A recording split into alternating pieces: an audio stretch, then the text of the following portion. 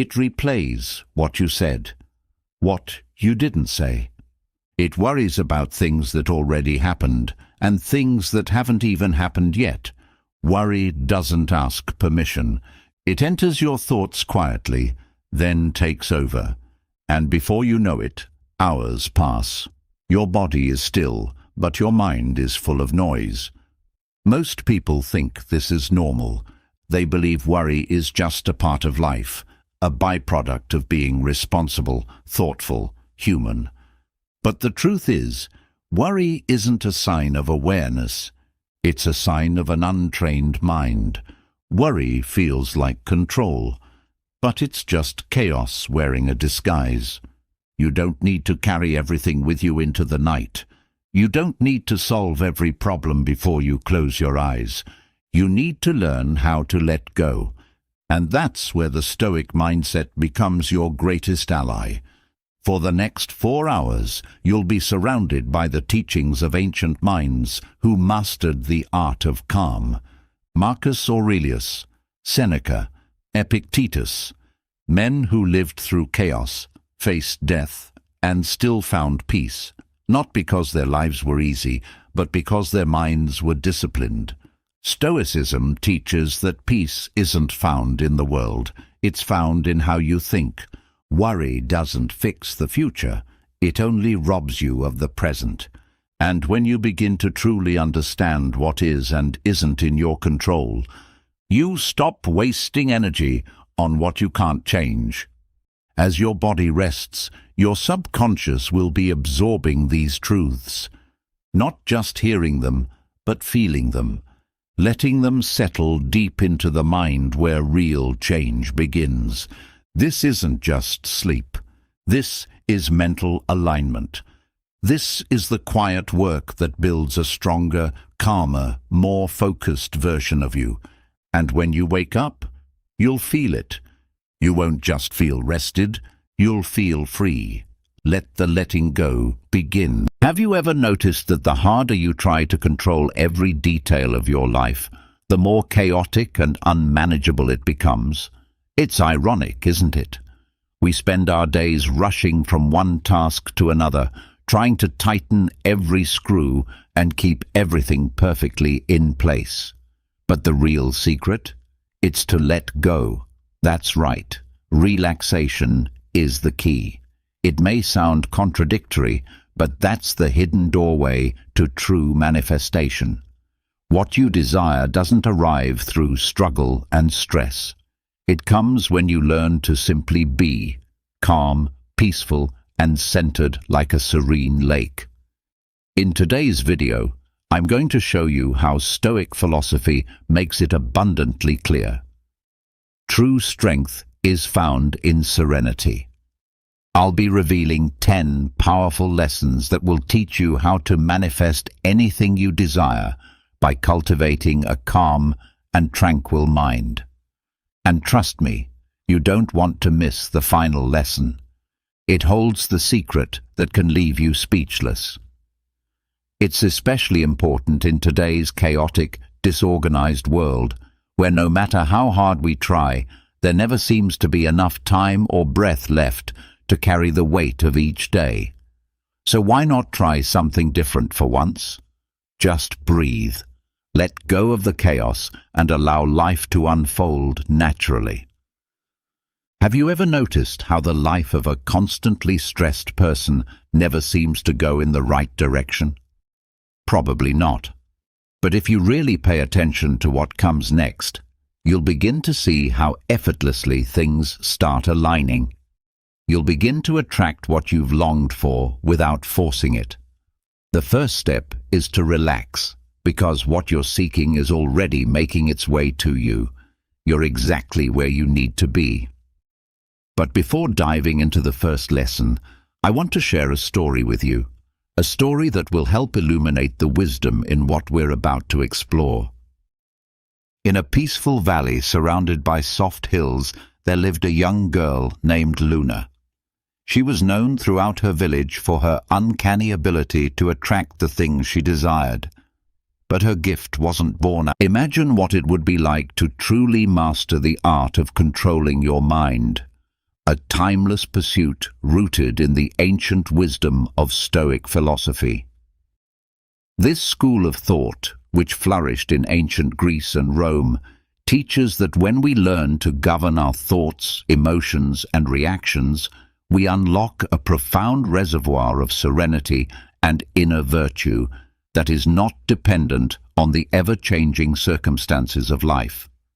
In this video, we'll explore the core Stoic principles that guide us toward this inner mastery, helping us live a life that is more balanced, meaningful, and fulfilling.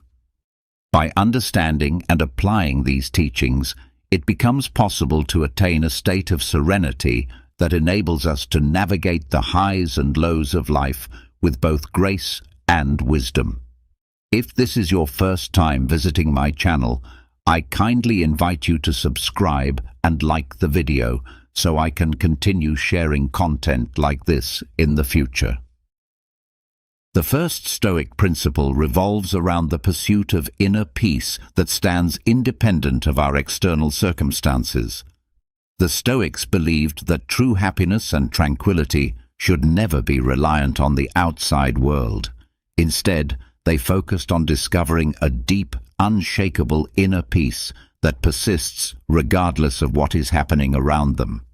This outlook encourages us to remain composed and virtuous, no matter the chaos or instability that may surround us.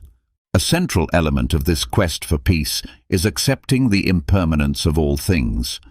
The Stoics recognized that everything in life is temporary. To cling to people, objects, or situations that are inherently fleeting only invites suffering. It is by embracing the impermanent nature of life that they found a lasting peace, one that does not waver with the inevitable changes life brings. Another vital aspect of tranquility is equanimity in the face of adversity. One of the most admirable traits of Stoic philosophy is the ability to meet life's challenges with calm and balance. To the Stoics, hardships were not merely obstacles, but valuable opportunities for growth. These moments allowed them to develop resilience and sharpen their mental strength, turning difficulty into a path for deeper transformation. Achieving inner peace also requires detachment from disturbing emotions. Emotions such as anger, fear, and despair can easily cloud our judgment and control our behavior.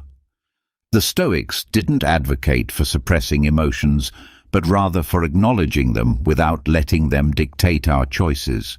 By doing so, they taught that we could act with clarity and integrity, even in emotional storms. At the heart of Stoic teaching is the idea that true tranquility comes from living in harmony with virtue. When we choose to act with wisdom, courage, justice, and temperance, we nurture a clear conscience. This alignment with virtue protects us from being tormented by guilt, regret, or remorse, and it builds a life rooted in moral strength. Another key Stoic insight is the importance of contentment with sufficiency.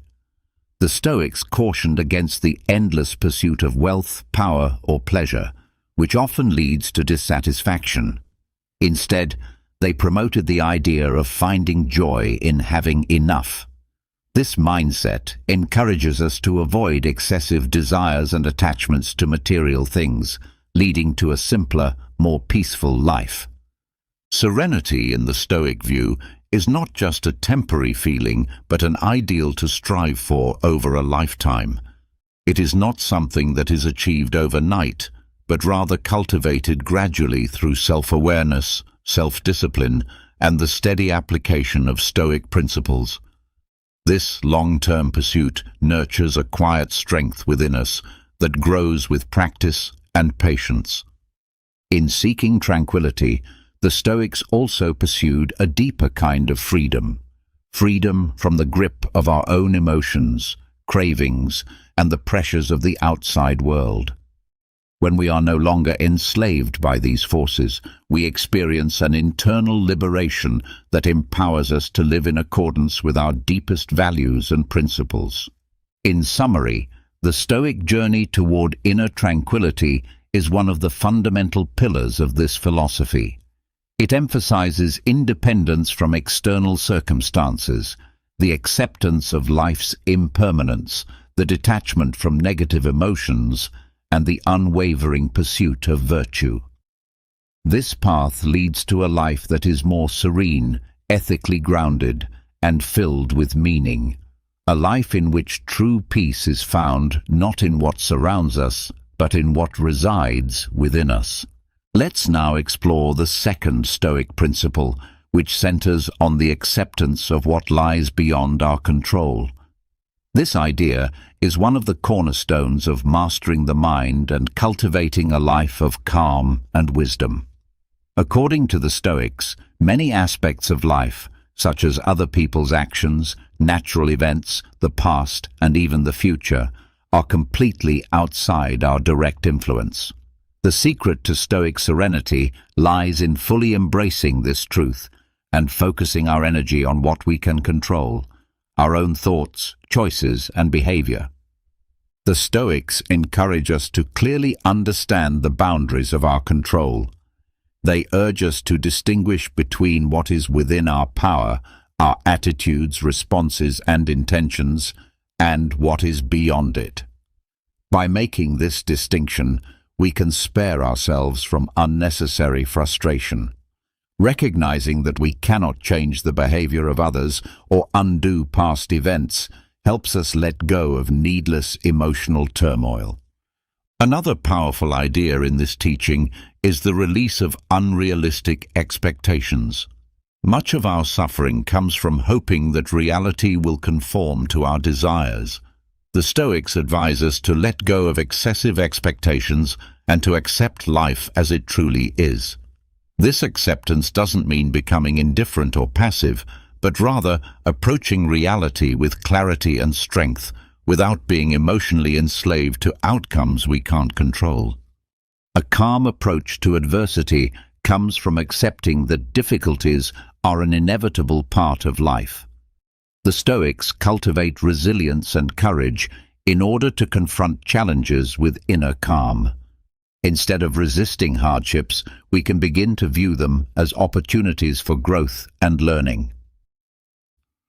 What matters most is our response, not the external event itself. Even though we cannot control external circumstances, we do have the power to govern our reactions to them. The Stoics emphasized that our capacity to choose how we respond is one of the most valuable gifts we possess. As such, we should direct our energy toward developing virtuous reactions, nurturing qualities like patience, compassion, and wisdom. Letting go of attachment to both the past and the future is essential. Constantly worrying about what has already happened or what may lie ahead can rob us of the ability to live fully in the present moment. The Stoics remind us that the past is beyond our ability to change and the future remains uncertain. Therefore, wisdom lies in focusing our attention on the present, the only space where we truly have the power to act and make a difference. Accepting what we cannot control, while continuously striving for virtue and self-improvement, forms one of the key paths to inner peace and wisdom. Stoicism helps us navigate life's uncertainties and challenges with a more centered and resilient mindset, enabling us to live according to the Stoic ideals of a life filled with virtue and meaning. The third core Stoic principle is the pursuit of virtue as the highest good. The Stoics identified 4 cardinal virtues that form the foundation of a virtuous life. These are wisdom, Sophia, courage, Andrea, justice, Dikaiosina, and temperance, Sophrosina. Each of these virtues plays a crucial role in our pursuit of moral excellence. Wisdom, or Sophia, involves the relentless search for knowledge and a deep understanding of both the world and human nature. This includes a commitment to truth, the development of self-awareness, and the discernment to identify what truly matters in life. Courage, or Andrea, is the virtue that enables us to confront fear and act rightly, even in the face of danger or hardship.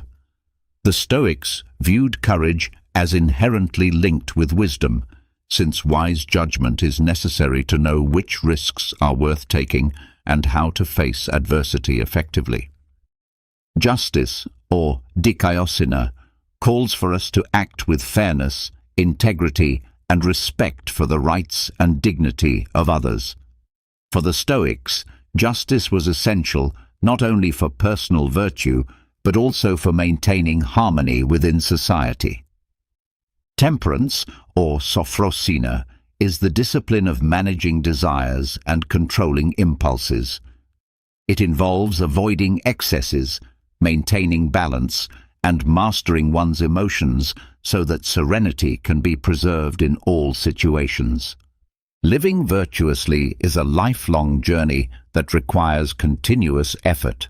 The Stoics believed that no one is ever fully virtuous, but that every person can work to improve these virtues over time. Virtue is also seen as the true source of happiness. The Stoics taught that genuine fulfillment and meaning come from living a life guided by virtue, regardless of external conditions. Virtue also leads to a form of emotional and spiritual self-sufficiency. This means that our sense of joy and satisfaction does not depend on material wealth, social status, or the approval of others. Instead, happiness stems from inner integrity and moral strength. The pursuit of virtue demands self-control and a willingness to transform oneself.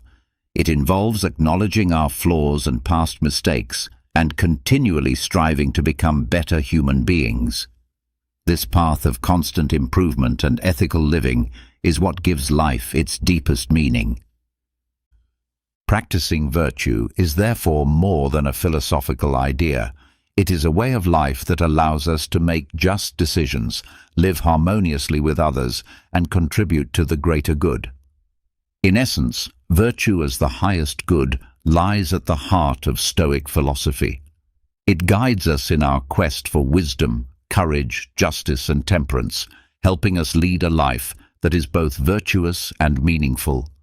Stoic virtue is not a distant ideal or abstract concept, but a set of guiding principles that can be applied in daily life. These principles empower us to live ethically and peacefully, no matter the external circumstances. The fourth Stoic principle centers on the control of emotions. Mastering our emotions is essential for attaining serenity and virtue. According to Stoic teachings, emotions are powerful and, if left unchecked, can lead us to act impulsively or irrationally. For this reason, the Stoics placed great importance on the regulation of emotional responses. The first step in this process is developing emotional self-awareness, the ability to recognize and understand our emotions as they arise. This involves becoming aware of when we are feeling emotions such as anger, fear, or sadness. Once we identify the emotion we're experiencing, the Stoics suggest cultivating a sense of emotional distance rather than surrendering ourselves entirely to it. They advise taking a mental step back to observe and analyze the situation from a more rational and objective standpoint. The Stoic perspective emphasizes that reason should guide us more than emotion. This means harnessing the power of our rational mind to assess whether a specific emotion is appropriate or beneficial in a given situation. For example, if we find ourselves feeling angry, we should examine whether that anger is justified and whether acting on it would be the right and virtuous choice. After assessing our emotional response, we are encouraged to choose an action that aligns with virtuous principles. Instead of reacting impulsively with anger, we can decide to respond with calmness and empathy. This approach demands self-discipline and consistent effort to reshape our negative emotional responses. Moreover, the Stoics also teach that negative emotions can be transformed into positive, constructive actions. For instance, rather than allowing fear to overwhelm or immobilize us, we can use it as motivation to act wisely and take appropriate precautions. The ultimate aim is to achieve emotional equanimity, a balanced emotional state where we are not ruled by our feelings. This doesn't mean suppressing emotions entirely, but learning to manage them in a way that they do not cloud our judgment or lead us into unwise actions. The Stoics acknowledge that emotions are a natural part of being human. They don't advocate for the total elimination of emotions, but for their thoughtful and virtuous management.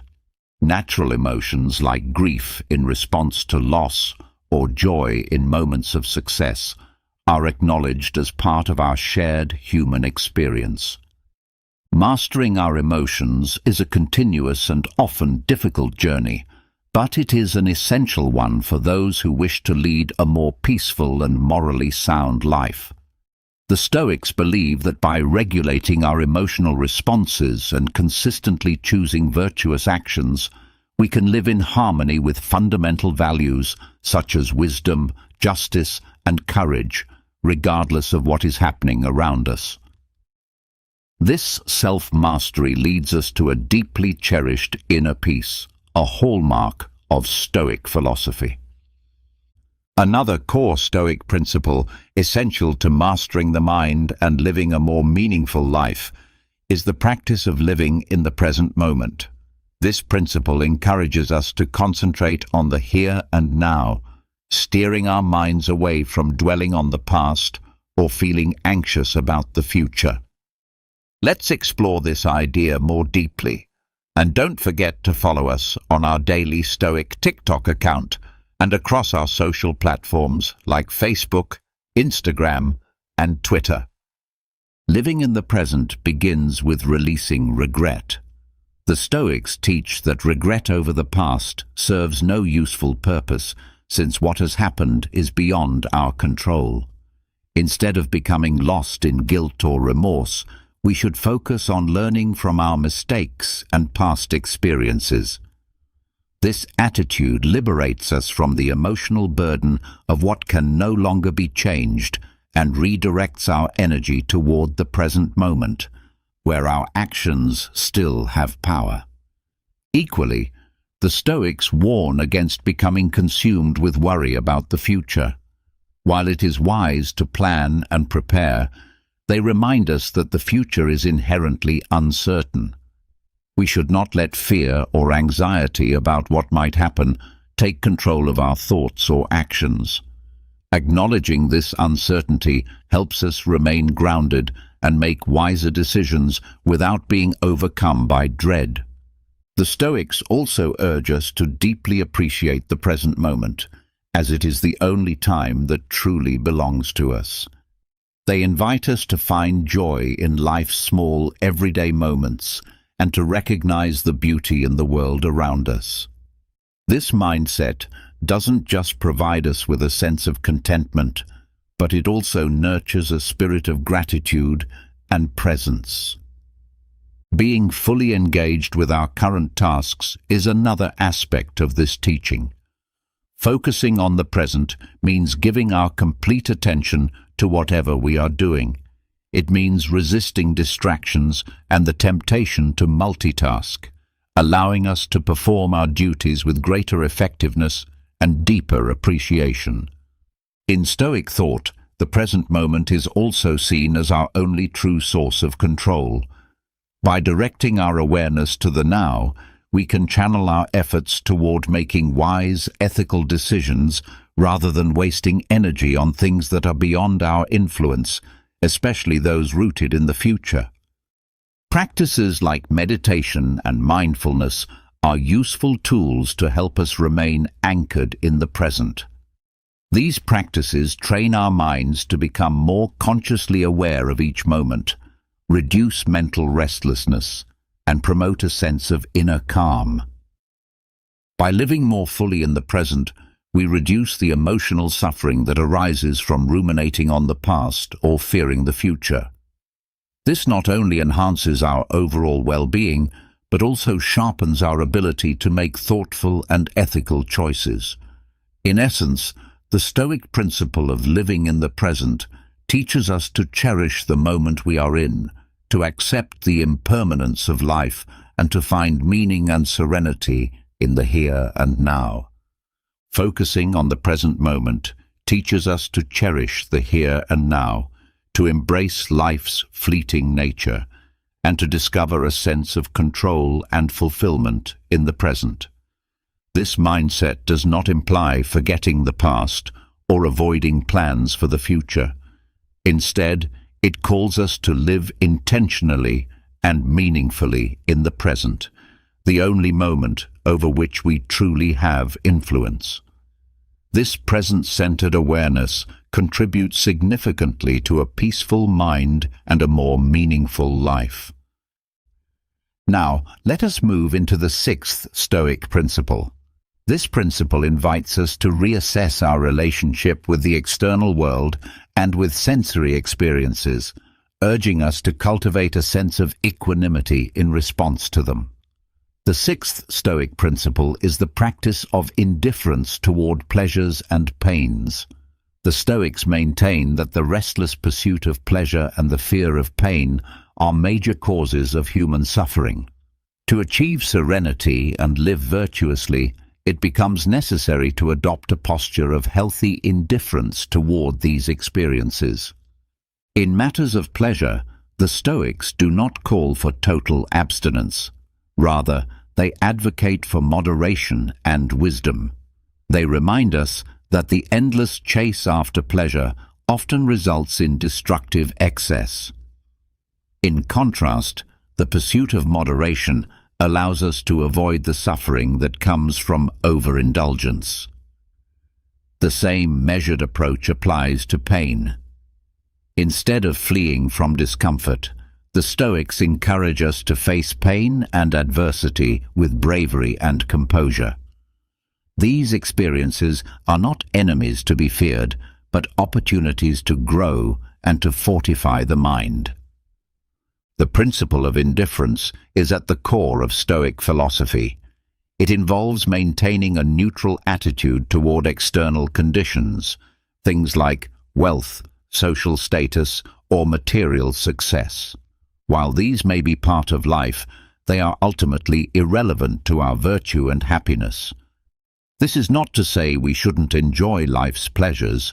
Rather, we are cautioned against placing our happiness solely in things beyond our control.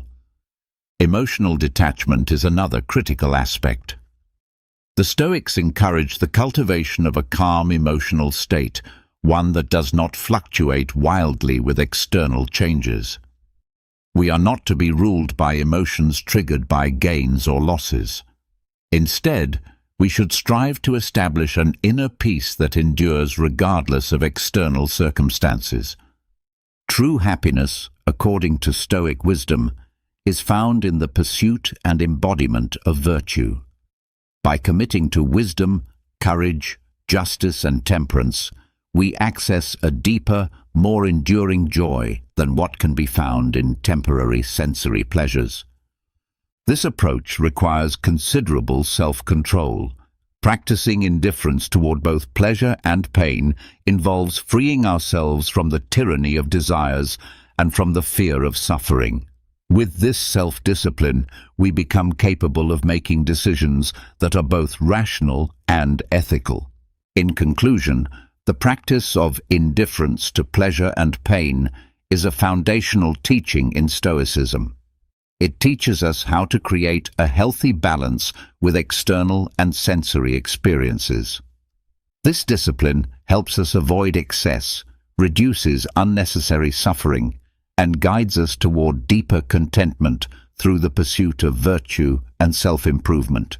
It is a principle that leads to a more serene and well-balanced life. Now we move on to the seventh and final Stoic principle, which centers on the profound concept of self-knowledge.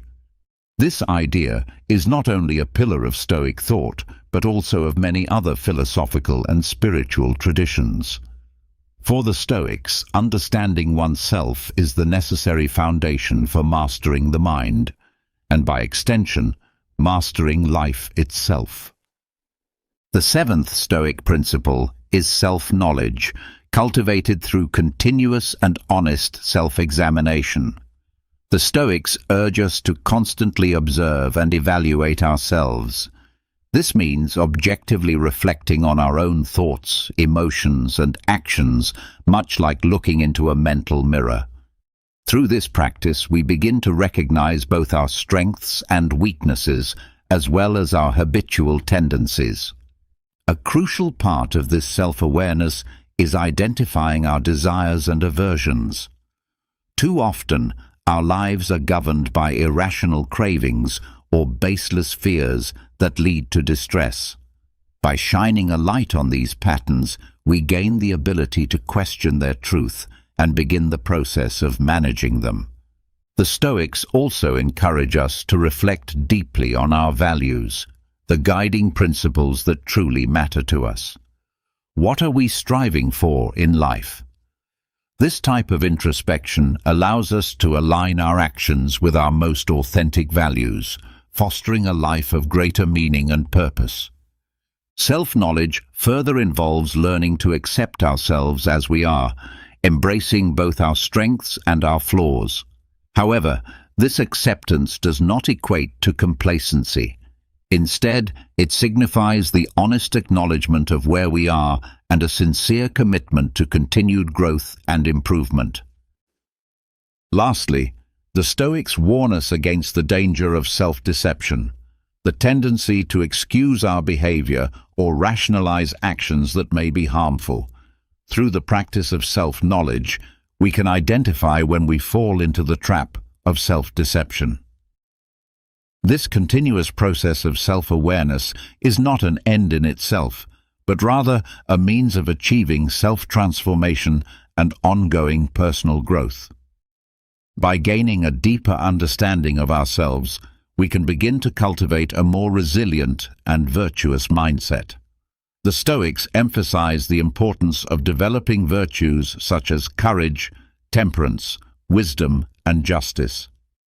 In essence, self-knowledge serves as the solid foundation upon which Stoic philosophy is built, helping us discern what is within our control and what lies beyond it. It allows us to identify our desires and aversions, and, in doing so, to shape our minds according to virtuous principles. This journey of self-discovery empowers us to free ourselves from the bondage of our emotions and thoughts, making us more resilient and wise in the face of life's inevitable challenges. As we explore the principles of Stoic philosophy, we find a roadmap to mastering our minds and, consequently, our lives. From the cultivation of self-knowledge to the pursuit of virtue as the ultimate good, these teachings offer us the tools to navigate the turbulent waters of existence with clarity, wisdom, and ethical integrity. Stoic philosophy teaches us that true wealth is found not in material possessions, but in inner peace, self-transformation, and the relentless pursuit of virtue. In a world that often presents us with challenges and uncertainties, Stoicism offers a guiding light that leads us toward a more balanced and meaningful life. It reminds us that, despite external circumstances, we have the power to shape our minds and choices. If you enjoyed this video, please like, subscribe, and leave a comment. Your engagement helps YouTube recognize the value of this content and allows us to continue creating more videos that benefit people like you. Top of form. Bottom of form. Have you ever felt like the universe is either working with you or completely against you? Imagine for a moment, what if I told you that the difference lies entirely in how you align your thoughts and emotions? Welcome, because in today's video, we're going to explore how Stoic philosophy and the law of attraction can genuinely transform your life. Yes, you heard that right. This ancient philosophy has more to do with what you attract into your life than you might think. Your thoughts are like a powerful magnet, drawing to you either your deepest desires or your darkest fears.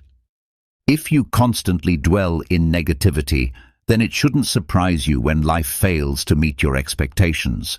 But the moment you begin to shift your focus toward the positive, you'll notice how everything around you starts to work in your favor. It's not some mystical trick. It's both grounded science and time-tested wisdom. Stoicism teaches us a vital truth. While we can't control everything that happens to us, we can control how we respond. So the question is, are you ready to become the creator of your destiny? Because it all starts right here, in your mind. Together, let's discover 11 timeless principles that can help you attract what you truly desire. Make sure you stick around from the very beginning, because what we're about to explore could be the shift you've been looking for.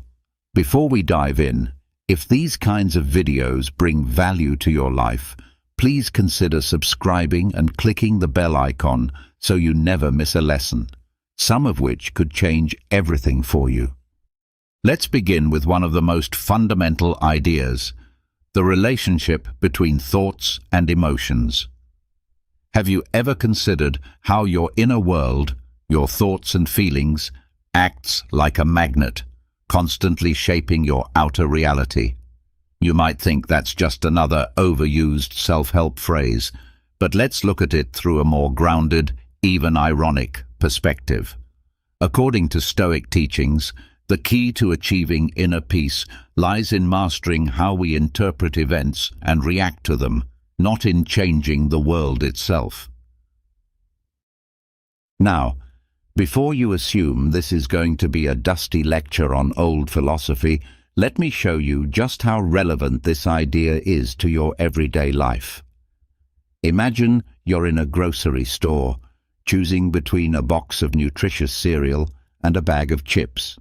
Most of us end up going for the chips, secretly hoping it won't show up on the scale. But here's the twist. Your thoughts are like your shopping cart. If you keep loading your mind with negative, unhelpful thoughts, it's like stuffing that cart with junk food. The result? A life weighed down by stress and drained of joy. Let's make it even more tangible. Suppose you constantly worry about losing your job. Instead of focusing on improving your skills or staying optimistic, you create an emotional atmosphere that practically invites misfortune. It's almost as if the universe says, "Oh, you're expecting the worst? Okay, let's make it happen." Don't get me wrong. I'm not saying that simply imagining a beachfront mansion will make one appear out of thin air, complete with champagne on ice. The law of attraction isn't about fantasy. It's about aligning your focus and actions with what you truly desire. Think of your thoughts and emotions as the GPS system of your life. When you keep your destination in sight and stay on course, you're far more likely to get where you want to go. But if you're constantly switching directions, don't be surprised when you end up stuck in the roundabout of disappointment. To apply this principle, begin by paying attention to your internal patterns. Are you more often cruising down the highway of complaints or walking the path of gratitude? Awareness of your mental habits is the first step toward real change. When negative thinking takes over, make a conscious shift. Instead of dwelling on what might go wrong, ask yourself what you can do to make things better. If you're worried about your weight, for instance, don't just despair over the extra pounds. Instead, focus on how to embrace healthier habits that will bring you closer to your goals. Stoic philosophy reminds us that while we can't control every detail of our external world, we can control where we place our mental and emotional energy. So next time you catch yourself stuck in a spiral of negative thinking, remember, those thoughts are magnets and they're pulling real experiences into your life. Make the decision to plant better mental seeds, thoughts of hope, intention, and resilience, so you can eventually harvest a more fulfilling reality. As Carl Jung said, our thoughts and emotions are the brushes with which we paint our future. Let's shift to another key idea, focusing on your desires. Think about this. Have you ever tried lighting a fire with a pile of damp wood? It's a frustrating process.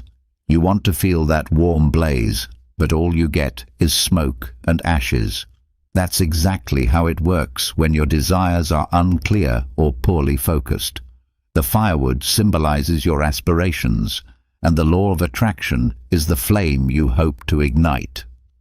Without dry, well-arranged wood, meaning specific, organized intentions, your fire won't catch.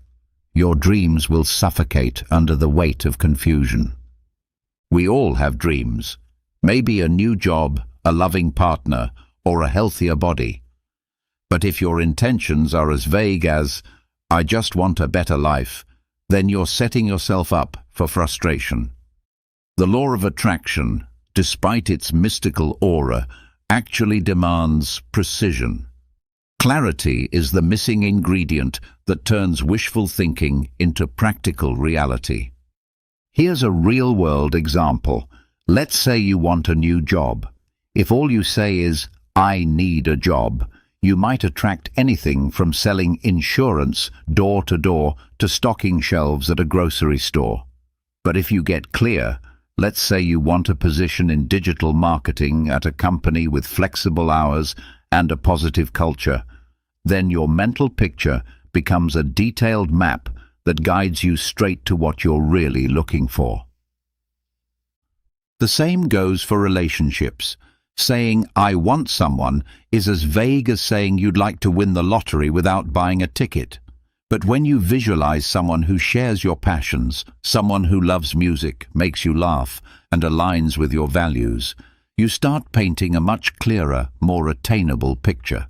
And when it comes to weight loss or personal health, again, vague goals don't cut it. Wanting to lose weight is a start, but not enough. If you say, "I want to lose 5 kilograms in the next 3 months and feel more toned," you're turning a blurry hope into a strategy. So, how do you put this into action? Start by reflecting on what you truly want. Write it down. Be specific. Then visualize your goal with the same emotional intensity you'd feel if it had already happened. This isn't just about wanting. It's about truly believing and emotionally experiencing the outcome in advance. That emotional clarity is what fuels the law of attraction. Without it, you're basically waiting for a fire to start on its own without the right setup. But when you organize your mental firewood, the universe is far more likely to respond with that warm, focused flame of opportunity. As Einstein once said, the universe responds with the same level of clarity and precision that we use when speaking to it. Now let's talk about belief and faith. Ever feel like your dreams are as far off as a trip to Mars, except you're riding a cardboard rocket? Here's why. Belief and faith are the fuel for the engine that drives your desires. Without them, you're left with a stalled vehicle and no destination in sight. Let's unpack this. Think of your dream as a plant. That plant needs the water of belief to grow. Without faith, it dries up and dies. The law of attraction isn't just about imagining outcomes. It's about fueling those visions with deep-rooted trust. If you don't believe in your dreams, it's like trying to fly a plane without gas. Take a moment and reflect. If you don't even think it's possible to win, why would the universe play along? If deep down you believe success is out of reach, then everything you do will unconsciously reflect that doubt. You might sabotage your progress or miss out on opportunities simply because you didn't think you were worthy of them in the first place. So, before you wish for something, ask yourself, Do you actually believe it's possible? Because belief isn't just a passive feeling, it's the energy that drives action. And without it, even the most beautiful dream becomes just another forgotten hope. Playing the lottery is like hoping the moon will shine like the sun. At night, it's a shot in the dark. And if you've stopped believing in true love, it's like searching for a needle in a haystack while blindfolded. The truth is, nothing slows down your dreams more than a lack of faith. Now you might be asking, how on earth do I shift these limiting beliefs into empowering ones? The good news is, you don't need a magic spell to do it. Instead, begin by collecting proof that your dreams can be real. Find stories of people who have achieved what you're striving for. It's not about copying them, it's about realizing that your dream isn't as out of reach as you once thought. Picture true love as a hidden gem, a diamond in the rough. When you see others discover it, you're inspired to keep looking with renewed hope. Surround yourself with people who believe in your dreams, even if it means editing your contact list. Because when you're constantly around people who think your ambitions are foolish, you'll eventually start doubting yourself too, like a vacuum cleaner trying to work in the desert. But if you spend time with positive, supportive people, it's like sailing a boat with the wind at your back. Their encouragement will push you forward, and never underestimate the power of your mindset. Life can often feel like a gauntlet of challenges, but a hopeful perspective can transform those hurdles into stepping stones. Stoic philosophy teaches us to accept what we can't control and focus on what we can. Our response. Face challenges with dignity and turn doubt into determination. You're the hero in this epic story, and the villain, doubt, can be defeated with the sword of faith. Ultimately, your beliefs and your trust in yourself are the keys to unlocking your dreams. Not believing in yourself is like trying to force open a locked door when the key is lying just under the rug. So start believing. Seek out proof that your goals are possible. Surround yourself with encouragement. Maintain your hope. And you might be surprised how close you already are to the life you want. As Gandhi once said, faith is the first step toward any destination, while doubt is the first step toward standing still. Now, let's talk about something small yet powerful: gratitude and appreciation. These two words seem to be trending everywhere in the self-help and modern wisdom space. But have you ever stopped to wonder why they're so emphasized? It's almost as if the universe is whispering, "Be grateful and you'll receive everything." Okay, maybe not everything, but certainly more of what truly matters. Let's break it down. Saying thank you might sound simple, like a polite good morning or asking someone to pass the salt. But when you mean it, when it's heartfelt, you tap into something magical. Imagine you're at a restaurant. You can either be the grumpy customer who complains that the bread is cold, or the one who smiles and thanks the waiter for their service. Which customer do you think gets better treatment? The first might keep getting cold bread and bad vibes, but the second might be surprised with a special recommendation, or even a free dessert. That's the essence of the law of attraction. Positive energy brings more positive experiences. Practicing gratitude is like turning yourself into a magnet for good things. Picture your life as a house under construction. If all you do is gripe about the leaks and the crooked walls, then the workers, symbolizing the universe, won't be too motivated to keep building. But if you express appreciation for the small progress, you're signaling that their effort is valued. That encouragement inspires more support from the universe instead of resistance. And here's the best part. You don't need any spells or rituals to bring this into your life. Just a bit of consistency. Set aside a few minutes each day to reflect on what you have to be thankful for. It doesn't need to be anything earth-shattering. It could be the warmth of sunlight on your skin or the aroma of fresh coffee in the morning. Those little moments matter deeply. Keep a gratitude journal.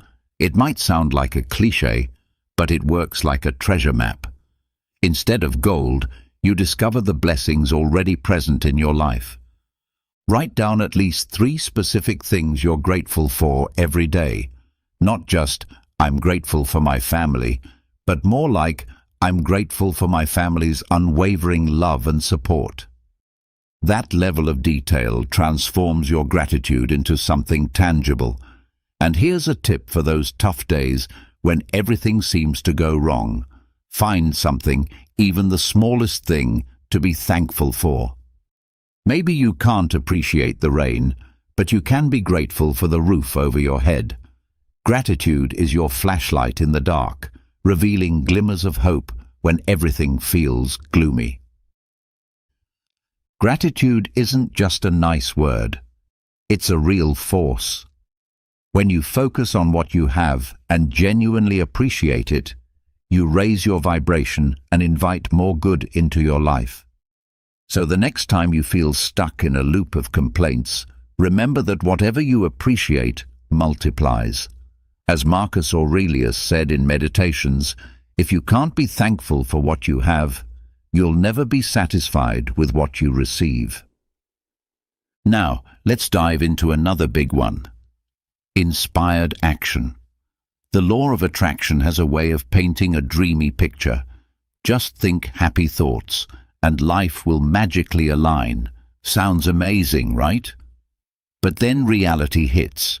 You've been visualizing your dream life, but somehow your couch and your go-to pizza delivery still seem to be your closest companions. Let's be honest, there's no magic wand here. The real secret is inspired action. But what does that actually mean? Think of the law of attraction as a vending machine. You can insert all the coins, positive thoughts, you want, and press the button for your desire. But if you don't actually select the right product, or worse, never press the button, you'll just stand there, disappointed. Inspired action is that decisive press. It's the moment you stop just wishing and start doing. Let's bring it back to earth. You're not going to land your dream job by lounging at home, sipping coffee, and waiting for a call from your dream boss. If you want that job, you'll need to send out resumes, network, go to interviews. Inspired action isn't some cute idea. It's the engine that propels you toward your goals. Want new love? Daydreaming about it won't do much unless you actually put yourself out there. You've got to meet people and put in effort. Surprise. So, how can you make this work in your life? Start by taking small but steady actions in the direction of your goals. These tiny steps are like the bricks that form the road to your dreams. Don't expect instant results. Sometimes patience is just as important as effort. Trust your gut. What excites you? What stirs something in your soul? Listen to that inner nudge. It's guiding you. Inspired action is about moving with intention, not just obligation. And remember, don't give up. While patience is crucial, persistence is the glue that holds your vision together. Success doesn't always show up overnight, but every effort you make brings you closer to what you want. The Stoics understood this. They knew that strength of character and perseverance were key ingredients for reaching any meaningful goal. So, the next time someone talks about manifesting dreams, remember that it's not just about imagining a better life. It's about moving toward it. Inspired action is the bridge that connects your desires to your reality. If you want to see real change, you have to stop dreaming with your eyes closed and start showing up for yourself. It's not rocket science, just a little consistency, a bit of passion, and yes, plenty of patience. And now, we arrive at a hidden villain on your journey: self-sabotage. Have you ever felt like your biggest obstacle is you? Not in some dramatic movie scene where you're trapped in a dark alley facing your reflection, but in a quieter, sneakier way. Self-sabotage isn't flashy, it's subtle, but it's just as dangerous. It's like a tiny voice in your mind, a whisper from the shadows that convinces you you're not enough, not smart enough, not strong enough, not ready. And the worst part? Most of the time, you don't even realize it's happening.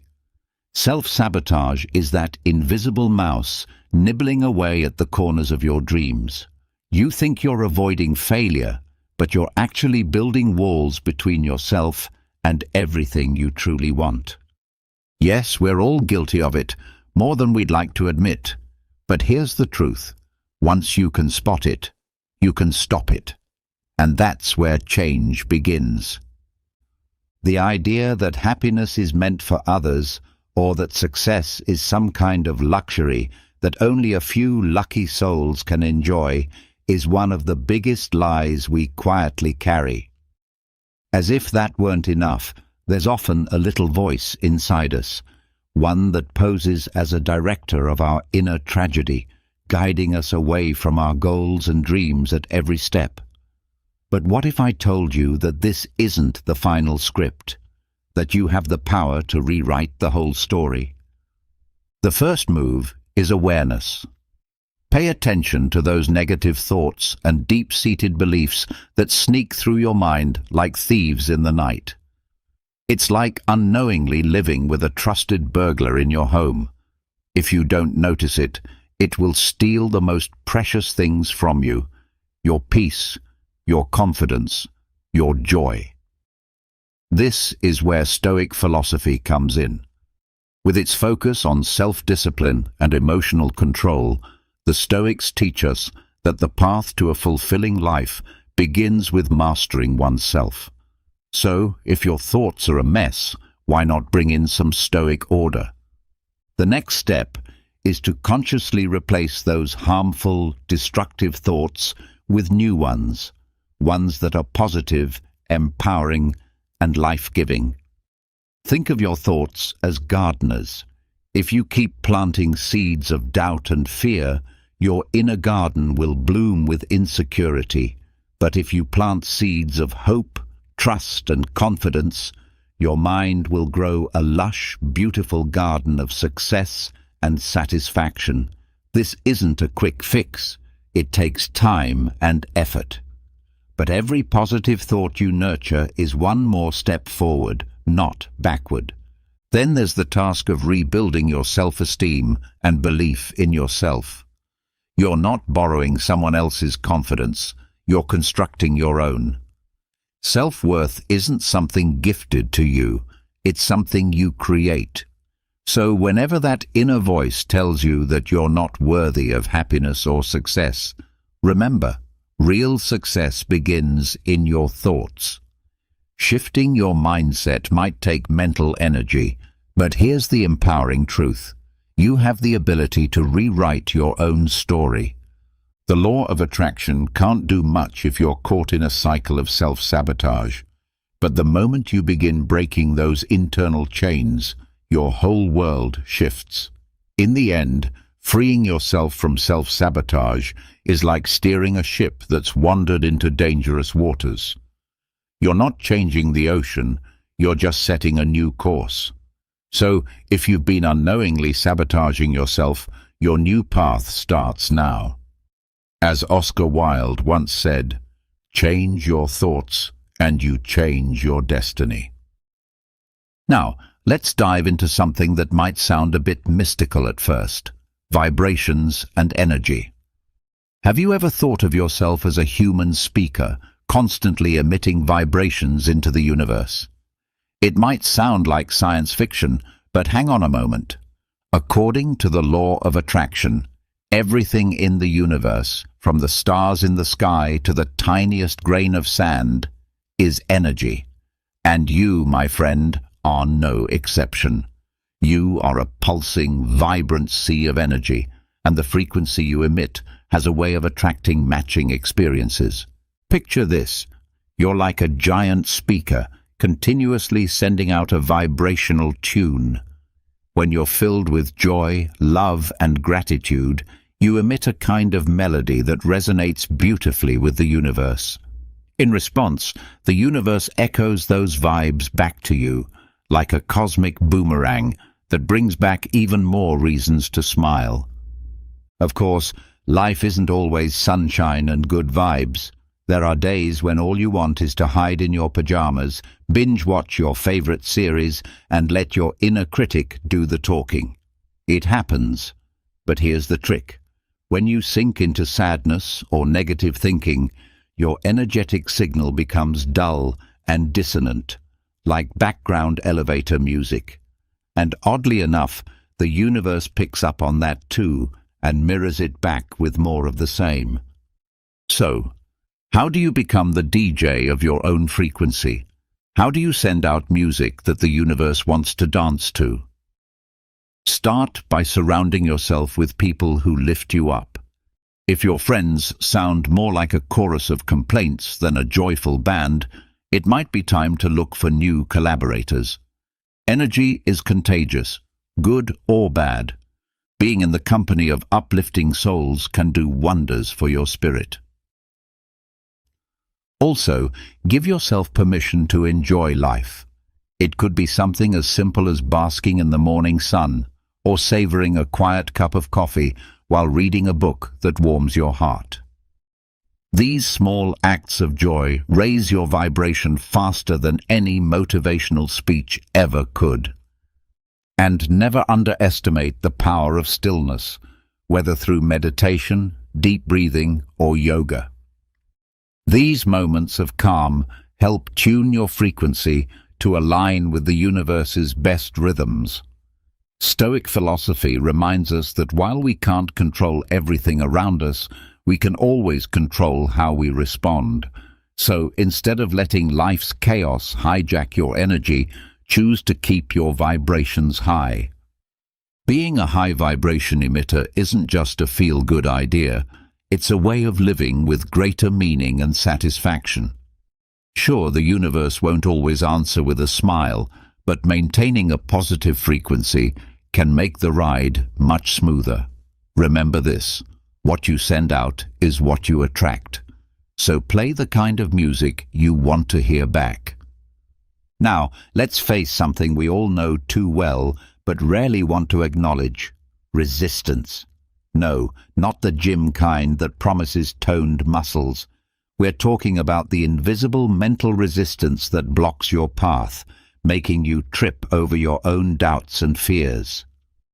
This resistance is often the biggest obstacle when trying to work with the law of attraction. It's like using a GPS that leads you away from where you truly want to go, and shockingly, you're the one programming the route. Imagine being out at sea, with a boat full of potential and dreams. You should be sailing freely, but instead you're battling the waves you've created yourself. These waves, they're made of fear, doubt, and negative thinking. You're stirring up a storm just when you need calm waters to move forward. Let's say you want to start something new, a business, a creative project, a fresh chapter in life. But instead of envisioning success, you get caught up in the fear of failing. It's like tying a mental anchor to yourself that keeps you from moving. Or maybe you're clinging tightly to something you already have, afraid that opening yourself to more might mean losing what little is yours now. But that fear only pulls you down deeper. So how do you free yourself from resistance? The first step is awareness. You can't overcome what you don't acknowledge. It's like trying to fix a car without understanding what's broken. Pause and look within. What's holding you back? Is it fear of failure? Fear of loss? A lack of belief in yourself? Once you've identified your resistance, don't fight it. Let it drift away. Picture your negative thoughts as leaves floating down a river. You don't need to grab them. Let them pass by while you stay focused on what truly matters. Turn your attention to your desires, your goals, your dreams. That's how you steer your boat toward peaceful waters. The Stoics teach us that while we can't control everything, we can always choose our behavior and response. Similarly, in the context of the law of attraction, the only real power you hold is over your own thoughts and emotions. So instead of fighting change, flow with it. Instead of fearing failure, open up to success. Resistance is like a silent thief that drains your energy and delays your progress. To attract what you desire, you must drop the anchors of fear and doubt. Acknowledge them, release them, and return your focus to your vision. In doing so, you're not just practicing the law of attraction, you're embracing a Stoic way of life. Take it from someone who's lived this truth. Where there is resistance, your desires become a struggle. But where there is flow, success begins to feel like destiny. Now, let's talk about something we all feel but struggle to master: time and patience. Time, this strange, invisible force, pushes us forward and pulls at our anxiety all at once. We all know deep down that there's no fast-forward button in life, even if we sometimes wish there was. But instead of surrendering to the pressure of the ticking clock, what if we learned to move in harmony with its rhythm? Let's take a moment to understand patience, not as resignation, but as a kind of quiet strength that moves with time rather than against it. Why not learn to move gracefully to the rhythm that life sets? Let's talk about patience, that virtue we all admire from afar, but struggle to truly embody in our daily lives. Think of your dreams and goals as seeds you've planted. If you try to force their growth by drowning them in too much fertilizer, you'll only end up with a fragile, stressed-out plant. Patience, on the other hand, is the natural nourishment that allows that plant to thrive, strong and full of life. Start by being consistent in your actions. This is where Stoic philosophy becomes a powerful ally. The Stoics remind us that our true power lies in how we respond, not in the immediate outcomes we see. You can do everything right: water your plant, place it in the sun, tend to it lovingly, but if you don't give it the time it needs, it won't bear fruit. So focus on your daily care, give it light, nurture it, and then release the need to stare at it every second, anxiously waiting for the first sprout to emerge. Don't fall into the trap of comparing yourself to others. Every plant has its own rhythm and time to bloom. Comparing your little sapling to a towering oak is both unfair and disheartening. It only breeds frustration. Instead, take pride in your own garden. Celebrate every small sign of growth, every sprout that pushes through the soil. Those little moments deserve to be honored. Every step you take, no matter how small, is a meaningful victory. Never underestimate the importance of these small wins, because they are the building blocks of greater success. Think of them as tiny drops of water forming a river. At first, it may not look like much, but over time, that steady flow becomes an unstoppable current. When it comes to the law of attraction, it's true that our thoughts can magnetize the things we desire. But let's not forget that action plays a critical role. The real magic happens when a positive mindset is paired with consistent effort. So go ahead, dream big, but make sure your actions reflect the same level of intention and patience. Time is not your adversary, it's your partner, as long as you're willing to work in harmony with it. Patience doesn't mean waiting passively. It means staying active, staying committed, even when the results aren't immediately visible. It's about trusting the journey, celebrating your progress, and refusing to measure your worth by how fast you get there. In the end, the journey itself, holds more meaning than the speed of the destination. There's a Stoic proverb that perfectly captures this. Patience is not the ability to wait, but the ability to keep a good attitude while you wait. Now let's talk about alignment with the universe. Have you ever felt like the universe is working against you? Maybe your morning started with spilled coffee, then you got stuck in soul-crushing traffic, and just when you thought things couldn't get worse, you realized you left your umbrella behind right as the skies opened up. If that sounds familiar, you might be out of sync with the universe. But don't worry, you're not alone in this cosmic dance. And the good news is, it's something you can realign. Picture your life as a symphony, with the universe acting as the conductor. If you want your melody to be in harmony, you need to be in tune with the maestro. That means trusting that, in its infinite wisdom, the universe is orchestrating everything in your favor, even when your cat spills your documents or your Wi-Fi takes an unexpected break. Everything is unfolding at just the right moment, whether it feels like it or not. So how do you tune yourself back to the universe's rhythm? Start with something simple. Reconnect with nature. Take a walk in the park, breathe in the fresh air, watch how the leaves dance with the breeze. It's the universe whispering in your ear, reminding you that you're part of something much larger.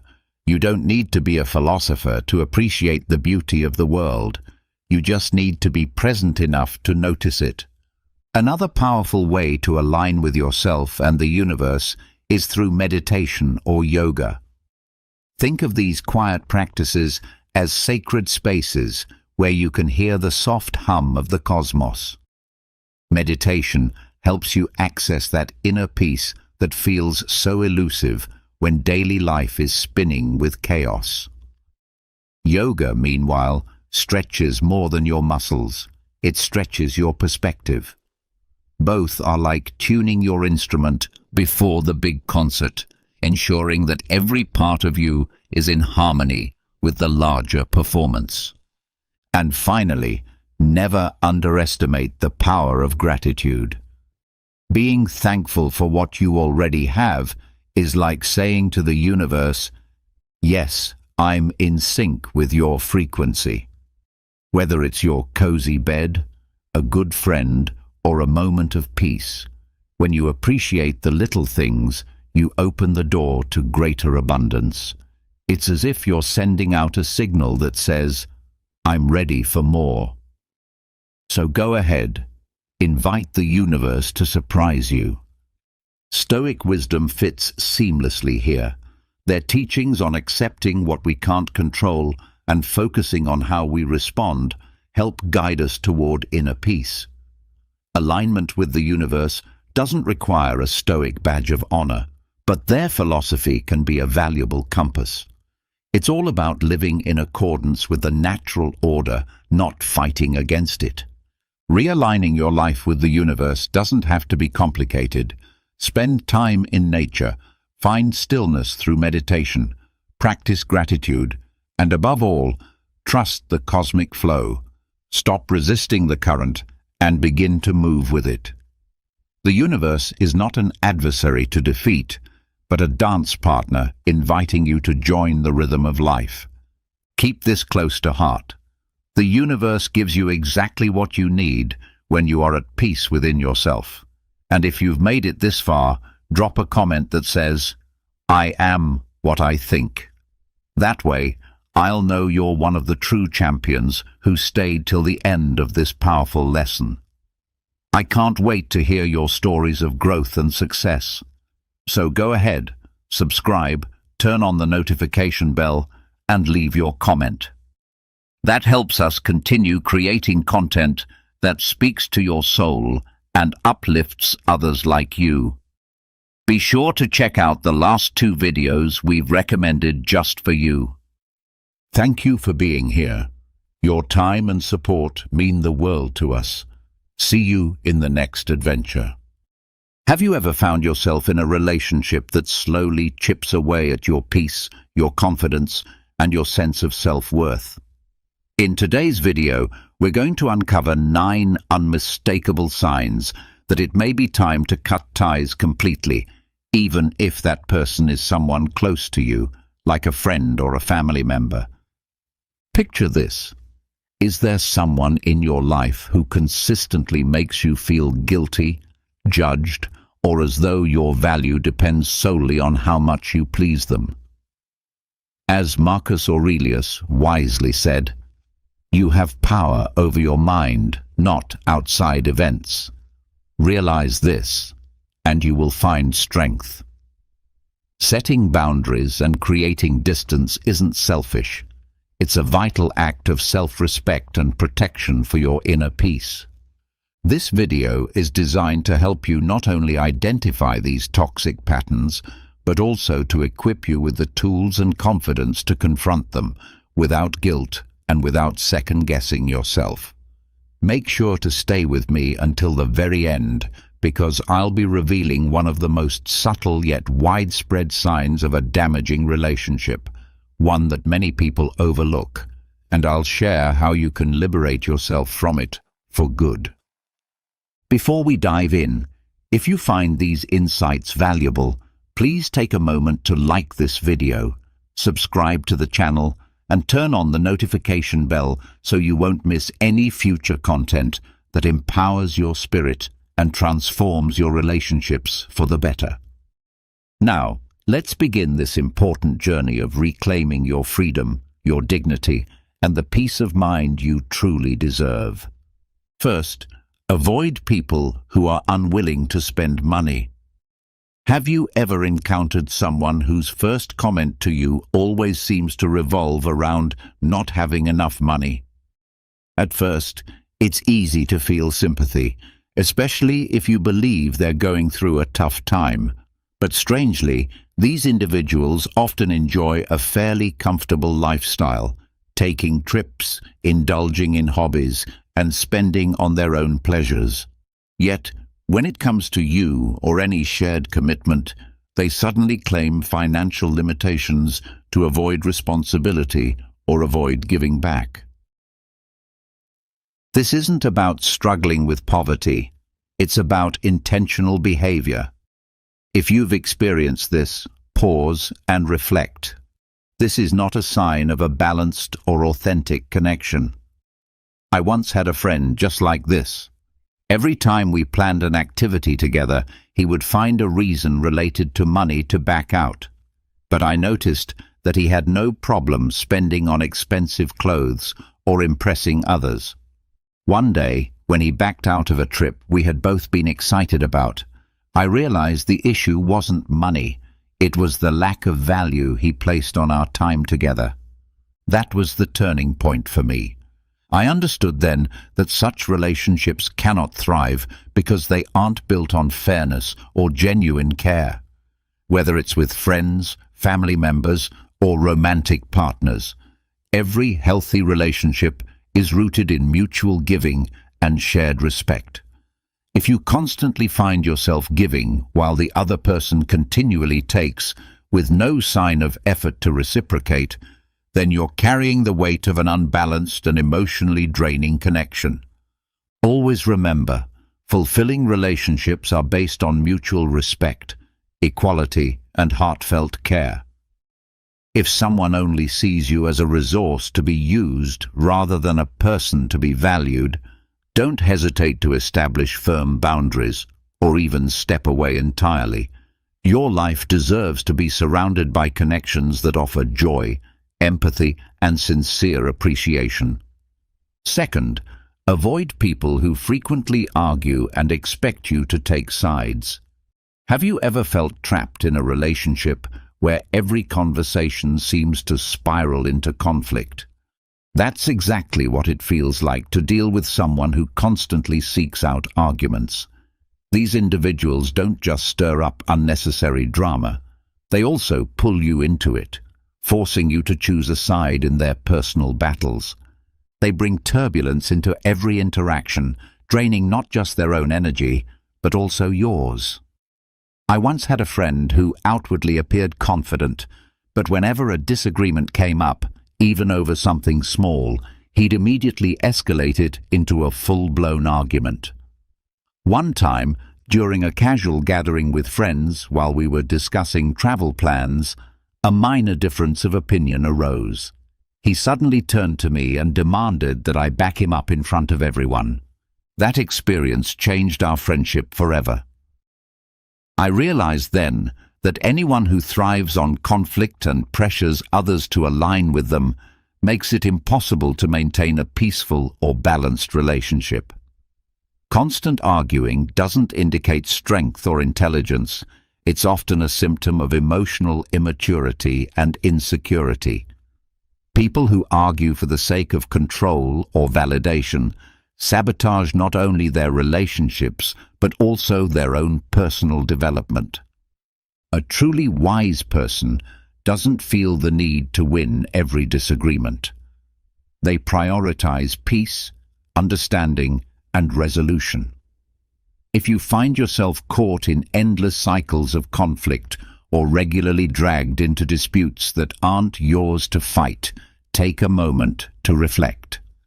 Cultivating calmness in your life protects your relationships and shields your inner peace. In the end, the most valuable treasures in life are not found in drama or debate, but in peaceful connections and a quiet, steady mind. Third, avoid people who dismiss or minimize the worries of others. In the journey of life, each of us carries our own distinct set of burdens, no two alike. The worries we bear, the joys we experience, and the sorrows we endure cannot be compared on any universal scale. Yet one of the most disheartening experiences in life is when we open up about our struggles, only to be met with people who not only downplay our pain, but also amplify their own as if theirs are more significant. This kind of reaction isn't just inconsiderate. It undermines trust and slowly eats away at the very foundation of any relationship. I remember a time when I shared with a longtime friend how overwhelmed I felt trying to balance work while caring for my aging parents. Rather than offering a moment of empathy or even a listening ear, he brushed aside my concerns and quickly shifted the conversation to talk about how stressed he was at work, as if my reality was invisible. That moment didn't just leave me disappointed, it left a deep emotional bruise. It taught me something crucial. Meaningful relationships can only thrive when both people make an effort to genuinely listen and value each other's challenges as much as they'd like their own to be acknowledged. True respect isn't found in grand, sweeping gestures. It lives in the smallest actions, thanking someone sincerely for their help or offering a heartfelt apology when you've caused pain. These simple words, when spoken with sincerity, go far beyond social niceties.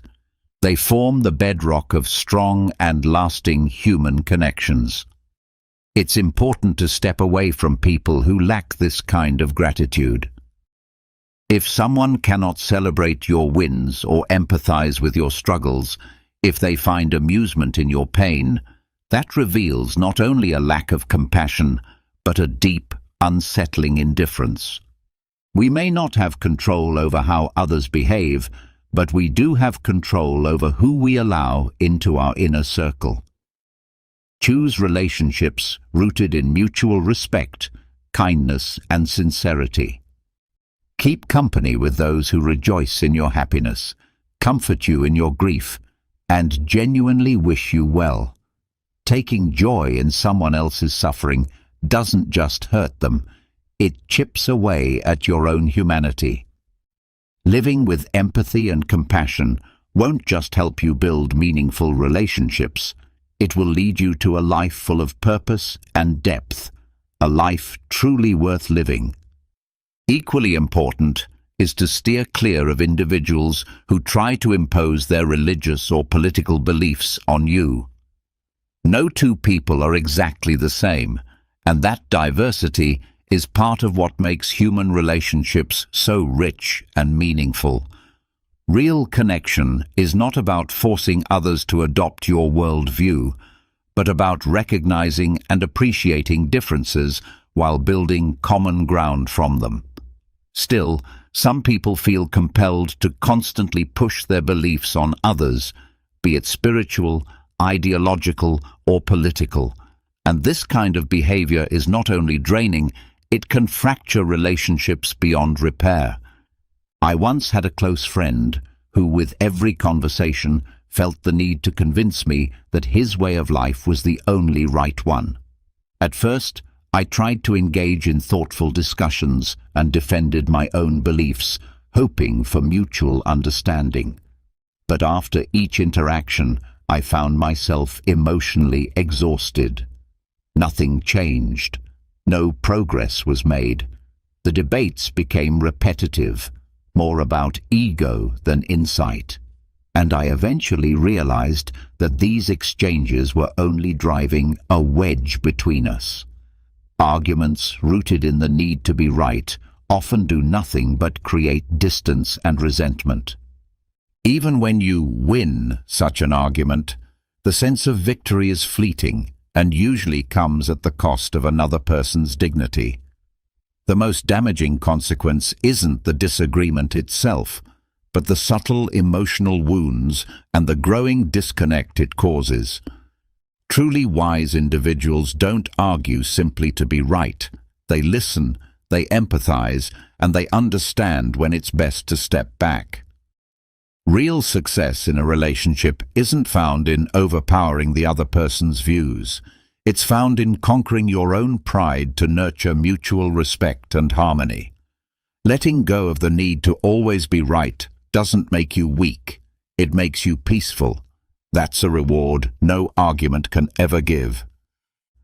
If you've stayed with me this far, leave a comment below saying peacefulness, so I know you're on this journey with me. Together, let's keep learning, growing, and creating lives filled with meaning and emotional clarity. Finally, recognize when a friendship starts making you feel uneasy or drained. If being around someone consistently leaves you feeling distressed, it's time to reconsider that relationship. Sometimes the people who once brought you joy, laughter, and unforgettable memories begin to feel distant, not necessarily because you or they did something wrong, but simply because life has taken you both in different directions. Growth changes us. As we evolve, so do our interests, values, and perspectives. There was a story a colleague once shared about his childhood friend. They had spent countless cherished moments together, from going to the movies and playing sports to dreaming about their future. But over time, something shifted. Conversations began to feel forced. Meetings became more of a chore than a joy. What once flowed effortlessly now felt strained. That's not necessarily a tragedy. It's a natural part of life's rhythm. Not all relationships are meant to last forever. Some serve a beautiful purpose for a time and then quietly fade as we grow. Recognizing this isn't an act of betrayal. It's an act of self-respect. When a connection no longer brings peace, but instead brings anxiety or sadness, it's okay to let it go. Honor the good memories, but protect your present peace. Life is too short to keep holding on to relationships that no longer nourish your soul. I remember a story shared by a colleague. He spoke of a childhood friend, someone with whom he had created countless unforgettable memories, going to the movies together, playing sports, and imagining the futures they would one day build. But as time went on, life pulled them in different directions. One moved away to a new city, building a career and starting a family, while the other remained in their hometown, living a quieter, simpler life. Whenever they managed to reconnect, it just didn't feel the same. Their conversations became awkward, filled with polite small talk and a subtle undercurrent of unfamiliarity. My colleague admitted that he initially put in a lot of effort to keep the friendship alive, but the more he tried, the more he began to see that they had changed so much that the closeness they once had was no longer there. Eventually, he chose to step back, not because he stopped caring, but because he realized that letting go was the only respectful way to acknowledge the changes both of them had gone through. Relationships, he said, are like a dance. Both people need to move in sync for the connection to feel right. When the rhythm falls out of harmony, both dancers feel uncomfortable and tired. Rather than placing blame on himself or his friend, he chose to accept what had changed. Sometimes, stepping back is the wisest and kindest choice. It doesn't mean erasing someone from your story. It means allowing space for both people to continue growing, even if it's apart. A gentle goodbye can often be more healing than trying to force a bond that no longer fits. Life is a constant state of change, and relationships reflect that too. The key lies in knowing when to hold on and when it's time to move forward. Treasure the beautiful moments you've shared, but don't be afraid to let that relationship become a cherished memory. Sometimes, letting go isn't just an act of compassion for someone else, it's a sign of self-respect. There's also wisdom in steering clear of those who endlessly complain about themselves. Have you ever felt like an emotional trash can, the kind of person others come to just to unload all their sadness, frustrations, and constant negativity? Everyone needs someone to lean on now and then. We all go through difficult seasons. But there's a big difference between sharing from a place of mutual empathy and simply dumping emotions without care. I once had a friend named Sarah, a former colleague who I was once very close to. During a time when my mother became critically ill, I was overwhelmed, juggling the demands of work while being her primary caregiver. It was one of the most emotionally and physically exhausting times in my life. Yet Sarah came to me almost daily, not to offer comfort or check in on me, but to complain. She went on and on about how much she hated her job, how her boss treated her poorly, how her husband never helped her at home. And, despite my own state of distress, she never once asked how I was holding up. I tried gently to shift the conversation and express some of what I was going through, but she always found a way to redirect things back to herself. Each time I interacted with her, I walked away feeling emotionally depleted, and at times even guilty that I couldn't be more available for her. The final straw came shortly after my mother had undergone major surgery. Sarah called me, not to ask how things went, but to complain that I hadn't replied to her messages quickly enough. That was the moment I realized something had to change. I told her honestly, "Sarah, I can't do this anymore. I have too much on my plate, and I need the people around me to understand that and offer some support." There was a long silence. After that, the distance between us grew naturally. It hurt, but I knew it was necessary to protect my own well-being. Not every complaint needs to be voiced to others, and no one should be treated as an emotional dumping ground. If someone isn't truly looking for support or resolution, but merely offloading their pain onto you, it's okay to set boundaries. Learn to listen with intention, not obligation. Make room in your life for people who see your heart, not just your ears. True connection is built on mutual care, and sometimes the kindest thing you can do is to stop expecting others to be more than they are and start being gentler with yourself. Another type of person to avoid is someone who treats promises casually or breaks them without a second thought. Have you ever waited for someone who never arrived, offering only a weak excuse or no explanation at all? That moment when you realize you're not a priority to someone stings deeply. A promise isn't just words. It's a sign of respect, trust, and commitment. What's truly painful is when someone not only fails to follow through, but also seems to forget they ever made a commitment in the first place. That kind of carelessness doesn't just chip away at trust. It makes you feel like an afterthought, as though your time and feelings don't matter. I remember a time when I was sitting at my favorite coffee shop, waiting for a friend we had planned to meet. At first, I assumed she was simply delayed by traffic or caught up with something urgent. But after waiting for an entire hour, I finally received a message from her. "Totally forgot we had plans today, sorry." That simple message hit harder than she might have realized. This wasn't the first time something like this had happened, and in that moment, I had to face the truth. Continuing to tolerate this behavior was only hurting me. I knew she wasn't intentionally trying to cause harm, but her lack of attention, her failure to honor her word, said more than any apology ever could. When a relationship starts feeling like a constant emotional weight, when respect and mutual commitment are no longer present, it's a sign that it's time to take a hard look at what that connection truly brings into your life. Self-respect sometimes requires letting go of relationships that no longer add value or nourishment to your well-being. Healthy relationships are not built on empty promises or casual indifference. Listen closely to your emotions. They often whisper the truth before your mind catches up.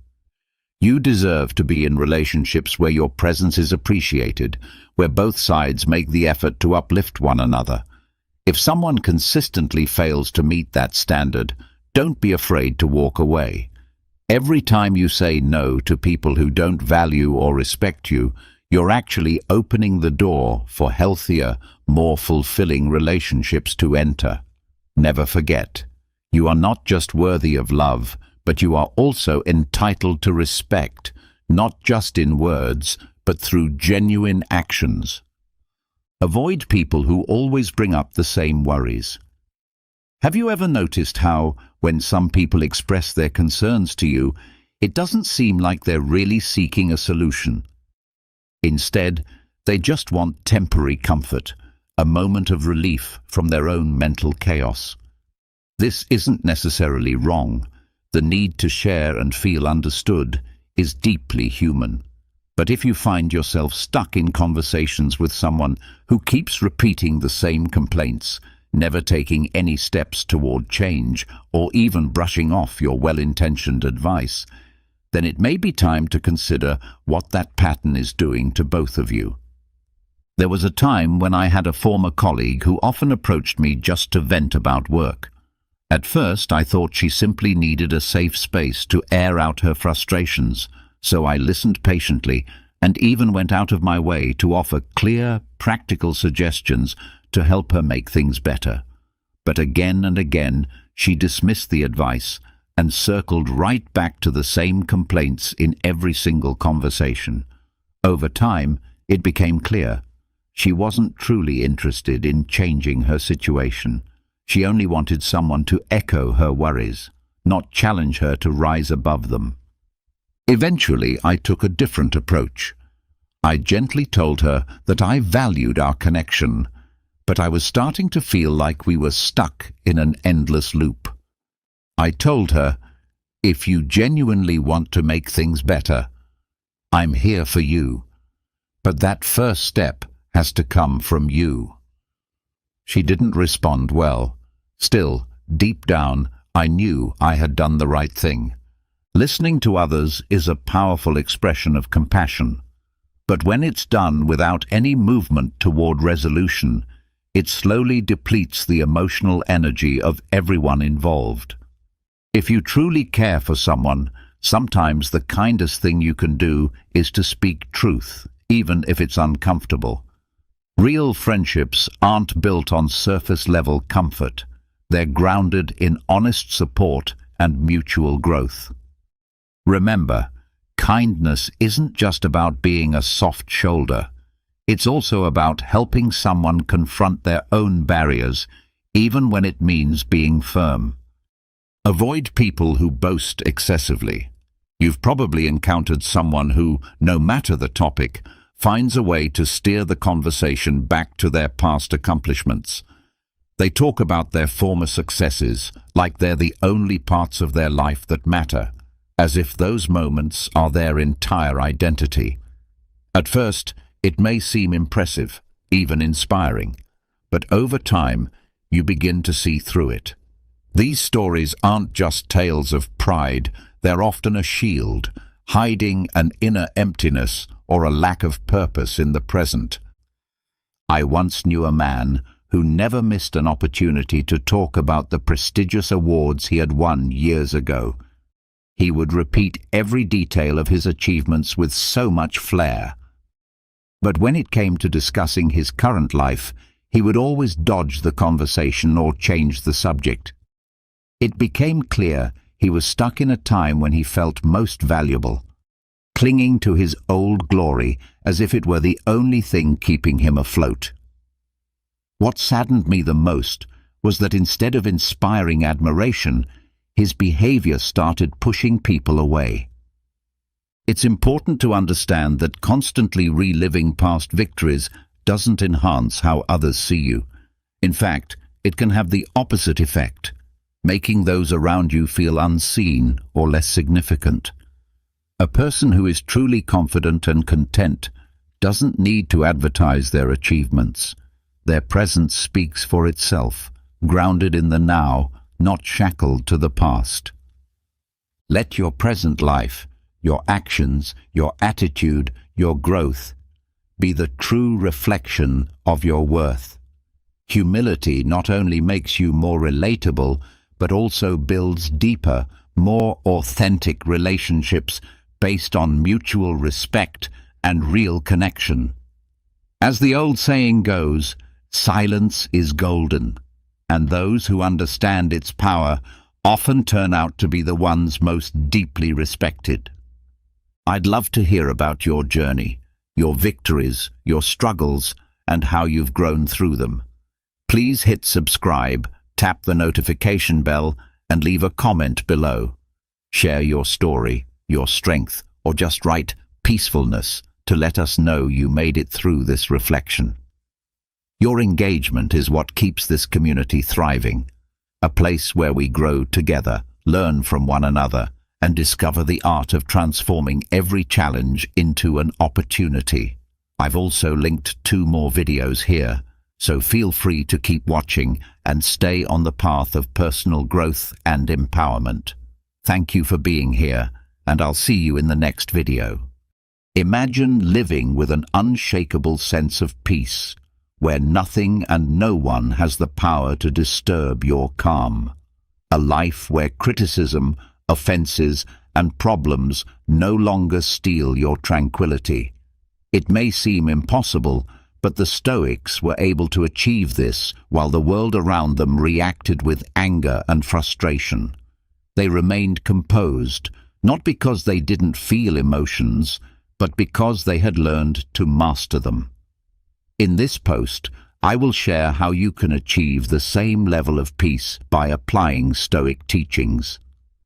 Once you do, you'll find yourself no longer getting angry or upset with anyone. Not because the world will change, but because you will have transformed yourself. To begin, go to the comments and write, "Today, I start my best version. I am Stoic." By doing so, you commit to taking control of your mind and living with discipline. Now, let's dive into how you can master your emotions and achieve this inner peace. One of the most destructive emotions we can experience is anger. Not only does it harm the people around us, but it also eats away at us from the inside, weakening our minds and leading us to make decisions that we may later regret.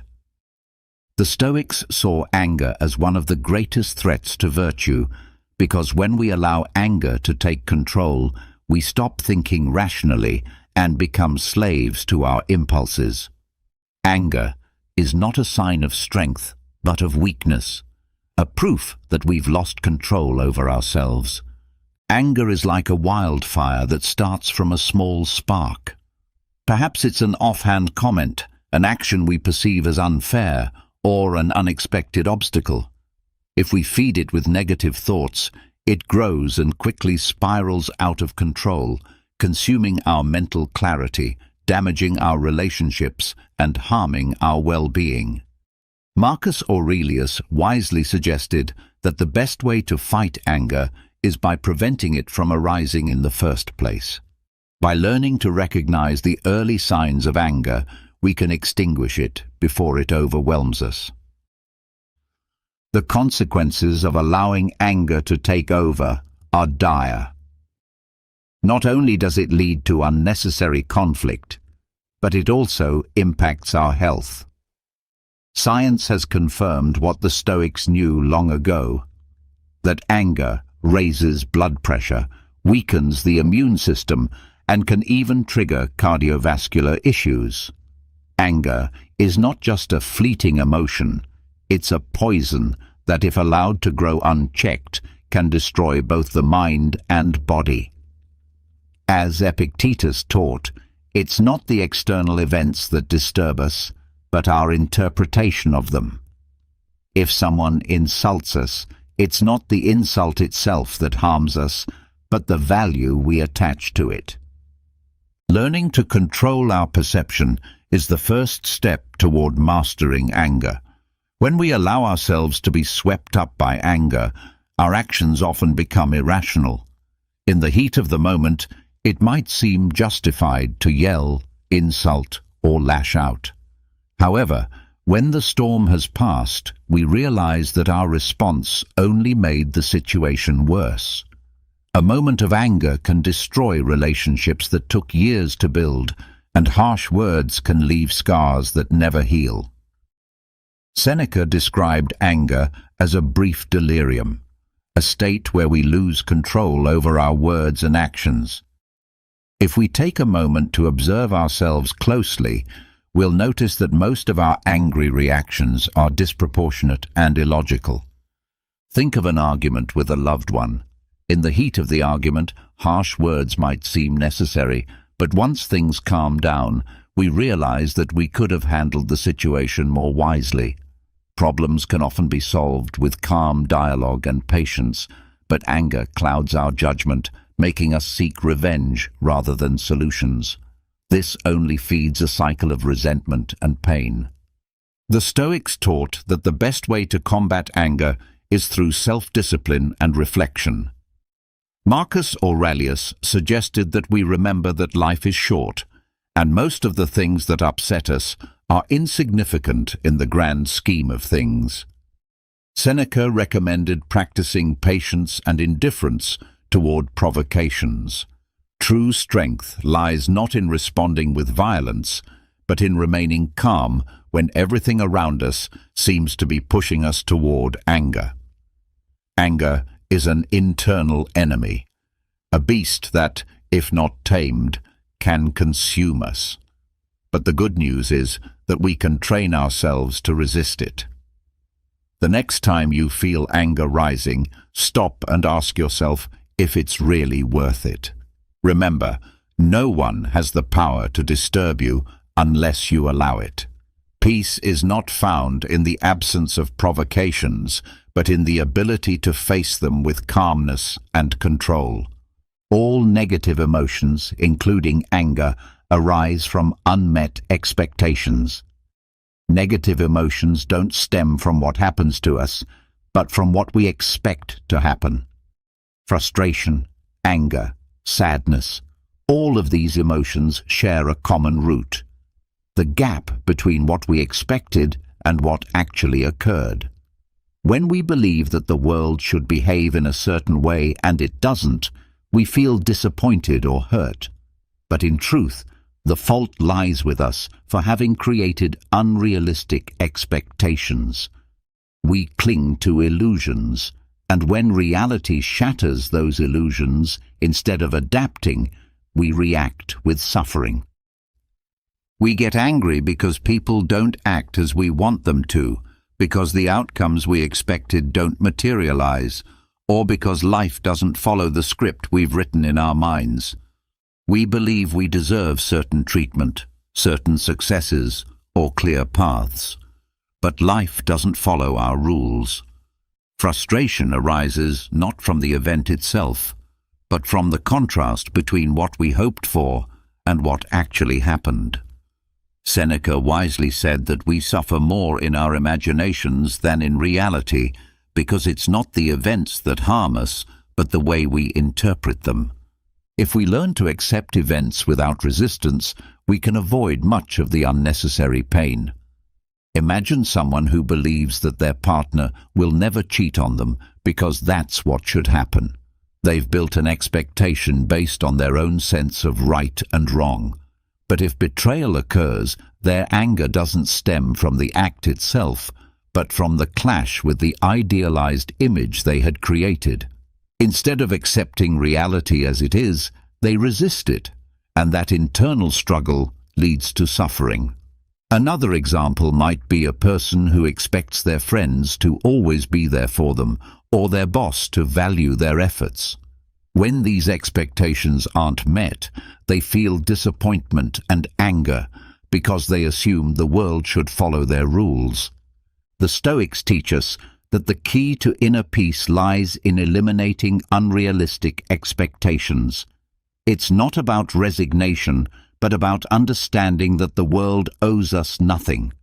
We cannot control the actions of others or the events outside of our control.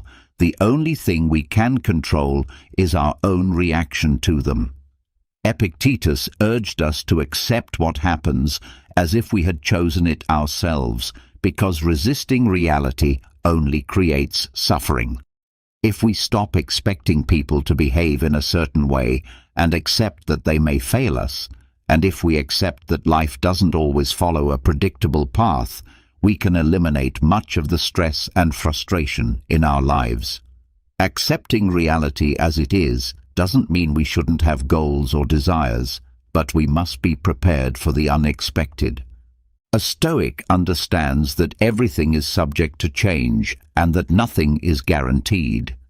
That's why they don't allow their emotions to be dictated by external factors.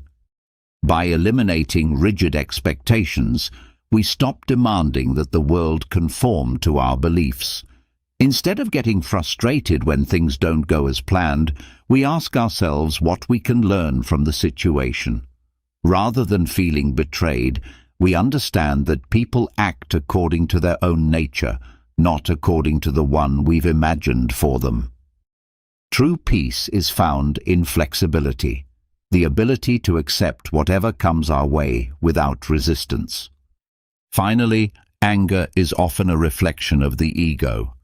When we feel disrespected, treated unfairly, or overlooked, we react with anger because our sense of identity feels threatened. We believe we deserve better treatment, that others should see us as we see ourselves. When that doesn't happen, we feel that something sacred within us has been violated. But the truth is that anger doesn't come from what others do to us. It comes from our interpretation of their actions. It's our ego that demands recognition, that takes offense, that needs to defend our image. If our ego weren't so fragile, if we didn't take ourselves so personally, anger would lose its grip on us. When someone speaks to us harshly, our initial reaction is to feel attacked. But what if that person is simply having a bad day, and their words have nothing to do with us, but with their own struggles?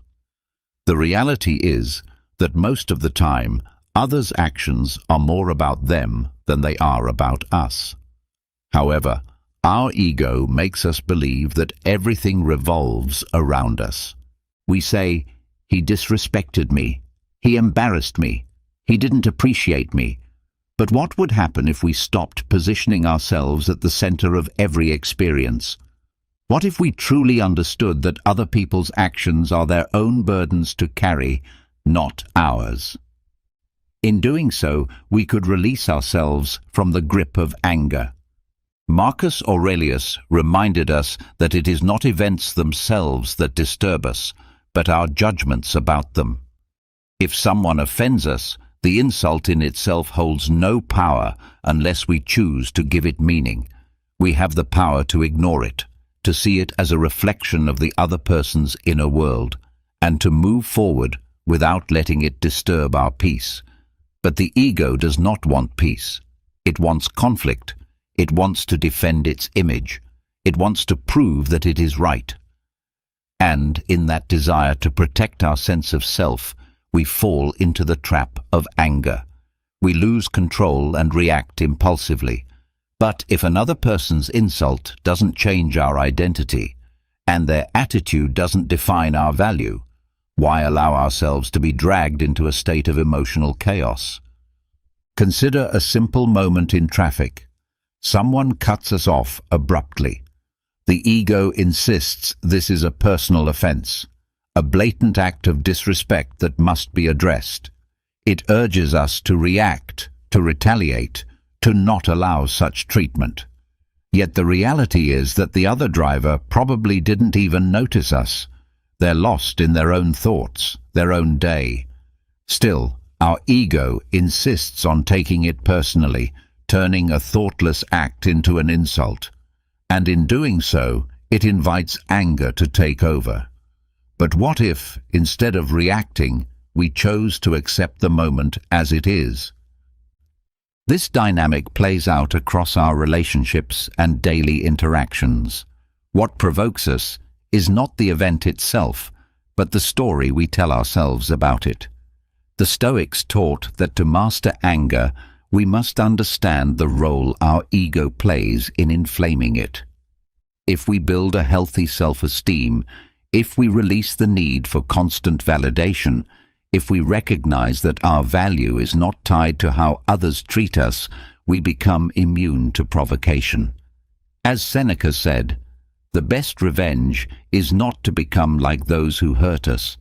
If someone treats us poorly and we react with rage, we surrender our peace to them. But if we remain calm, if we refuse to play their game, we show real strength. Anger is a reflex born from an ego that has not yet learned to let go of others' opinions. But once we understand that no one else has the authority to define us, we begin to free ourselves. Their behavior says more about them than it ever will about us. This doesn't mean we should tolerate abuse or accept injustice in silence. It means learning to respond with intelligence rather than raw emotion. Inner peace doesn't come from controlling the behavior of others. It comes from mastering our own reactions. When the ego is no longer the center of our universe, anger loses its hold. Forgiveness, too, is a key that frees us from anger.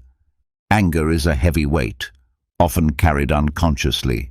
We cling to resentment, believing it somehow punishes the person who wronged us. But in truth, we are the only ones being punished. Anger consumes our inner calm, traps us in a mental prison, and blocks us from moving forward. Forgiveness, on the other hand, unlocks that prison. It doesn't mean we excuse what happened or forget it naively. It means we let go of the need to continue suffering over something already done. Forgiveness is not a gift we give the other person. It is an act of love for ourselves. It is an essential step toward reclaiming our peace. Holding on to anger means reliving pain over and over again. Our minds become battlegrounds where the past continues to inflict fresh wounds. We keep empowering the person who hurt us simply by refusing to release the memory. But Marcus Aurelius said that the best revenge is to be unlike the person who caused us harm. If we were betrayed, offended, or deeply wounded, continuing to harbor resentment only extends that person's control over us. Forgiveness gives us back our power. It enables us to shed the weight of the past and move forward unburdened by bitterness.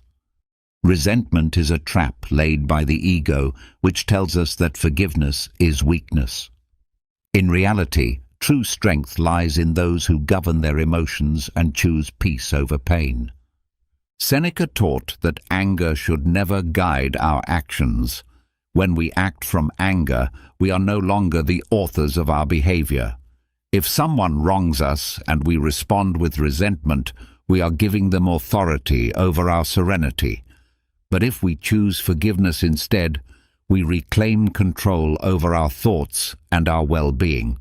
Imagine someone who has been betrayed by a close friend.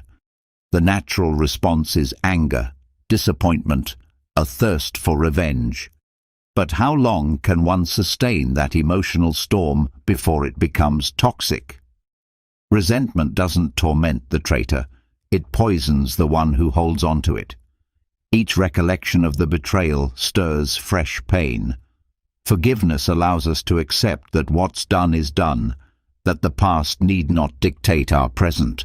This is not about trusting the betrayer again, but about refusing to let their actions continue to influence our happiness.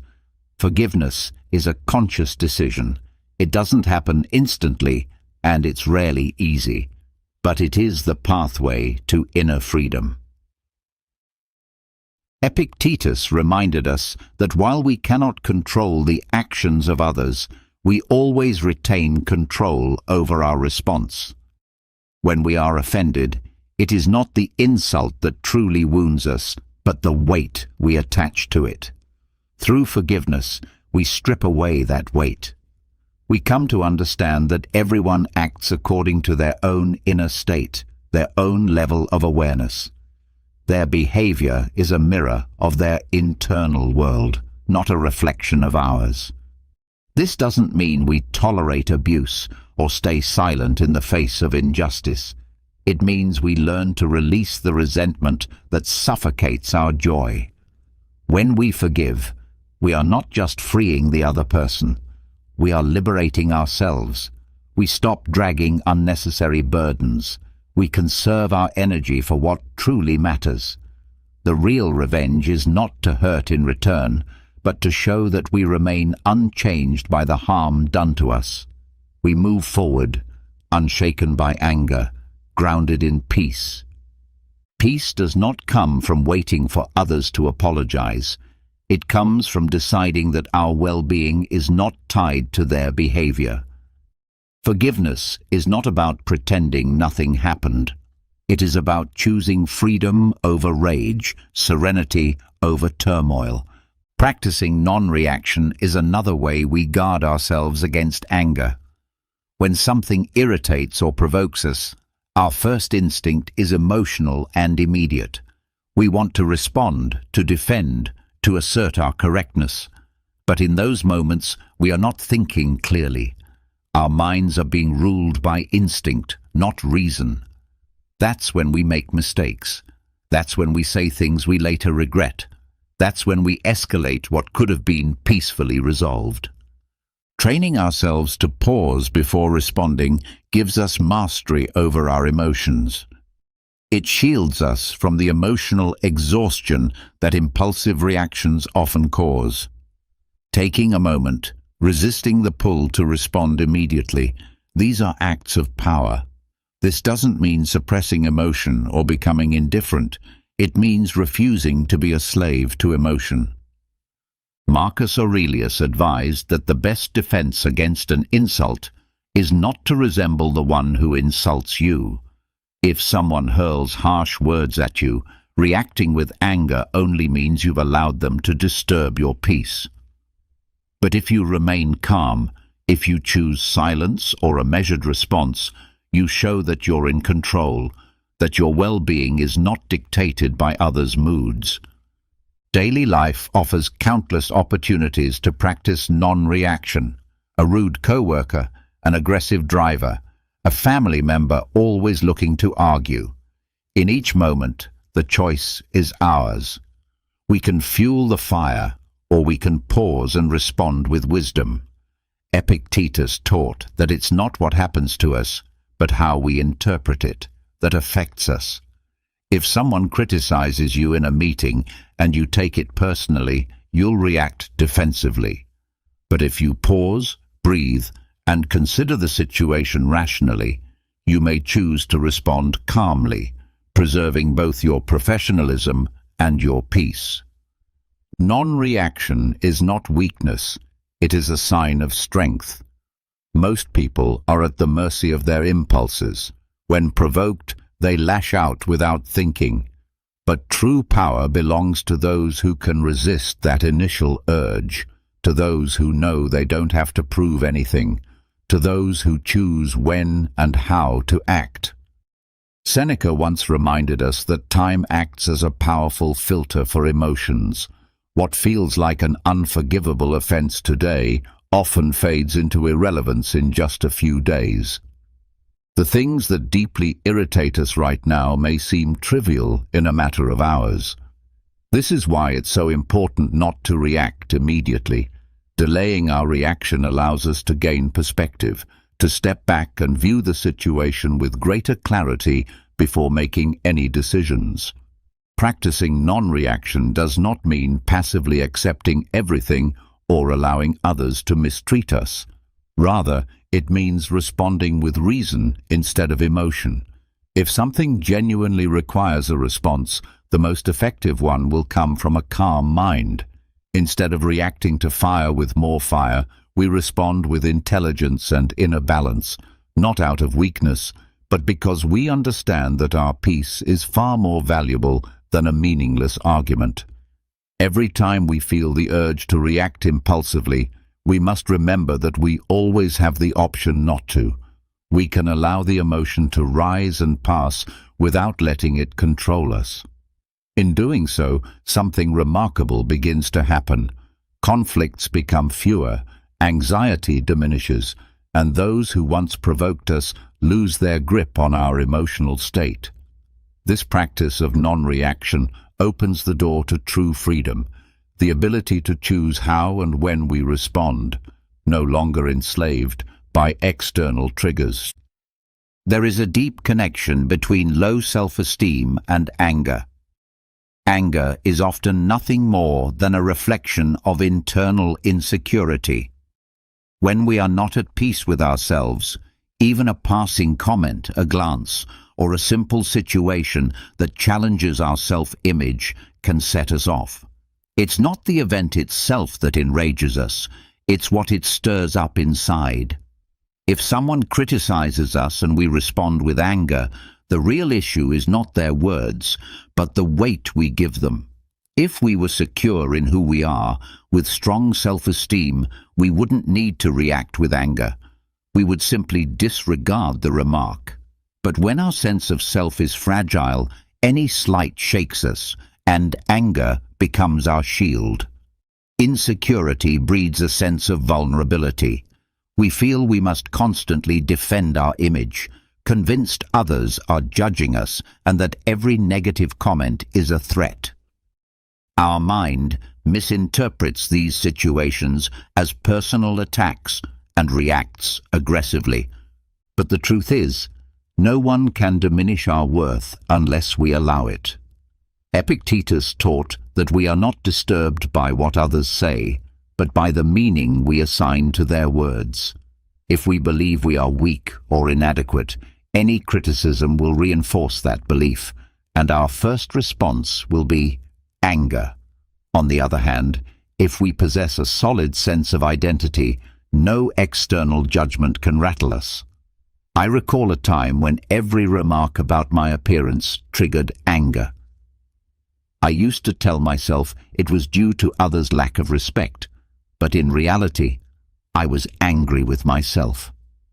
I disliked what I saw in the mirror, and every external comment felt like confirmation of my own doubts.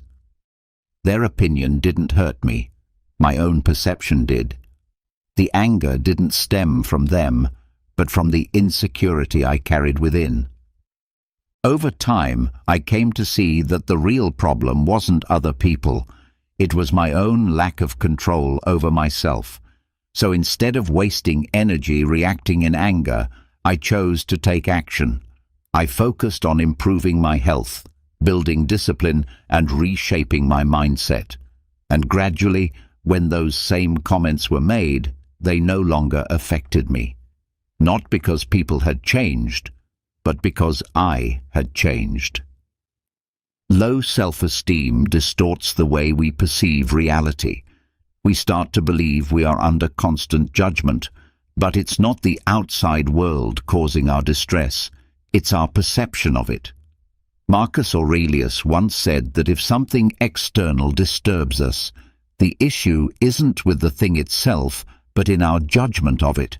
So when someone says something that offends you, ask yourself why it affects you.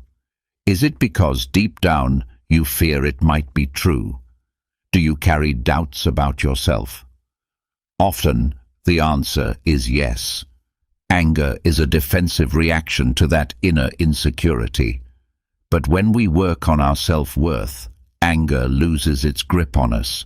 We become less reactive, more serene, and more focused on what truly matters.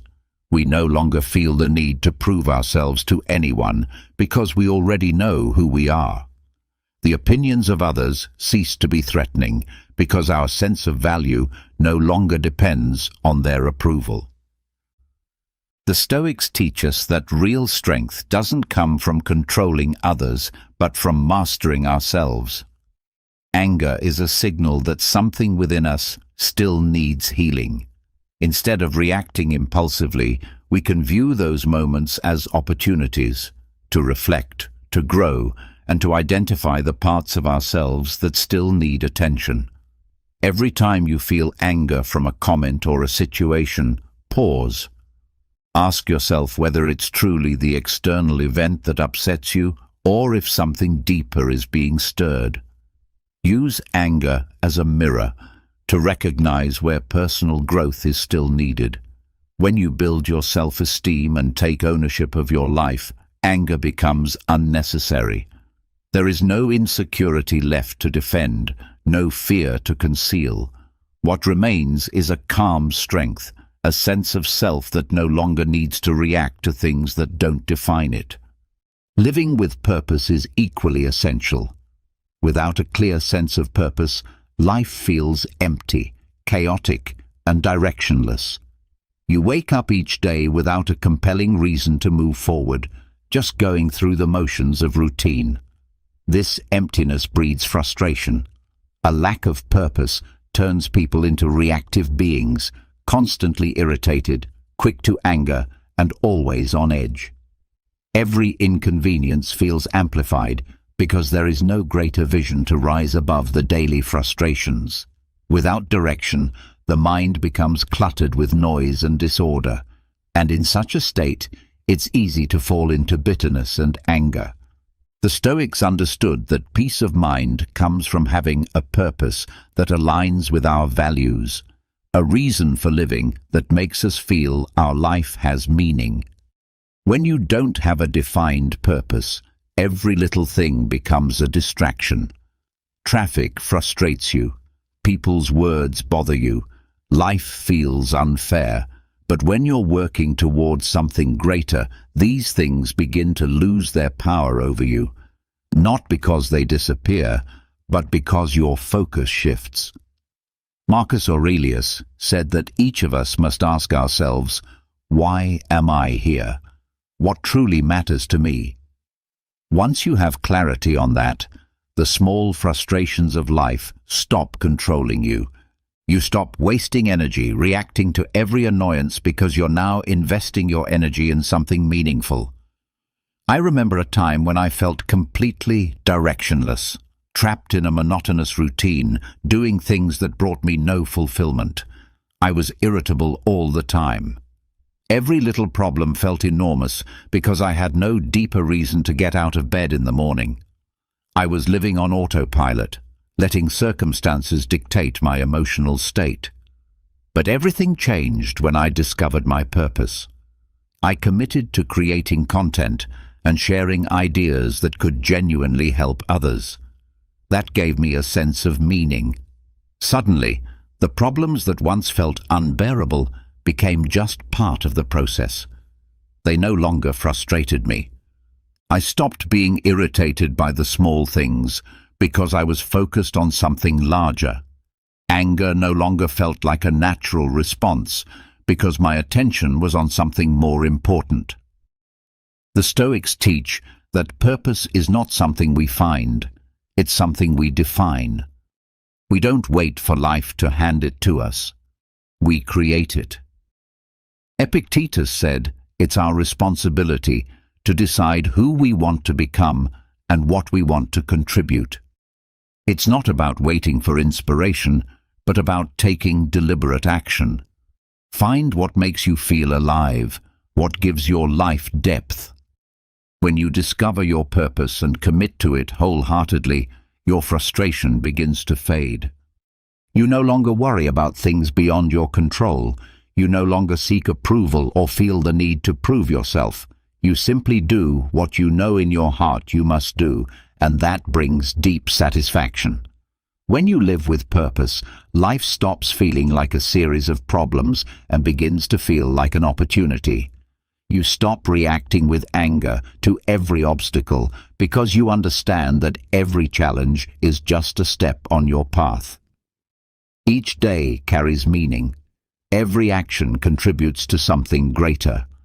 And when that becomes your reality, peace arises, not because everything is perfect, but because you've chosen what matters most to you. There is no room for anger when you're busy building something meaningful. If you feel let down by life or find yourself constantly frustrated, ask yourself if you truly have a clear purpose. Are you spending your time doing something that fills you up, or are you merely passing the days without direction? The difference between a life filled with frustration and a life filled with meaning lies in that answer. Discover what drives you, what compels you to rise each day and move forward with passion. When you identify what truly motivates you, anger begins to lose its grip on your life. Because when you live with purpose, everything else fades into the background as mere noise. Harnessing the power of neuroplasticity can help rewire your emotional responses. The brain is not hardwired into fixed patterns. Neuroplasticity allows us to reshape how we react to situations that once provoked anger or frustration. The idea that we are stuck with how we are is a falsehood we tell ourselves. The truth is, the brain is flexible. Like a muscle, it can be trained and strengthened in specific areas depending on how we use it. When we habitually respond to irritation with anger, we're reinforcing that reaction, making it automatic over time.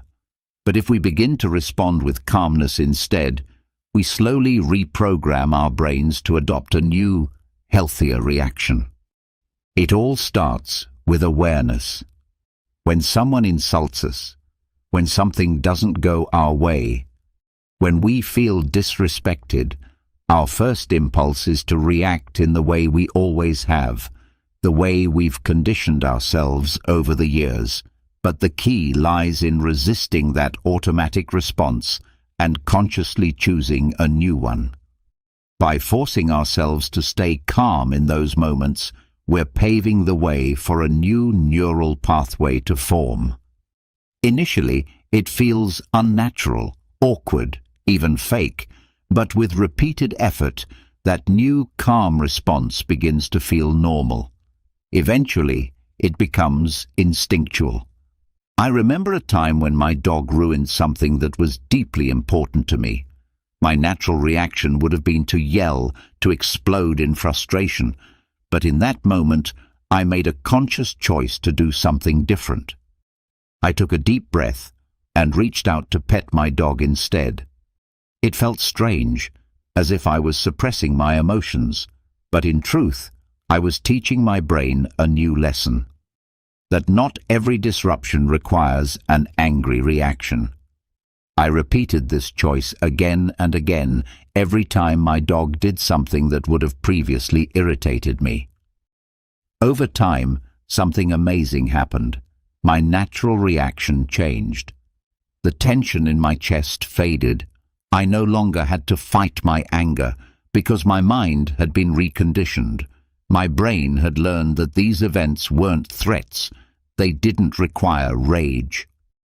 Neuroplasticity reveals that we are not destined to be slaves to our emotions. We can redirect our impulses and allow calmness to become our default state. Every time we choose not to respond with anger, we strengthen the mental wiring of patience and composure. The more we practice this, the more automatic it becomes. Marcus Aurelius once said that we cannot control what happens to us, but we can control how we respond. This isn't just a philosophical ideal, it's a scientific truth. The brain adapts based on what we consistently practice. If we make serenity our habit, it eventually becomes our default response. This transformation isn't immediate. At first, the mind will fight to return to its familiar patterns. But if we persist, if every time we feel the surge of anger, we pause, breathe, and choose a new response, we will experience genuine change. One day you'll notice that situations which once made you furious now seem trivial. And it's not because you're bottling your feelings, it's because your brain no longer sees those situations as deserving of anger. Anger is a habit, just as calmness is. If we feed it, anger will grow stronger. But if we ignore it and instead nourish serenity, anger will weaken and eventually disappear. This isn't about pretending or suppressing how we feel. It's about retraining the mind to operate in a way that serves us, not sabotages us. If we want to become calmer, more centered, and wiser in our responses, we must commit to practicing this mindset every single day. With repetition, calmness will no longer require effort. It will simply be who we are. Love and gratitude have the power to overcome anger. Anger is a draining emotion. It wears us down and robs us of control over our minds. But two forces can dissolve it: love and gratitude. When we are caught in the grip of anger, our focus is locked on negativity, on what's wrong, on what annoys us, on what we think is unjust. But when we shift our attention to what we love and what we're grateful for, anger loses its strength. Not because the problems vanish, but because we stop feeding them with our energy. Love reconnects us with what truly matters. If we're angry with someone, we can ask ourselves, do I want to win this argument or preserve the relationship? When we truly love someone, being right becomes less important. Anger, at its core, is selfish. It seeks vengeance, validation. But love strives for understanding, for healing, for connection. Too often, we let anger guide our actions in petty conflicts, hurting those we care about most in the process. But in those moments, if we pause and remember our love for that person, everything changes. Our response shifts, not out of weakness, but out of clarity. Gratitude is another potent antidote. When we are truly grateful, anger cannot coexist. Resentment and thankfulness cannot fill the same space. If something upsets us, we can stop and do a simple exercise. Think of 3 things we are grateful for in that moment. It could be our health, a meaningful relationship, or the lesson hidden in the difficulty. This simple act redirects our thoughts, moving us out of a reactive state and restoring our sense of control. Marcus Aurelius reflected in his meditations on the fleeting nature of life. If today were your last day with someone you love, would you really waste it being angry? Gratitude reminds us that every moment is sacred and that anger only drains the time we can never get back. Years ago, I tried an experiment on myself. Every time I felt anger or frustration, instead of reacting as I normally would, I forced myself to think of something I was grateful for. At first, it felt unnatural, like I was avoiding reality, but eventually, something shifted. My brain started doing it automatically. One day, someone spoke to me with blatant disrespect, and instead of getting upset, my first thought was, I'm grateful to be healthy and to have the strength to keep going. That thought calmed me. It allowed me to respond with grace, not because the other person deserved kindness, but because I deserved peace. The Stoics understood that our emotions are not dictated by external events, but by how we choose to interpret them. If we dwell on what's wrong, on what we lack, anger grows. But if we focus on what we have, what we cherish, and what we're thankful for, anger diminishes. This isn't denial, it's mental training. It's a choice to see the world from a higher perspective. Epictetus once said the secret to happiness lies not in having more, but in wanting less. Gratitude helps us realize that we already have enough, that peace is possible even in the presence of setbacks. We can't always avoid tense moments or control how others behave, but we can decide what emotional environment we want to create in our minds. If we choose love and gratitude, anger will have no room to grow.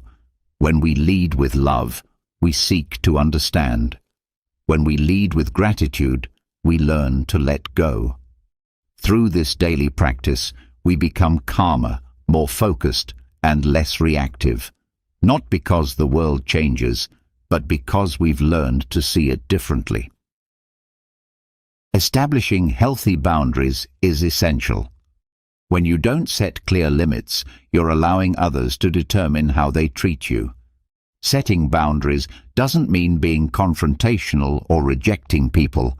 It means clearly defining where your patience, time, and energy begin and end. When boundaries are missing, you unintentionally send the message that it's acceptable to be disrespected, to have your time disregarded, or your presence taken for granted. And when this continues, frustration builds, anger festers, and emotional burnout sets in. But setting boundaries is your responsibility. It's not up to others. You alone have the power to decide what behavior you accept and what you don't. Often, we allow certain behaviors to persist because we fear being labeled as selfish or unpleasant. Saying no feels uncomfortable because we worry about offending others or being rejected. Yet the true issue is not the act of saying no, but failing to say it when necessary. If someone constantly interrupts you at work, if a friend only contacts you when they need something, or if a family member criticizes you without cause, it's your responsibility to decide whether or not you'll accept that. Seneca once said that while we cannot control how others behave, we can control how we respond. When we tolerate inappropriate behavior without addressing it, we're effectively giving permission for it to continue. When someone crosses a line and we fail to enforce a boundary, we reinforce the very behavior that hurts us. Boundaries are not walls, they are bridges to mutual respect. They are not about pushing people away, but about protecting your peace and preserving your energy. Setting them may feel difficult at first, but they are acts of self-love and emotional maturity. But when you calmly and confidently express that you do not accept such treatment, you send a strong message that you value yourself enough not to tolerate disrespect. You don't need to be aggressive or argumentative. You only need to be clear. Saying something like, "I won't accept these types of comments," or "My time matters, please respect it," or "I don't feel comfortable with that," are simple yet powerful phrases that can completely transform the tone of a relationship. I recall a period in my life when I constantly allowed myself to be interrupted, regardless of what I was doing. If someone needed my attention, I would immediately stop and respond. Initially, I thought that made me a kind and helpful person. But as time went on, I came to realize that all I was doing was allowing others to place their priorities above mine. I often felt drained and frustrated, but it wasn't truly anyone else's fault. I had never established any boundaries. Eventually, I made a decision to change. The next time someone interrupted me, I simply responded, "I'm busy right now, let's talk later." At first it was difficult, but gradually, people began to understand that my time mattered too. The most surprising part, I didn't lose any important relationships. In fact, I started to feel more respected. The Stoics understood that setting boundaries isn't an act of rejection, it's an act of self-respect.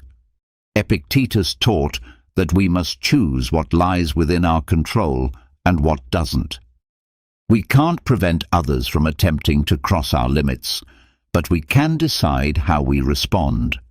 If someone mistreats you and you remain silent, you're not practicing virtue. You're failing in your responsibility to protect your own well-being. Saying no is a courageous act, not because it's easy, but because it reflects that you honor and respect yourself. Setting boundaries is not about pushing people away. On the contrary, it helps build healthier relationships where both sides clearly understand what is acceptable. Often, people don't even realize they're crossing a line until you point it out. You can't expect others to guess what bothers you. You must tell them. And if, after you've expressed your needs, they continue to disregard them, then you have to consider whether you truly want that person in your life.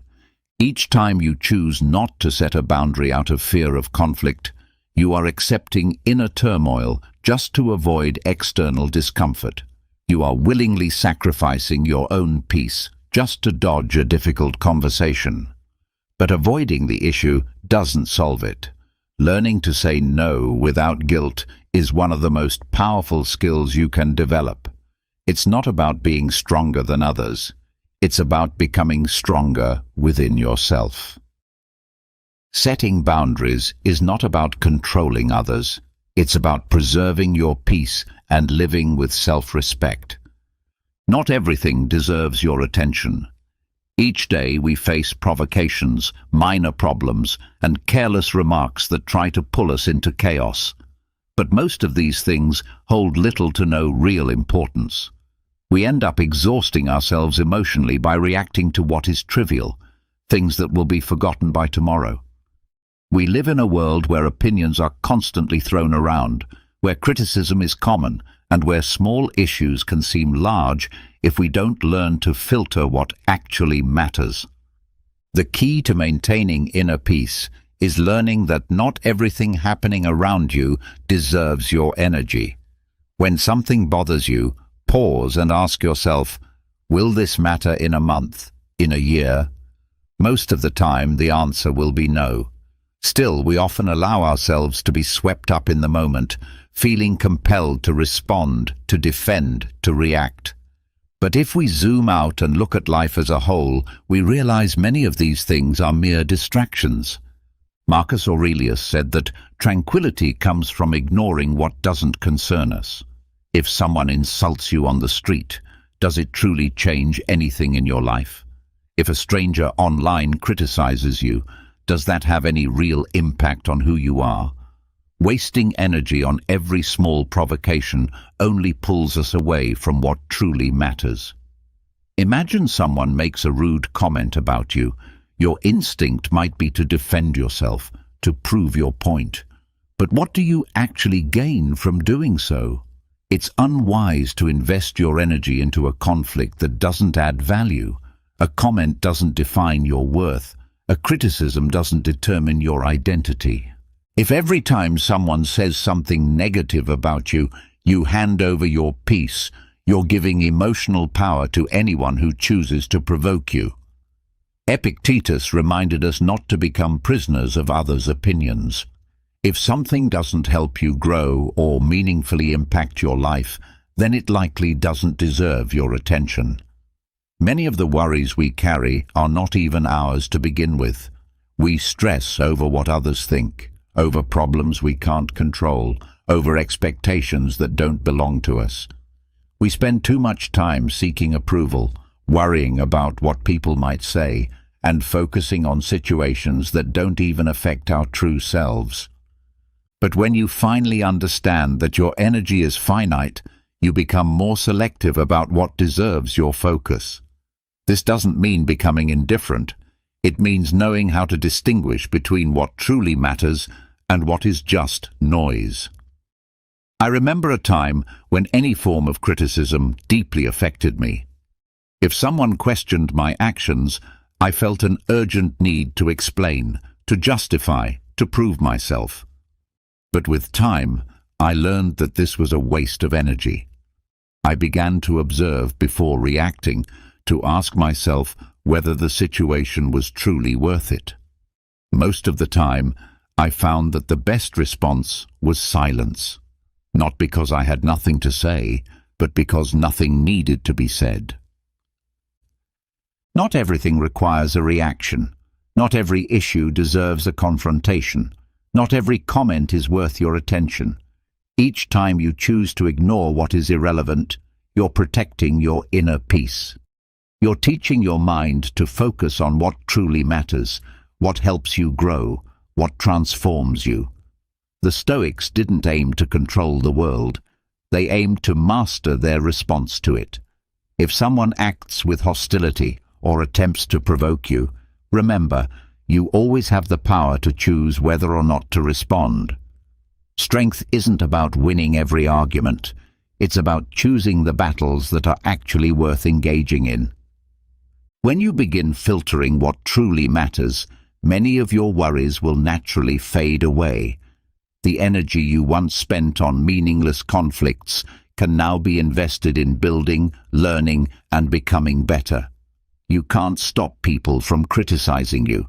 You can't control what others say or do, but you can always choose whether it's worth letting their actions affect your state of mind. In the end, true freedom is not doing whatever you want. It's refusing to be ruled by what doesn't matter.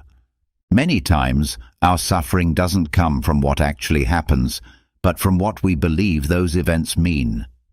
We get trapped in the stories we tell ourselves about who we are, about others, about what things mean. But those stories are often not grounded in facts. They are merely beliefs we've accepted without questioning, and these beliefs can become the biggest barrier to our peace of mind. The Stoics taught that inner peace comes from being able to separate facts from our interpretations. When we don't make that distinction, we get overwhelmed by unnecessary emotions, anger, sadness, fear, because we're reacting not to reality, but to our thoughts about it. If someone tells you that you're worthless, it isn't the words themselves that hurt. It's the meaning you assign to them. The actual fact is just that a person said something, but the moment we internalize it, the moment we start thinking, maybe they're right, those words transform into a belief that burdens us for years, and yet we rarely stop to ask whether that belief is even true. We just absorb it. Epictetus warned us, it's not events themselves that disturb us, but our interpretation of those events. If someone criticizes you, you have a choice, to see it as an attack or to see it as an opportunity to improve.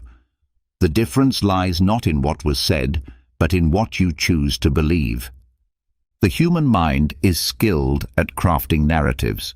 We tell ourselves we're not good enough, that we don't deserve happiness, that we'll never change, and we treat these thoughts as if they're absolute truths. But where do these beliefs come from? Often, they come from past experiences, from what others once said, from old failures that we've turned into permanent identities.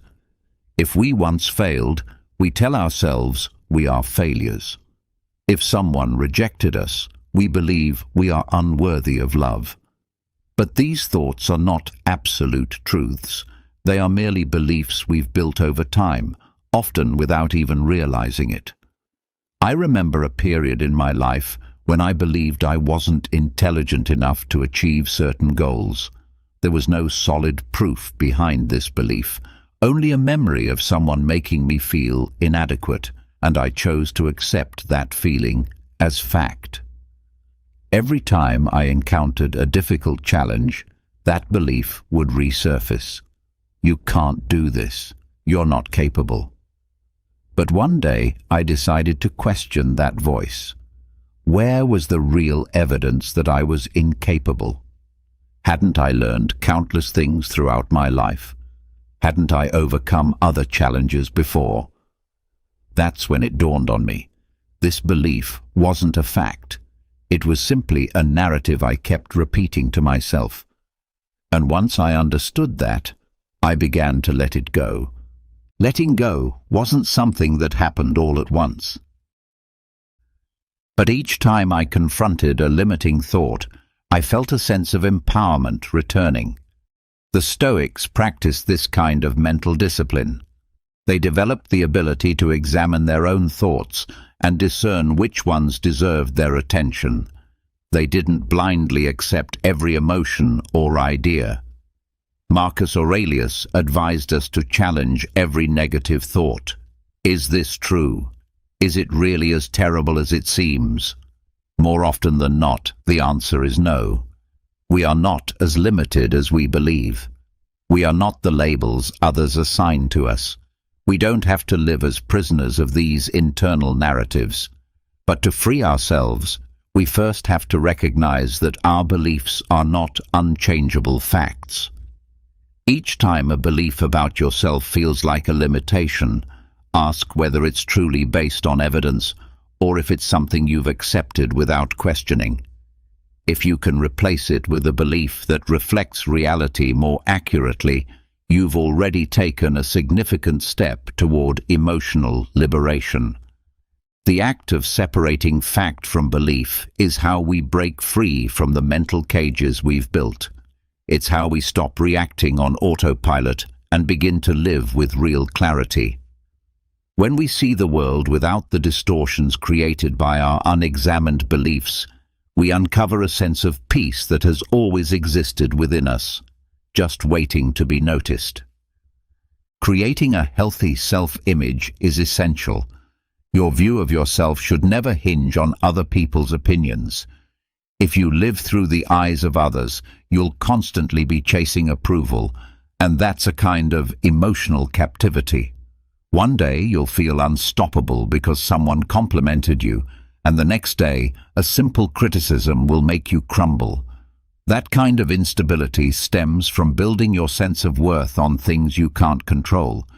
But when your self-worth comes from self-awareness and acceptance, no one can take your peace away. The Stoics understood that true strength is born from within. They believed that only when we stop relying on external validation can we begin to experience true freedom. The real issue arises when our self-image is shaped by beliefs that were imposed on us during childhood. We absorb opinions, labels, and judgments from others, often without ever questioning them. If someone called us shy, we believed it. If we were labeled failures, we internalized it. But how much of that is genuinely accurate? How much of who we think we are is based on ideas we never stop to examine? Marcus Aurelius reminded us to ask whether the things we believe about ourselves are genuinely true, or just stories we keep repeating in our minds. The key lies in self-knowledge, observing ourselves without filters, illusions, or self-deception. It means recognizing our strengths and weaknesses, not to feel complacent, but to be honest with ourselves. When someone criticizes you, the natural instinct is to defend yourself, to feel hurt, or to try to prove them wrong. But what if, instead of reacting, you paused and reflected? If someone accuses you of being selfish rather than responding with anger, ask yourself, Is this true? Do I really act that way? If the answer is yes, then you've been given an opportunity to grow. If the answer is no, then the criticism holds no weight, and you can move on without being affected. Epictetus taught that we shouldn't worry about what people say about us, only whether what they say is true. It's not the criticism itself that hurts us, but our interpretation of it. If your self-image is rooted in truth and strength, the words of others lose their power. For years, I struggled with trying to fit in, striving to be accepted based on how others perceived me. I tried to meet their expectations, molding myself into what I thought they wanted, but all it did was pull me further away from who I truly was. I made decisions based not on my desires, but on what I believed would gain approval. That constant effort to please left me exhausted, because it was never enough. There was always another opinion to satisfy, another standard to meet. Everything changed when I finally realized I could never control what others thought of me. I stopped trying to belong in spaces that didn't reflect my truth, and began asking myself, who am I really? What do I want for my life? As I explored these questions, the need for external validation gradually disappeared. Self-acceptance doesn't mean giving up or settling for less.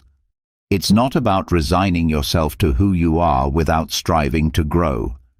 It's about recognizing your intrinsic worth, independent of outside influences. When you fully accept who you are, flaws and all, successes and failures, you free yourself from the fear of judgment. You no longer need to prove anything. You no longer seek affirmation because you already know your value. And the most empowering part is this: when you stop chasing approval, you become more authentic. The people who truly matter will respect you for being yourself, not for who you pretend to be. Emotional freedom begins when you stop living according to other people's expectations and start living in alignment with your own truth. This doesn't mean ignoring every external opinion. It means learning to discern what truly matters. If you know who you are, if you're clear about your values and purpose, criticism loses its power over you. You begin to live with confidence and calm, no longer driven by the need to impress anyone, not because you're perfect, but because you no longer require the world's validation to feel worthy. And in that clarity, you discover a peace that's always been within you. The idea of good and bad people is a false dichotomy. No one is entirely good or entirely bad. Every human being is a complex mix of strengths and flaws, moments of wisdom and episodes of weakness. But our minds have a tendency to simplify. We label people to make sense of them, to categorize them based on how they make us feel or how they behave in specific situations. This habit of labeling is not only inaccurate, but it also blinds us to the full reality of a person's character. When we reduce someone to a single label, we lose the ability to see them clearly. A person's actions may be generous or selfish, kind or unfair, but these behaviors do not define the whole of who they are. Someone who acts cruelly today may show incredible compassion tomorrow. A person who has made serious mistakes may also do immense good. Marcus Aurelius urged us to see people for what they truly are, fallible human beings shaped by their experiences, their fears, and their past. No one is entirely one thing. No one should be judged solely by their best or worst moment. Understanding this can help free us from the emotional burden of judgment. When someone hurts us, our first reaction is to label them as cruel or unjust and to wish for retribution. But how often do we pause to consider what may have driven their behavior? This isn't about excusing harm, but about recognizing that most people don't act out of pure malice. They act from confusion, fear, or pain. Epictetus taught that people act based on the limits of their knowledge and understanding. Someone who disrespects others might simply not know any better way to interact. Someone who betrays might be acting out of a lifelong fear of abandonment. That doesn't mean we have to accept being treated poorly, but it does mean we don't have to take it personally. People respond to their environments, their upbringing, and the emotional tools they've been given. A person can be loving to their family and ruthless in their career.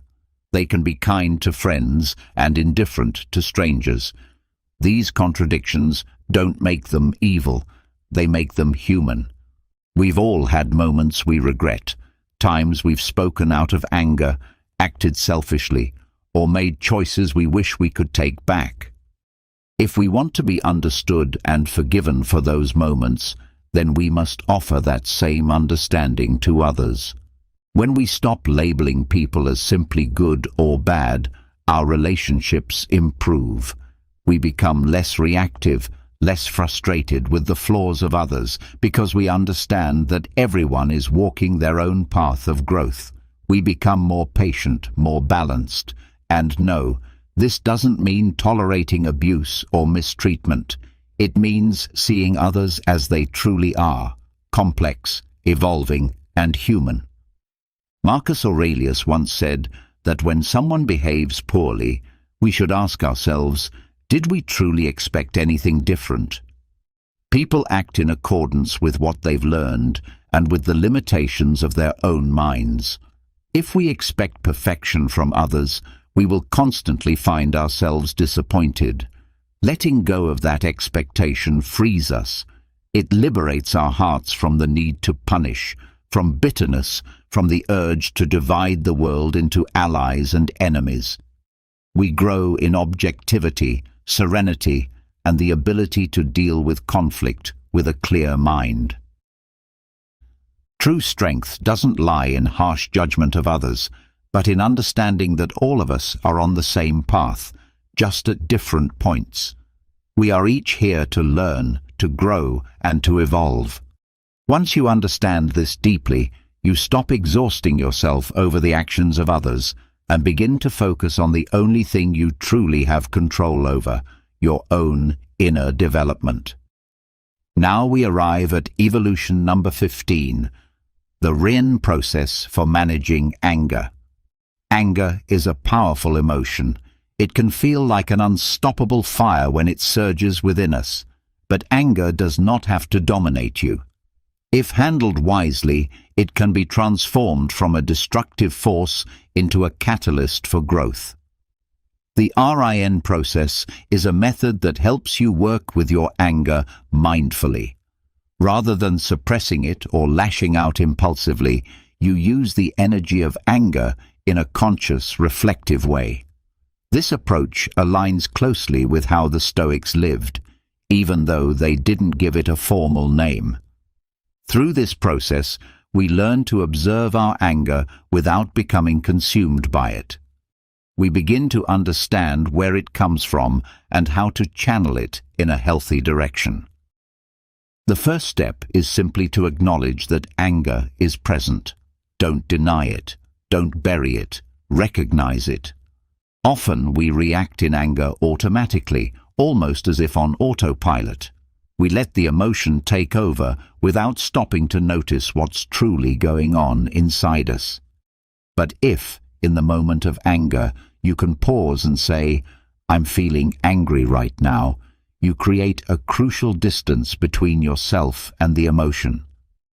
Marcus Aurelius emphasized the importance of observing our emotions as if they were external forces. When you learn to see your anger not as your identity, but as a fleeting emotional state, you've already begun to gain power over it. The second step is to allow the anger to exist without acting on it. This is where many stumble. The instinct to react, to defend, to attack, to explode is often overwhelming. But the emotion itself is not the problem. The problem is what we do with it. The Stoics taught that emotions should not be denied, but lived through with awareness. If you feel the anger building, don't resist it. Just observe it. Stay present. Breathe. Notice the energy in your body, but remain conscious. Seneca wisely said that the initial shock of anger is unavoidable, but everything after that is your choice. If you can stay with the emotion without letting it drive your behavior, you are already ahead. The third step involves looking deeper into the root of the anger. Instead of remaining stuck at the surface, ask yourself what is really behind the emotion. Often, anger is not the core issue. It's a signal pointing to something more profound. It may be fear, insecurity, disappointment, or unresolved pain. Epictetus reminded us that it's not the events themselves that upset us, but our interpretations of them.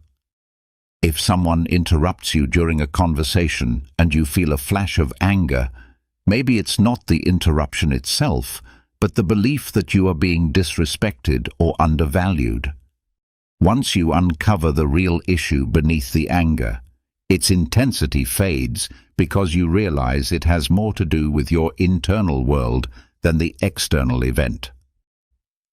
The final step is to nourish the part of you that needs healing. Rather than criticizing yourself for feeling anger, practice self-compassion. This doesn't mean you're justifying your anger. It means you're honoring the emotional wound that triggered it. Maybe you've been suppressing certain feelings. Maybe there's an old belief shaping how you react. Or maybe you just need to give yourself the space to feel and process. Marcus Aurelius taught that we should treat ourselves with the same patience and compassion we extend to others. You may not be able to eliminate anger entirely, but you can absolutely choose how to respond to it. With wisdom and self-awareness, you stop being a prisoner to your emotions. As you practice this process, you'll find that anger loses its grip on you. This doesn't mean you'll never feel it again, but when you do, you'll know how to handle it without sacrificing your peace or damaging your relationships. You'll come to understand that anger is just an emotion, a temporary wave, not a command you must obey. Instead of reacting, you will respond with reflection. And in that space between feeling and action, you will discover true emotional freedom. If this message speaks to you, head to the comments and write, "Today, my best version begins. I am Stoic." By doing this, you affirm your intention to live with greater calm, wisdom, and discipline. Don't let your emotions rule your life. Master them and take control of your destiny. See you in the next one. Have you ever felt like you're wrestling against the universe, trying to bend reality to your will? You want things to happen your way, on your timeline. But let me tell you something. Life simply doesn't work like that. It's time to stop forcing outcomes. Take a breath. Embrace the teachings of Stoic philosophy, those ancient thinkers who discovered that true strength lies in accepting what we can't control. In today's video, I want to help you discover, through the lens of Stoicism, how to stop exhausting yourself by forcing things that clearly don't belong together. Instead, let silence be your guide. Learn to cherish the little things and allow life to unfold in its own rhythm. Because when you force life, all you gain is frustration. But when you let go, you discover peace. Isn't that what we're all searching for?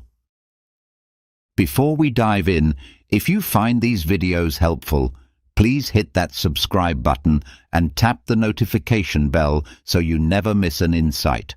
One of them might be the breakthrough you've been waiting for. Now, let's begin. To live fully in the present. There's something oddly freeing about realizing that you don't always have to push so hard. But don't worry, I'm not here to offer you some mystical formula that will fix every challenge or to tell you to give up and become indifferent to everything. No, the answer is far more subtle and often simpler than we care to admit. Let's start by talking about silence. That sometimes uncomfortable quietness that can feel like a competition to see who can go longest without speaking while keeping their sanity. But here's the secret. Silence isn't merely the absence of noise, it's a profound tool when used with intention. Picture yourself trying to complete a puzzle. If you're overwhelmed by the pressure to find the right piece, silence offers the space to clear your mind and gain a new perspective. In the chaos of modern life, we often overlook the power of a simple pause. Silence doesn't mean avoidance. It offers room to breathe and allow clarity to emerge. There's no need to force conversations or rush into decisions. Sometimes the best solutions surface when we simply allow a moment of stillness. Think of silence like the cooling period for a machine. It prevents overheating and allows for peak performance. Now let's talk about finding joy in simplicity. The Stoics taught that real contentment doesn't come from hoarding things or chasing huge accomplishments. It's found in appreciating what we already have.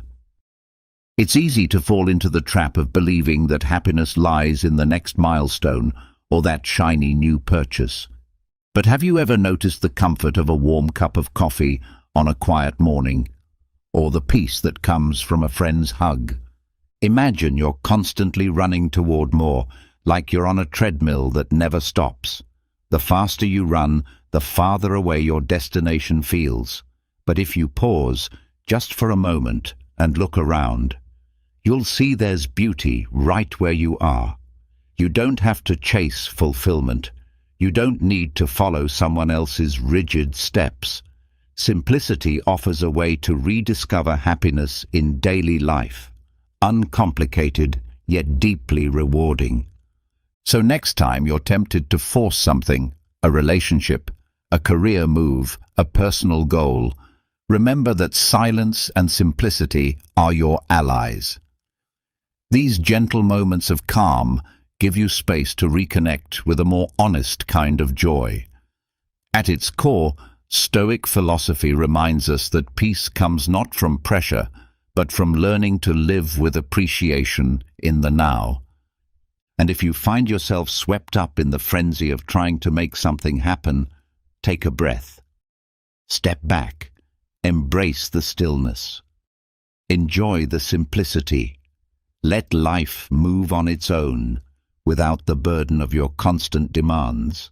Because true peace doesn't come from chasing more. It comes from fully valuing what you already have. Have you ever paused to consider the unpredictable, ever-changing nature of life? It often feels like everything around us is dancing in a chaotic rhythm, twisting, turning, never staying still. And yet, there we are, standing in the middle of it all, doing everything we can to force things into alignment, desperately trying to mold reality to fit our expectations. But isn't it a bit absurd to expect a river to change direction simply because it doesn't flow the way we want it to? Life, just like a river, has its own current. And more often than not, that current refuses to conform to our desires. Change is the only constant. It might feel unfair, even disorienting, but it's a truth we cannot ignore. Picture life as a play where the script constantly changes mid-scene and the actors must improvise their lines. If you cling to a fixed storyline, frustration is inevitable. The Stoics urge us to greet change with a calm heart. Holding on to what's beyond our control is like squeezing sand in your hand. The tighter the grip, the faster it slips away. Now, I'm not here to make you feel bad for wanting control. I'm here to offer an alternative, a more compassionate and realistic way to navigate life's unpredictability. Rather than resist the natural ebb and flow, why not learn to dance with it? This shift begins by valuing the present moment, those quiet, fleeting instants we often overlook while obsessing over the future or replaying the past. Think of these moments as glimmers of sunlight on a cloudy day. Each one holds a unique brilliance, if only we take the time to notice. Don't let worry or regret rob you of your ability to enjoy what's in front of you. If the present is truly a gift, why do we so often treat it like a burden? Let go of the pressure to force things into place. Forcing a puzzle piece where it doesn't belong only damages the whole. Life presents situations and people that may seem out of sync, but that doesn't mean we must immediately make them fit. Accept that not everything is meant to be forced. Sometimes the wisest path is to move forward, to release what doesn't align, and continue with grace. This is where patience plays its vital role. But patience isn't just passive waiting. It's a deliberate, steady rhythm that allows us to grow while the world catches up to us. If you find yourself stuck in a situation that won't budge, use that time to reflect and prepare. Let patience become your strength, your silent act of resilience. It's an active, empowered way of dealing with uncertainty, calmly, intentionally, without losing hope.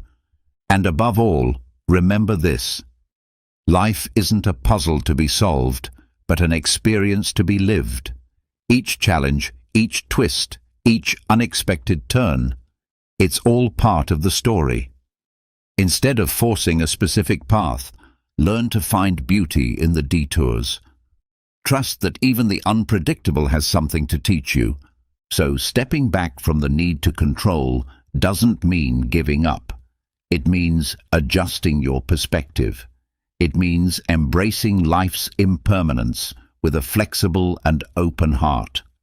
Rather than fight the current, learn to float with it. You might be amazed at how much you enjoy the journey once you stop trying to master every ripple. You can't force the river, but you can learn to sail its waves. Let's talk about acceptance. How many times have you watched someone try to jam a square peg into a round hole? It's painful to watch. Or maybe you've seen someone, maybe even yourself, clinging to a relationship that's clearly more shattered than a phone dropped from 10 stories high. Yet still, we try, we push, we hope we can bend reality just a bit more. We spend so much time trying to alter things that are completely beyond our control, and while we're struggling, the world goes on, waves crashing, winds blowing, and life flowing, without paying us any mind. But here's the thing: acceptance is not defeat. It's not surrender. In fact, it's a kind of quiet power. It's the strength to face life with the composure of a monk and the clarity of a freshly cleaned window. Acceptance doesn't mean we give up and wait for miracles. It doesn't mean we resign ourselves to fate with a shrug. No, it means recognizing that we are on the battlefield of life, and instead of trying to reshape the terrain, we choose to master the tools we've been given. Imagine for a moment that you're in the middle of a chess game. The pieces are already placed on the board, and no matter how much you wish otherwise, you can't simply rearrange them at will. You can't just say, "Perfect, I'll move this pawn to a winning spot," as if the game followed your desires. That would be a bit unrealistic. What you can do is observe the board with clarity, analyze your available moves, and make decisions based on the actual state of the game. That's what acceptance is. It's seeing the board exactly as it is and making your moves accordingly, not trying to change the fundamental rules of how the game works. This mindset is deeply aligned with Stoic philosophy. The Stoics taught that real strength comes from our ability to accept the things we cannot alter and focus instead on how we respond. Epictetus, a wise Roman philosopher, once said something that still echoes through time. It's not what happens to you, but how you react to it that matters. That's like having an internal compass, a quiet force within that keeps you steady even when life rages like a storm. Now you might be thinking, sure, all of this sounds great in theory, but how do I actually do this in real life? The answer: accept and don't force. Let me share a little mental trick. Picture life as a dance. Sometimes the rhythm of the music changes unexpectedly, pulling you off balance. Instead of insisting on dancing as if the beat stayed the same, learn to feel the shift and adjust your steps. If you stubbornly stick to the old rhythm, you'll find yourself out of sync, stepping on your own feet, frustrated and exhausted. But if you flow with the new melody, you can continue to enjoy the dance. So, how do you bring this into your daily routine? Begin by identifying what's truly outside your control. You can't control traffic jams, but you can decide whether to sit there in frustration or enjoy a good podcast while you wait. You can't control other people's attitudes, but you can choose how you respond to them. Rather than trying to force reality to match your ideal version of it, accept it for what it is and adjust your expectations accordingly. In the end, acceptance isn't a sign of defeat. It's a mark of true strength. It's a conscious act of mental clarity and inner calm, a way to stop draining yourself by struggling against forces beyond your control. It's a gentle but firm reminder that wisdom lies not in forcing outcomes, but in accepting, adapting, and moving forward. As Marcus Aurelius wisely said, "If you cannot change the direction of the wind, adjust your sails to reach your destination." Now, let's talk about letting go. Have you ever pushed a door with all your strength, only to realize that it says, "pull"? That frustrating, humbling moment perfectly illustrates what it feels like when you try to force something that just isn't meant to work. Letting go doesn't mean giving up on everything or surrendering like a sailor adrift in hopeless waters. It actually means having the insight to recognize what's beyond your control and embracing that truth with both serenity and common sense. Of course, that's easier said than done. Let's bring in a bit of Stoic wisdom here. The Stoics believed that genuine inner peace comes from accepting the things we cannot change. Think of your life as an art gallery. There are parts of the paintings you can modify, maybe the frame, the lighting, but the core of the image, the subjects themselves, are already there. Trying to repaint what's fixed on the canvas is just a waste of energy. It's like trying to change the weather. Imagine you go all out, buy clothes for every season, invest in skin creams for all kinds of climates, download every weather app, but still, the weather does what it wants. Life is like that too. Forcing things that resist change is like trying to make a cactus bloom in the Arctic. Impractical and harmful.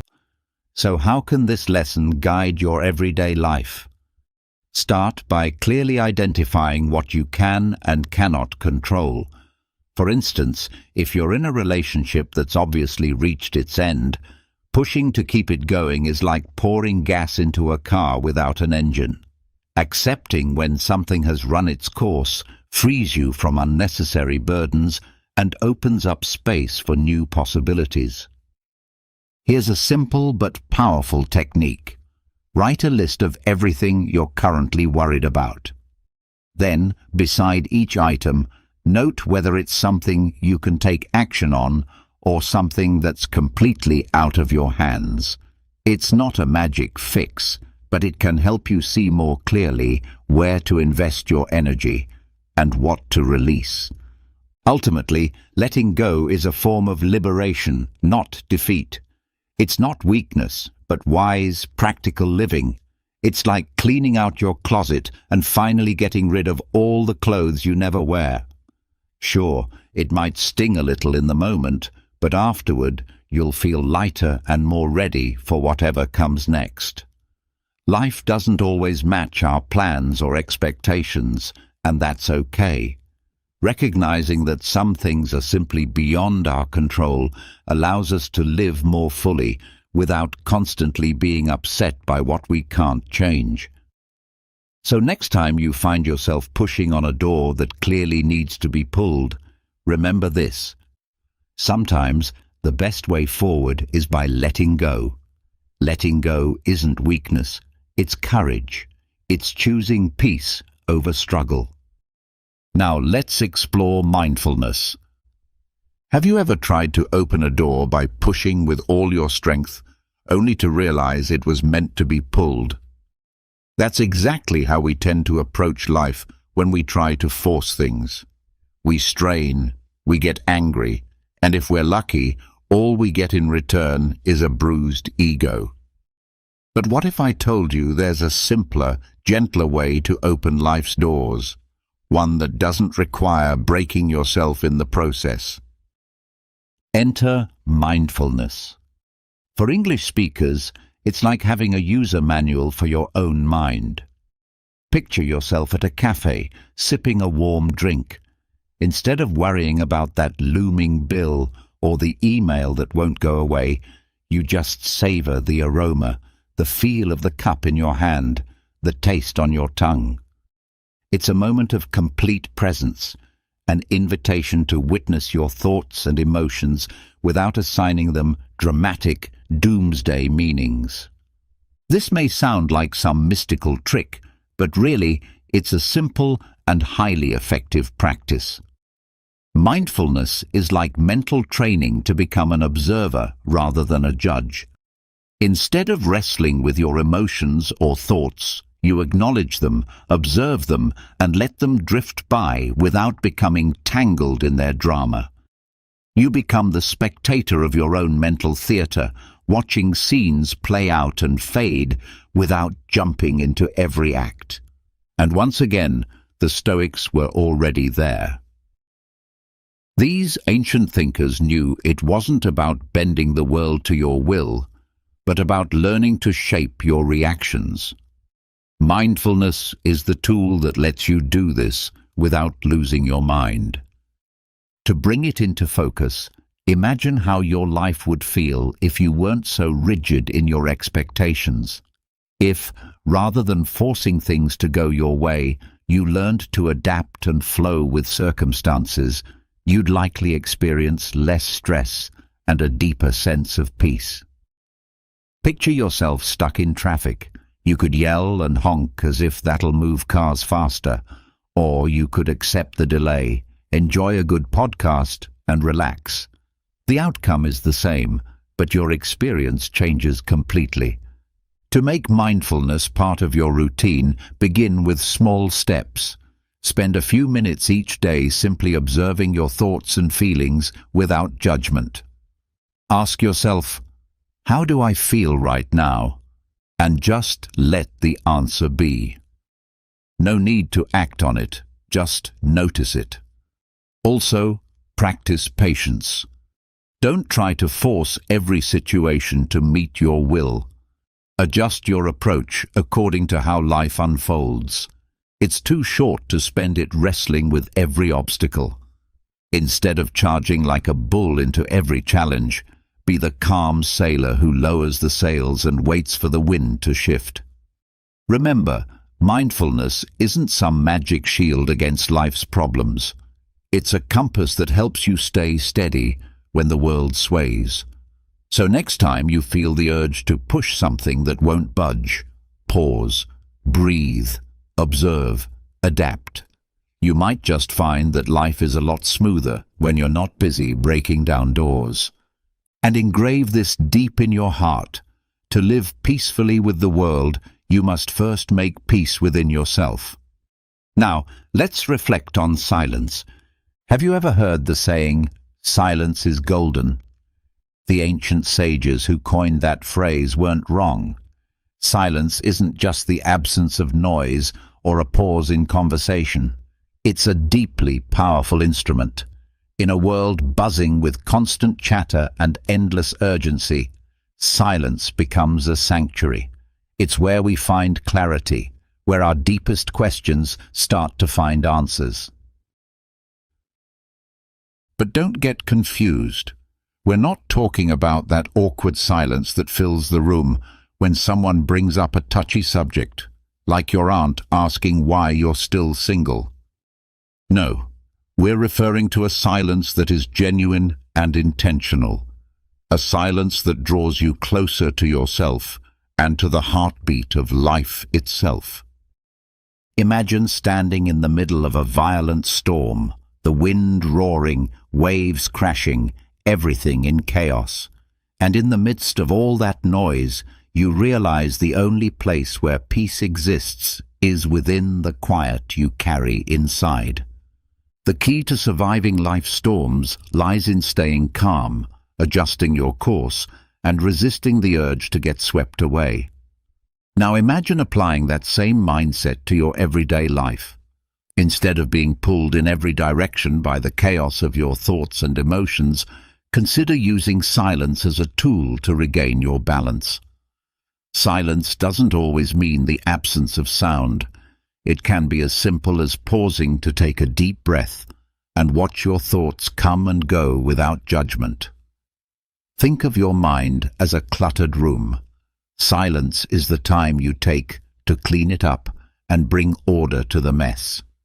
When you allow yourself a moment of quiet, you create the space necessary to reflect and gain clarity.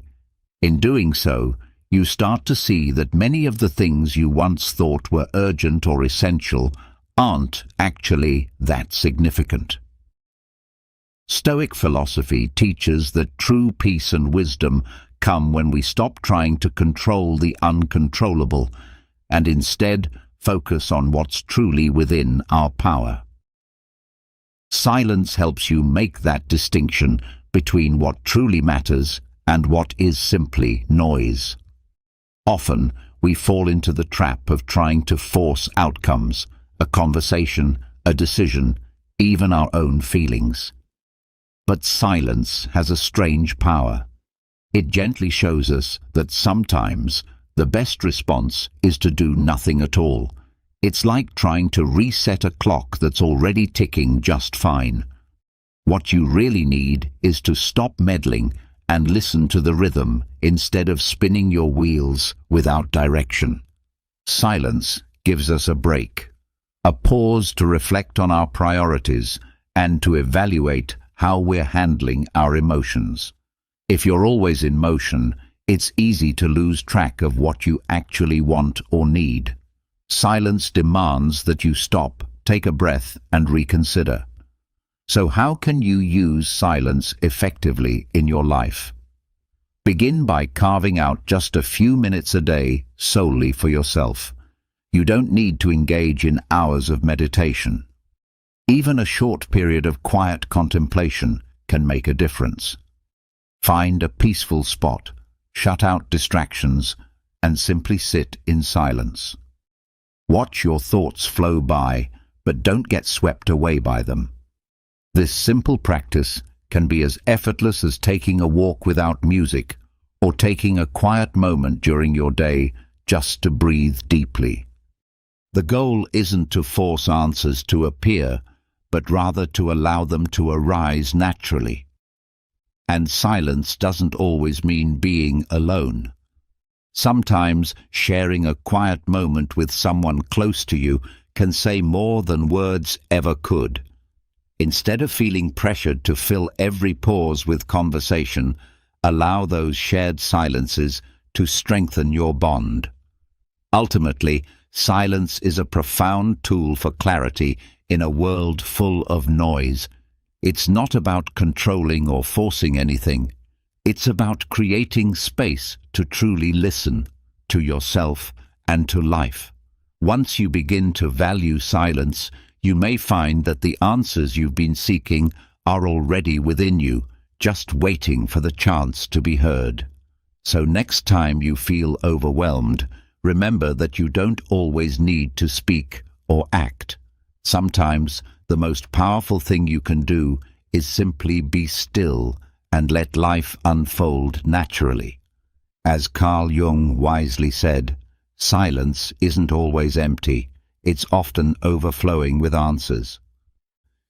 Take a moment now to think about the idea of enjoying the journey rather than focusing solely on the destination. Have you noticed how in life we often become fixated on winning, on reaching that end goal, forgetting that the real treasure lies in each moment along the way? I'm referring to the everyday journey, those seemingly ordinary moments that make up your day-to-day existence. Stoic wisdom reminds us that when we try to force outcomes, we end up tangled in frustration and dissatisfaction. So let's explore how to genuinely embrace the journey without being consumed by the end result. Picture your goals as a bicycle ride. Imagine the wind brushing your face, the landscape changing as you go.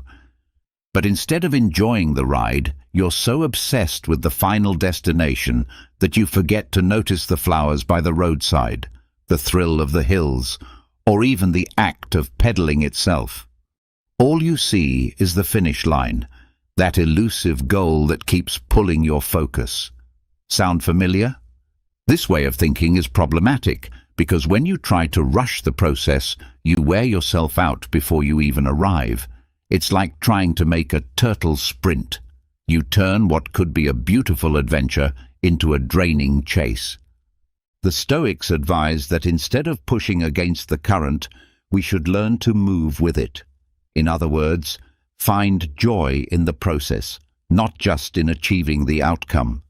The trick isn't to become indifferent or lazy, but to strike a balance between effort and presence. Think of life as a dance. If you concentrate only on nailing the final moves, you'll miss the rhythm and grace that make dancing joyful. Force the rhythm and you'll stumble. Move with awareness and ease and you'll savor each step. To live this way, start by setting small, attainable goals. Don't wait until the big dream is fulfilled to feel accomplished. Celebrate your small wins. Each one is a step forward. Imagine you're building a cathedral. Rather than focusing only on the final structure, learn to appreciate each brick you lay. Practice self-compassion too. If you find yourself pushing too hard, it's okay to step back and regroup. Life isn't a sprint, it's a marathon. And in a marathon, pacing yourself and enjoying the scenery is the key to lasting the distance. This isn't about denying ambition, but about tempering it with wisdom. Like a skilled chef who doesn't rush to the end but delights in every ingredient and step of the process, you too should learn to savor every phase of your journey. That way, your final goal won't just be a finish line. It'll be the culmination of an experience rich with meaning and growth. As the old saying goes, life is a journey, not a race. Learn to enjoy every moment because, ultimately, those moments are all you truly have. So take a deep breath, loosen your grip on the reins, and remember that every step, every pedal, every moment counts. Enjoy the ride. Now, let's talk about finding joy in the simplest things. Have you ever wondered why, despite all the advancements and comforts of modern life, we often feel emptier than ever? Maybe the answer doesn't lie in the latest gadgets or the pay raise you've been chasing. Maybe, just maybe, the secret lies in something much more humble, learning to find joy in simplicity. Stoic philosophy, with all its practical wisdom, reminds us that true happiness doesn't reside in big achievements or grand moments, but in the little details we often take for granted. Imagine sitting by a cafe window on a rainy day, sipping a hot cup of coffee. You could be rushing to a business meeting or trying to solve a family problem. But here, Right now, you're doing nothing more than enjoying a warm drink while watching the raindrops trail down the glass. It's in these kinds of seemingly insignificant moments that the deepest contentment often lives. But how can that be? Isn't the extraordinary supposed to be more valuable? This is where Stoic wisdom steps in. The Stoics taught us to focus on the present and to appreciate what we already have. It's a mindset shift, a gentle letting go of the endless pursuit for more, and learning to see the value in what's right in front of you. It's like life offering you a menu full of beautifully simple dishes, but instead of savoring each bite, you keep chasing after the most elaborate option. So, how do you start embracing simplicity and finding joy in it? First, you have to stop trying to force life into a certain shape. The Stoics teach that when we try to micromanage every piece of our lives, we end up locked in a never-ending chase for a happiness that always seems just out of reach. Instead, accept what you have and find joy in that acceptance. Imagine wanting to bake a 5-layer cake, but your oven breaks and all you get is a single cookie. Rather than sulking over what's missing, enjoy the sweetness of that cookie. What may feel like a failure could simply be life's way of giving you exactly what you need in a simpler form. Gratitude also plays a vital role in this practice. Spend a few minutes each day thinking about what you already have and what you've already accomplished, no matter how minor it may seem. Appreciate the sunlight warming your skin, a friend's smile, or a quiet moment in the middle of a hectic day. These are the building blocks of a joyful life. When you learn to recognize and appreciate them, life becomes a series of small, meaningful joys rather than a relentless climb towards some far-off success. Joy isn't hidden in the distant future or found only in big wins. It's present, in the now, in the moments we so often overlook. Stoic philosophy reminds us to stop trying to force life to deliver more and instead to open our eyes to the gifts already around us. So next time you find yourself stuck in the grind of chasing what's next, pause. Your happiness might be sitting right there in a warm cup of coffee, in a heartfelt conversation, or simply in the peace of the present moment. As Oscar Wilde once said, true wealth lies in mastering the art of enjoying life, and at the heart of that is the practice of gratitude. Ah yes, gratitude, that often casually spoken word we use when someone hands us a slice of bread or gives us a compliment. But how often do we truly grasp its meaning? Gratitude isn't just a polite phrase or a sign of good manners. It's not a checklist item. It's a way of living, one that many of us have allowed to fade away in our mad rush for the next new gadget, the next milestone, the next validation of success. Picture life as a celebration, a grand party. Now imagine you're the guest who's so preoccupied with the fact that the DJ isn't playing your favorite track, you miss out on the food, the laughter, and the magic of the moment. That's how most of us live, consumed by what's missing, blind to what's already present. And this is where the true art of gratitude steps in. It's not just an attitude, it's a philosophy.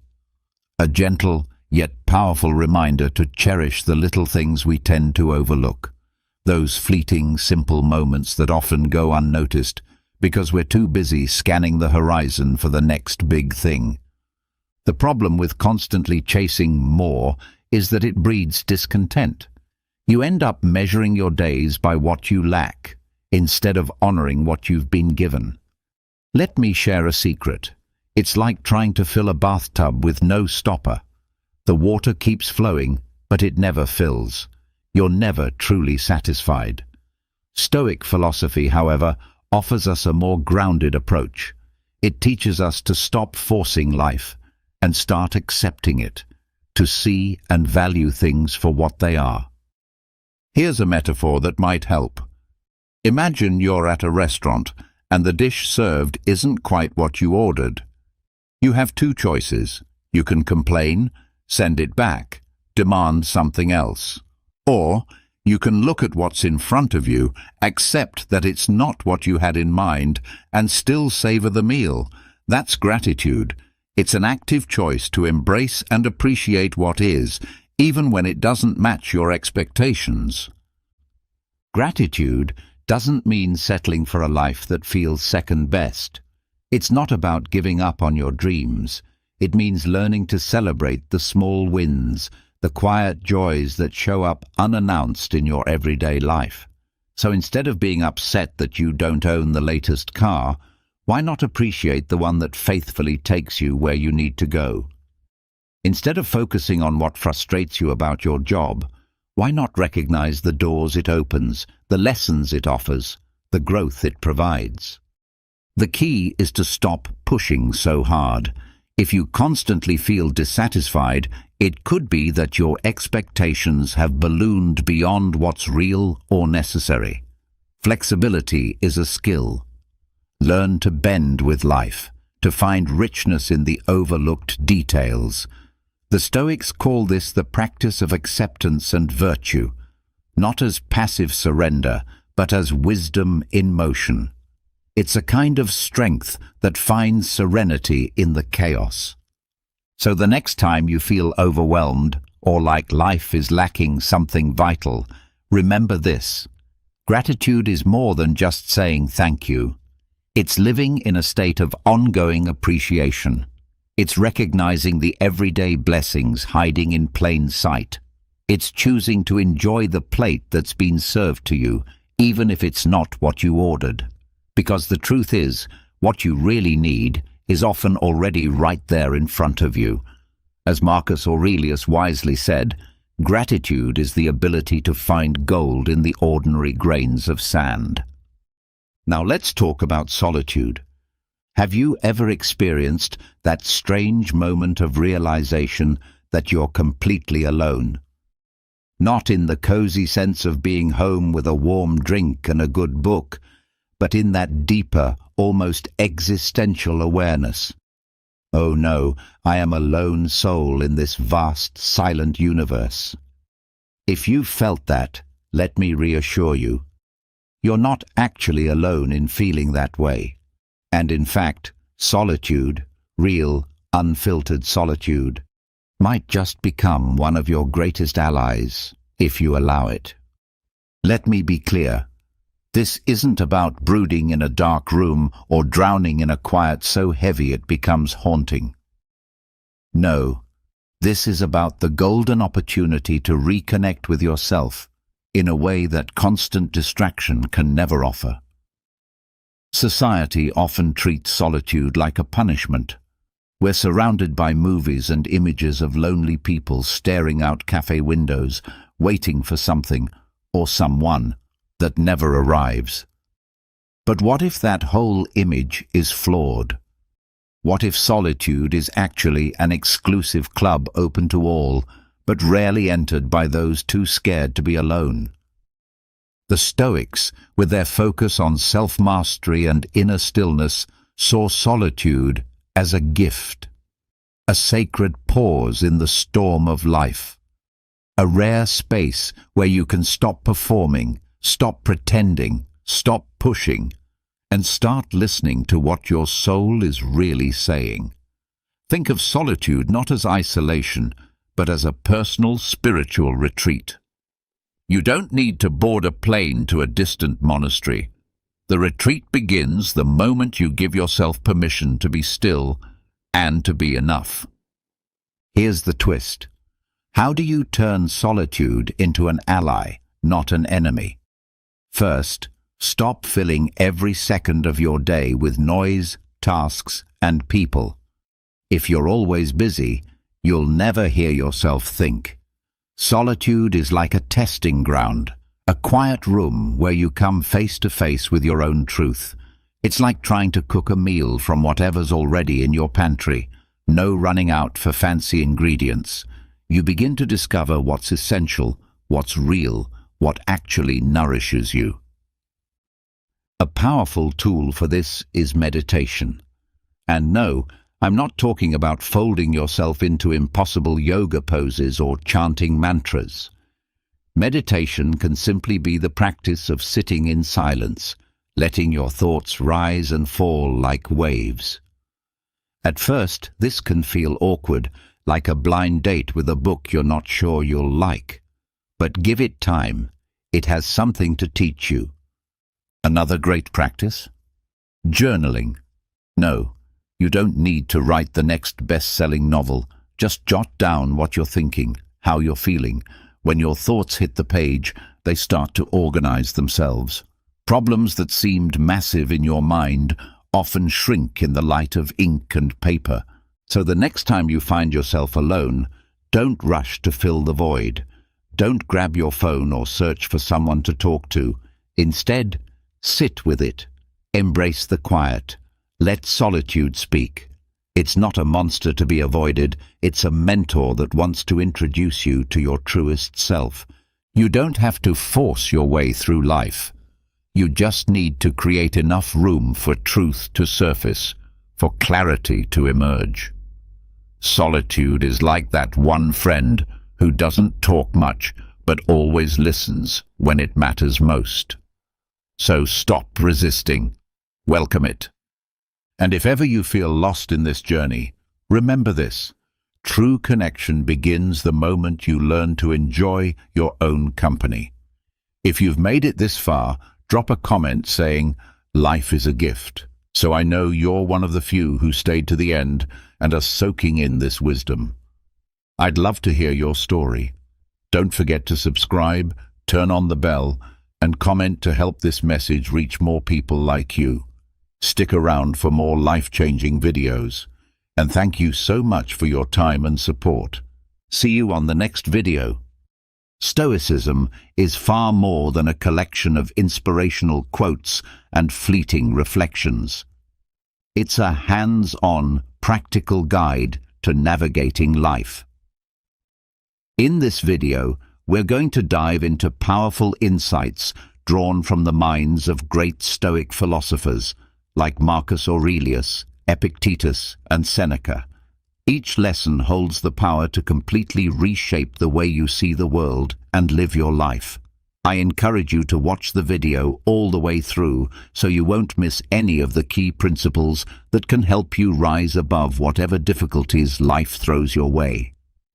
If this is your first time on this channel, I invite you to subscribe and turn on notifications to support the continued creation of valuable and insightful content like this. Let's begin this journey and uncover how you can take control of your emotions and unlock your true potential through our complete guide, Personal Growth, Stoic Philosophy for Modern Life. Click the link in the first pinned comment or visit our website to get access now. One of the first things you need to learn is this. Don't share your problems with everyone. The harsh truth is that 80% of people don't care, and the remaining 20% are often secretly glad it's you and not them. Instead, maintain a close-knit circle of trustworthy individuals who truly support you. Genuine empathy is incredibly rare, but when you find it, it becomes one of life's most valuable treasures. Rather than constantly trying to see the good in people, start seeking out people who are inherently good. While it's a noble trait to look for the best in others, surrounding yourself with those who consistently act with kindness and integrity will enrich your life in ways that far surpass blind optimism. Do what's right for you. Remember, nobody else is walking your path. Though others may offer advice, ultimately the choices and their consequences are yours alone. Trust your inner wisdom and respect the unique journey you are on. The more gratitude you cultivate, the more reasons you will find to be grateful. Gratitude isn't just a feeling, it's a powerful magnet for abundance and positivity. By appreciating what you already have, you open the door to even greater blessings. Never let a bad day convince you that you have a bad life. Your perspective shapes your reality. Even when things are tough, understand that life is made up of many experiences. One dark chapter doesn't define your entire story. Every second spent comparing your life to someone else's is a second wasted. Your path is uniquely yours and not meant to be measured against anyone else's. Focus on your own progress, your own growth, and your own joy, rather than trying to live up to someone else's highlight reel. You can try to please everyone, let people take advantage of you, and still find yourself disappointed. That's why setting healthy boundaries is non-negotiable. Your value isn't determined by how much of yourself you give away. When reflecting on life, remember this: no amount of guilt will change the past, and no amount of anxiety will alter the future. Real power lies in the present moment. Focus on what you can influence now and release everything outside your control. Every person in your life has something to teach you. Some will show you the meaning of love and support, while others will teach you what to avoid. Embrace each experience as a lesson, recognizing how both the positive and the painful help you grow stronger. You see the true nature of people when you are no longer useful to them. Adversity strips away pretenses and reveals authenticity. Pay attention to who stands beside you when you have nothing to give. Those are your true allies. Don't get married simply because you feel you should.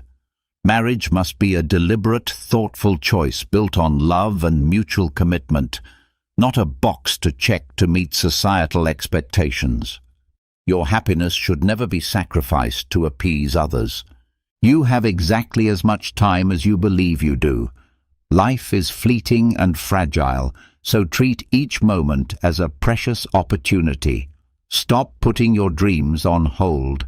Cherish your time with loved ones. Tell them you love them, frequently.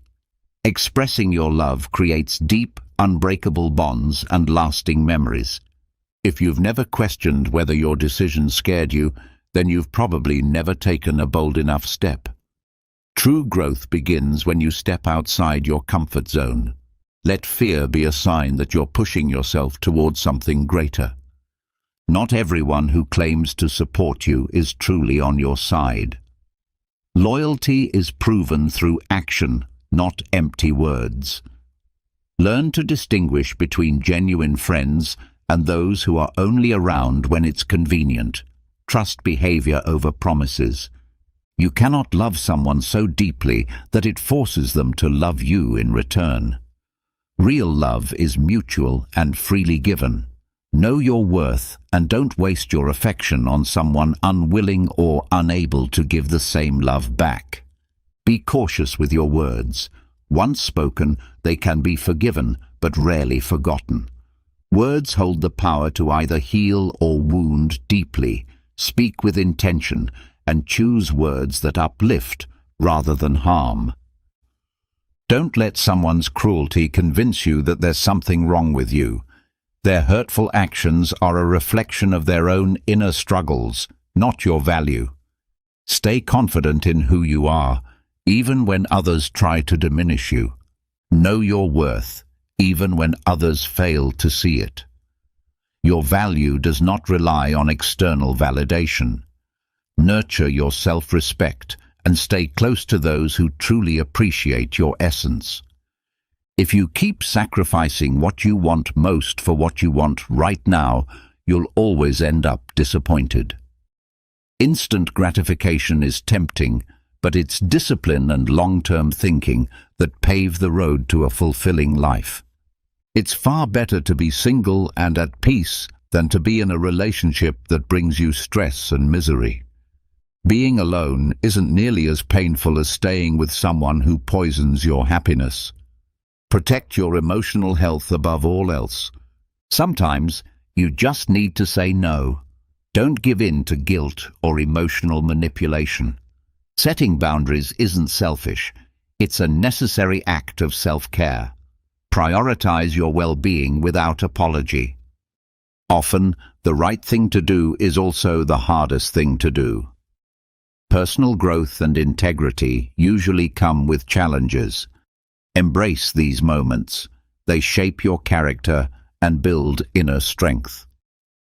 What you choose to do today can positively impact all of your tomorrows. Every small, meaningful action contributes to a better future. Keep investing in yourself and in the life you want to build. Life has a strange way of repeating certain situations until we finally learn the lesson we're meant to grasp. Reflect on your patterns and use that awareness to break free from harmful cycles. You won't be punished because of your anger, but by it. When left unchecked, anger becomes self-destructive. Master your emotions before they master you. Emotional control is key to peace and resilience. Being right isn't always worth the cost of losing peace or damaging relationships. Sometimes preserving harmony matters more than winning an argument. Let humility and compassion lead over pride. The people you surround yourself with often shape your life more than you realize.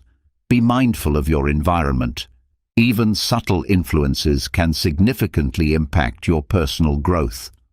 Sometimes, there isn't a perfect decision in front of you. In those moments, make a choice, and then commit to making it the right one. Life doesn't always offer certainty, but your effort and resolve can make any path meaningful. The greatest mistake you can make is living in fear of making one. That fear alone can paralyze you more than failure ever could. Take action, embrace mistakes, and treat them as lessons that move you forward. Learn how to be happy on your own. If your joy depends on someone else's presence, you give away your power. True strength lies in emotional self-sufficiency. Build a solid relationship with yourself first. You are not obligated to fulfill the expectations others place on you. Live by your own values, your own standards. Let your inner compass guide you, not the pressure to meet someone else's ideals. Not every thought that comes to mind needs to be spoken aloud. Discretion and thoughtful silence are powerful virtues. Sometimes the wisest response is simply to say nothing at all. There are moments in life we wish never happened, truths we wish we didn't have to learn, and people we wish we never had to lose. But part of growth is learning to accept these difficult realities and the lessons they bring. We encounter truths we would rather ignore, but they become necessary lessons. We meet people we feel we cannot live without, yet we're sometimes called to let them go. Life is a series of paradoxes and trials, and true wisdom lies in embracing the inevitable and evolving through it. No matter how many life lessons someone tries to teach you, you won't fully understand them until you've lived them yourself. Personal experience remains the most powerful teacher. Cherish your own journey as a valuable source of learning. You always have the power to begin again, to start becoming the person you genuinely want to be. Each day is a new opportunity to transform yourself. Don't wait for the perfect moment to make a change. Create the moment by taking action. The people who place the most demands on you are often the ones who offer you the least. Learn to identify relationships that are imbalanced. Appreciate those who add genuine value to your life and be mindful of your expectations. Never give up these three things: your family, your heart, or your dignity.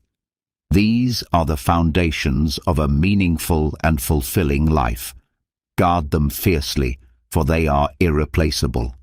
Always keep your eyes on where you're headed, not on where you've been. The past exists to teach you, not to trap you. Focus on the future and the potential that lies ahead. Sometimes, it's not that people have changed. It's that the masks they were wearing have finally come off. A person's true character becomes evident with time through their consistent words and actions. Show respect even to those who may not deserve it, not because of who they are, but because of who you are. The way you treat others is a reflection of your own character, not theirs. Stay true to your values regardless of how others behave. When a problem seems to have no solution, it might not be a problem to solve, but rather a truth to accept. Wisdom lies in knowing the difference between what can be changed and what must be embraced. Inner peace often emerges when we accept reality instead of resisting it. Nothing leaves your life until it has taught you what you needed to learn. Repeating patterns and situations are often signs pointing you toward growth. Pay attention to these moments. They're lessons in disguise. Avoid making permanent decisions during emotional storms. Emotions are temporary, but the outcomes of your decisions can last. Step back, breathe, and approach situations with clarity and calm. Sometimes, the healthiest choice is to let certain people go, no matter how difficult it feels. Some individuals are simply not worth the emotional effort. Recognize when a relationship causes more harm than good, and prioritize your own emotional health. To truly understand someone's character, don't just observe what they do. Watch how they react. Reactions are harder to fake and often reveal more than actions ever could. The way someone treats you is a reflection of who they are, not who you are. Don't let their negative behavior diminish your sense of self-worth. Keep your confidence strong even when others treat you unfairly. Mistakes are evidence that you're trying. Every misstep is a chance to grow and learn. Don't fear making mistakes. Fear standing still. Love, on its own, isn't enough to sustain a happy and lasting relationship. The ability to be open and unafraid is essential. Even the toughest conversations are necessary. Honest, consistent communication is the bedrock of any strong bond. Life always has something to teach you, if you're willing to learn. Keep your mind open and thoughtful. Every experience, whether uplifting or painful, carries a lesson within it. A person's true strength is revealed not in easy times, but in the face of hardship. Difficult situations expose our deepest character. Adversity is the ultimate test of our inner resolve. When you place someone on a pedestal, they have no choice but to look down on you. Respect others, but don't idolize them. Real relationships thrive on mutual appreciation, not blind admiration. Pain makes you stronger. Betrayals make you wiser. Deceptions sharpen your discernment. Life's struggles are stepping stones to becoming a better version of yourself.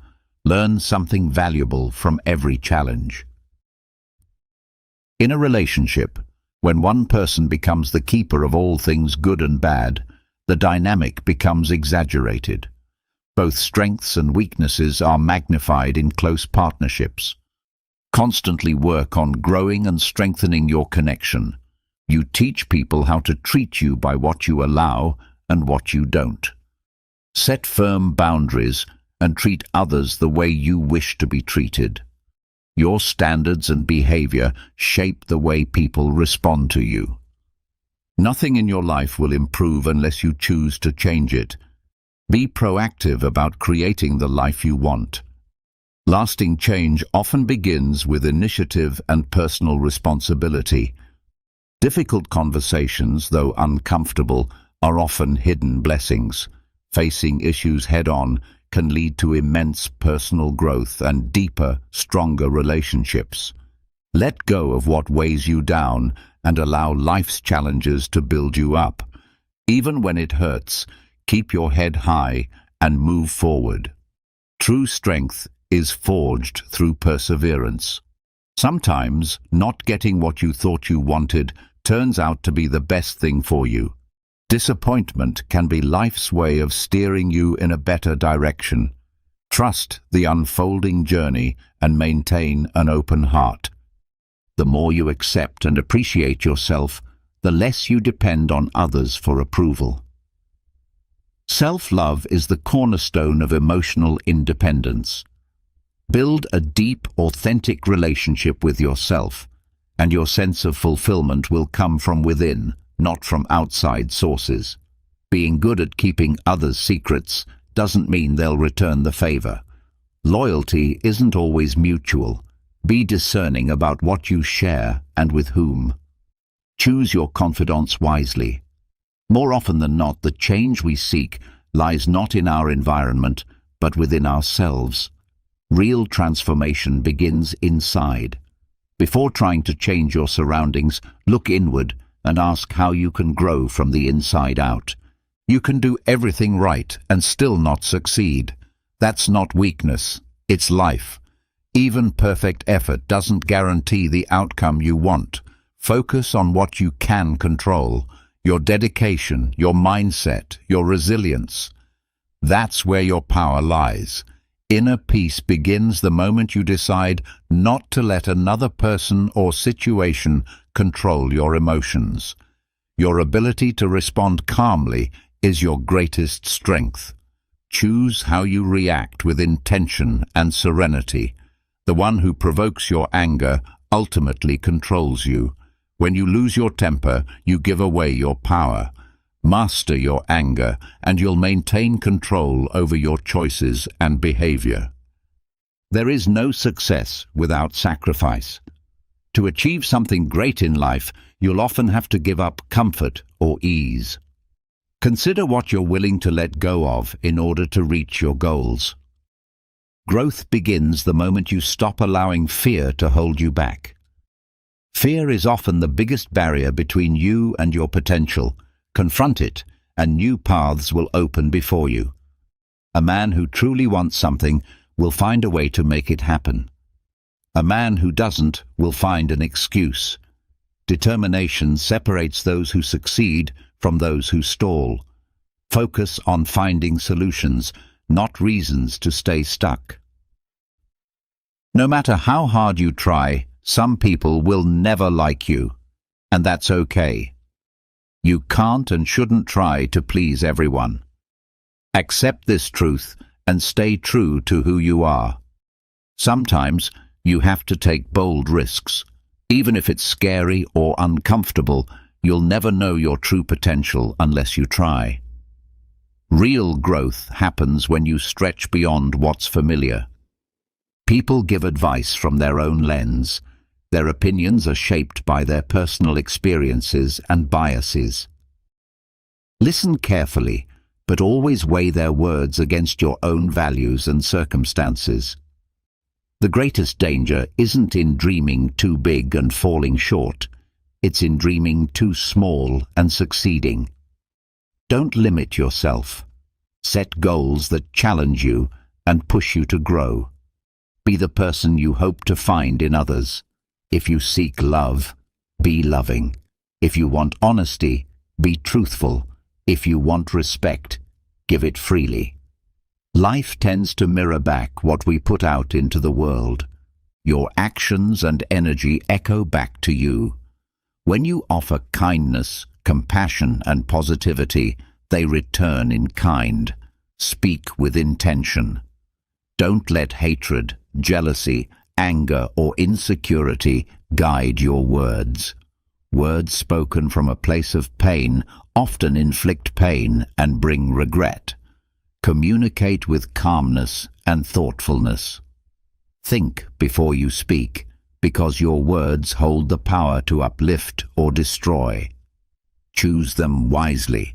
Speak with intention, understanding the influence your words can have on both others and yourself.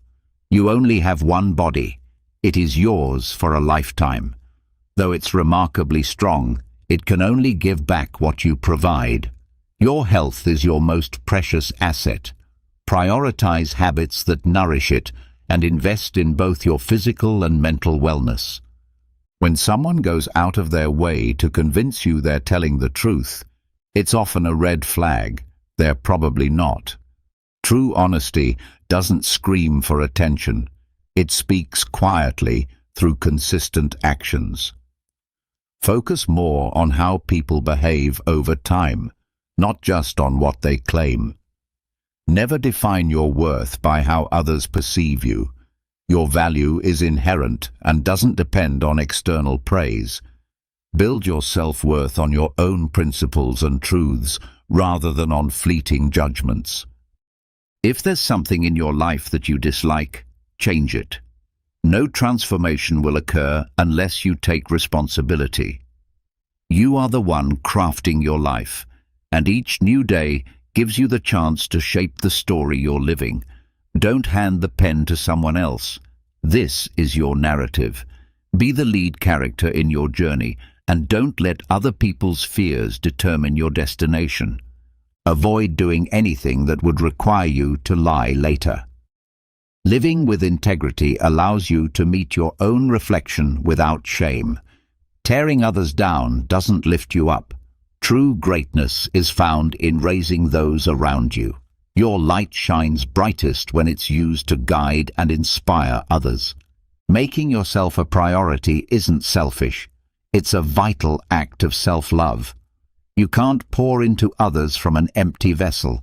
Fill yourself first with care, compassion, and positive energy. Light may travel faster than sound, which is why some people seem impressive until they speak. Sharpen both your mind and your wisdom.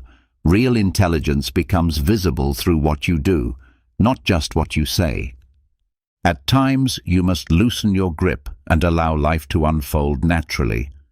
Even your trials carry lessons and growth. Life itself is full of risks, but the most dangerous choice is doing nothing at all. Every risk is a doorway to growth. Be bold enough to live, to love, and to chase what sets your soul on fire. The only person you're guaranteed to be with for the rest of your life is yourself. Start loving that person. Self-love is the soil from which all healthy relationships grow and the foundation for a truly fulfilled life. Overthinking can be your worst enemy. It distorts truth and complicates clarity. Learn to stay rooted in the present and focus on solutions. Inner peace begins when you stop needing all the answers and start accepting life's questions. Don't stress over whispers behind your back. They reveal more about the speaker than they do about you. Keep growing, live by your principles, and reclaim your peace. It's too valuable to let someone else control it. Pain is often the teacher of our most necessary lessons. It wakes us up, reshapes us, and prepares us for a wiser, more grounded future. Find happiness within yourself without needing validation from outside. Build a life that excites you and let joy grow from the inside out. Confidence doesn't always come from feeling ready. Sometimes it comes from acting as if you are. How you carry yourself shapes your outcomes. Change is inevitable. Don't fight it. Flow with it, but never compromise your values. Let change refine you, not erase you. Just because life could have been different doesn't mean it would have been better.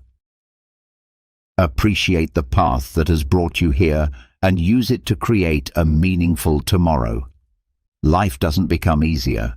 We become stronger. Every challenge builds our resilience. Celebrate that strength and acknowledge how far you've come. It's not your mistakes that define who you are, but how you handle them. Your response to failure reveals your character and your resolve. People will disappoint you. It's part of life.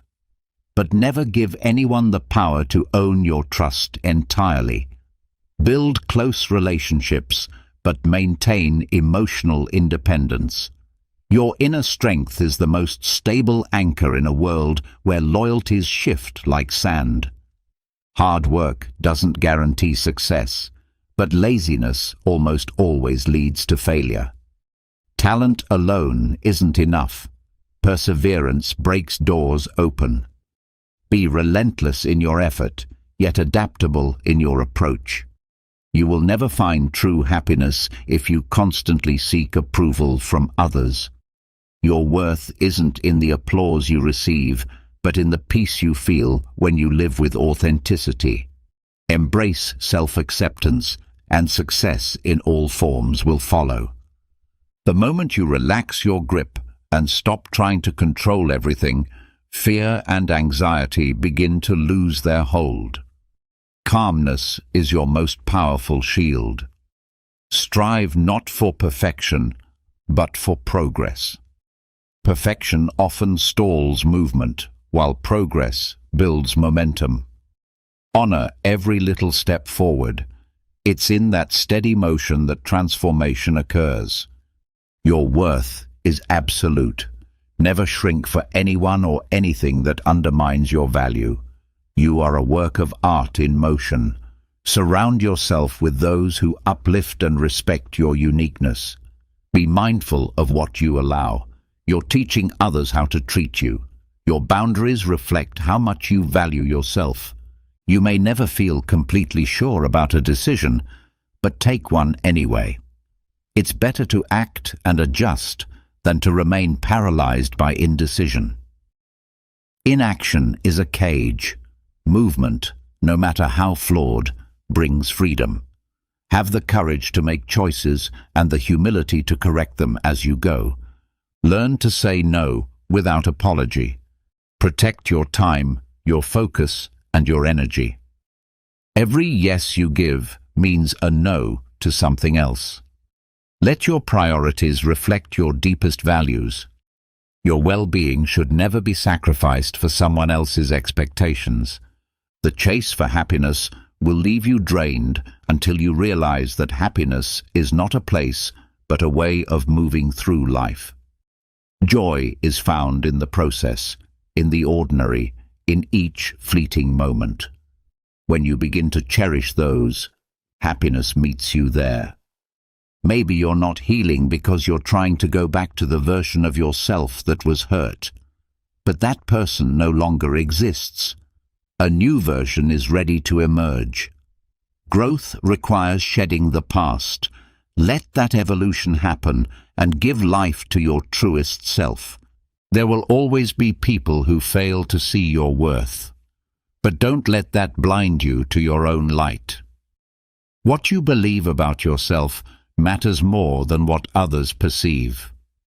Build a strong, grounded self-image and keep shining, even when unnoticed. You can't grow if you always think you're right. Humility is the doorway to understanding. Accept the possibility of being wrong, and you'll gain wisdom from every moment. Life owes you nothing. Work for what you want. Entitlement is a trap, while initiative sets you free. Take ownership of your life, and you'll uncover strengths you didn't know were yours. There will be moments you wish never happened, things you didn't want to learn, and people you didn't want to lose. But these are the seasons of growth.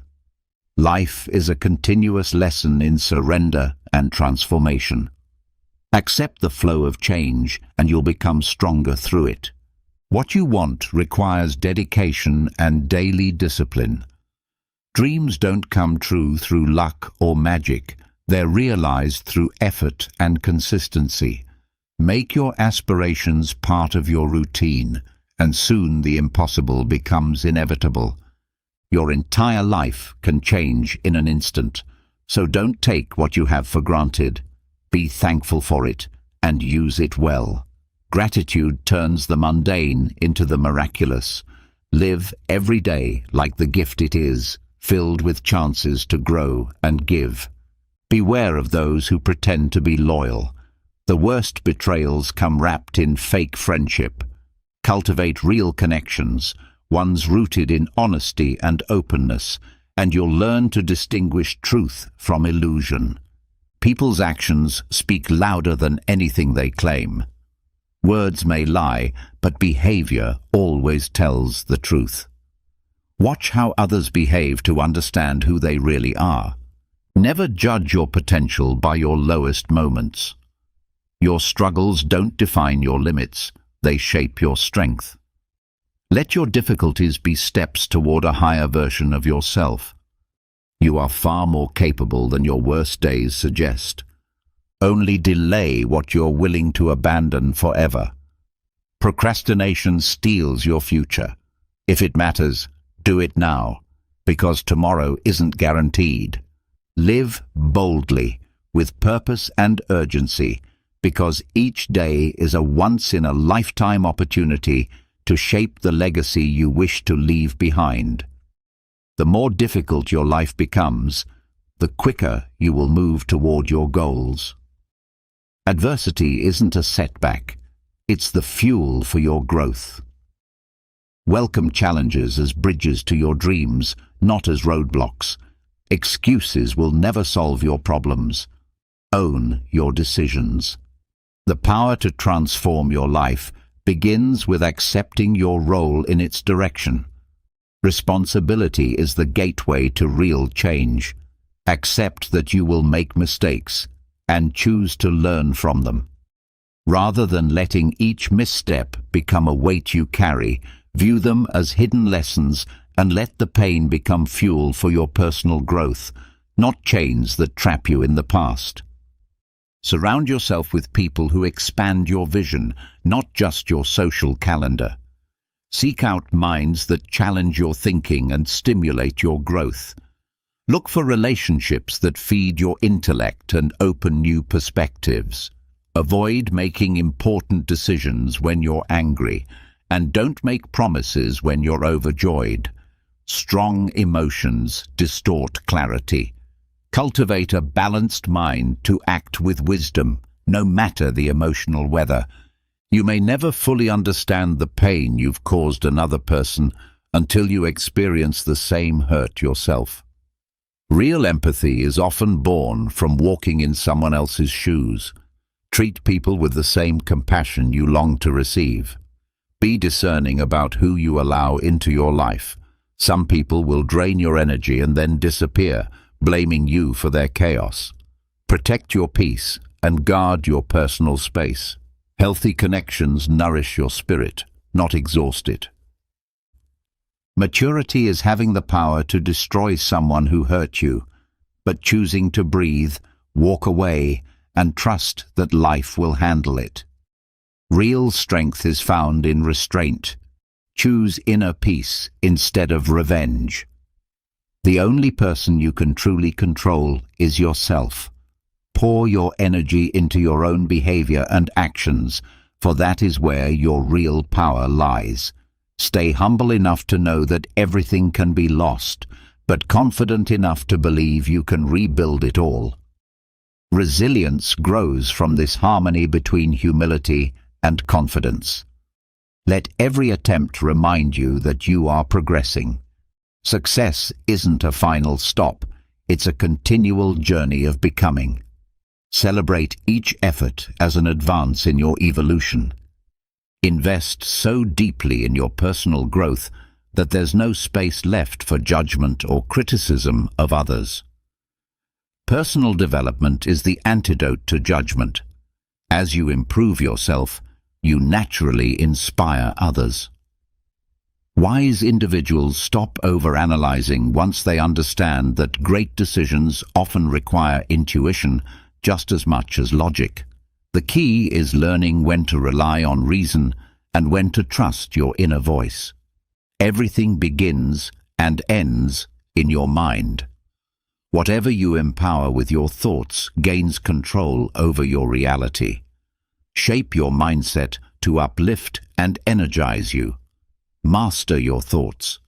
Mental discipline is essential to success in every area of life.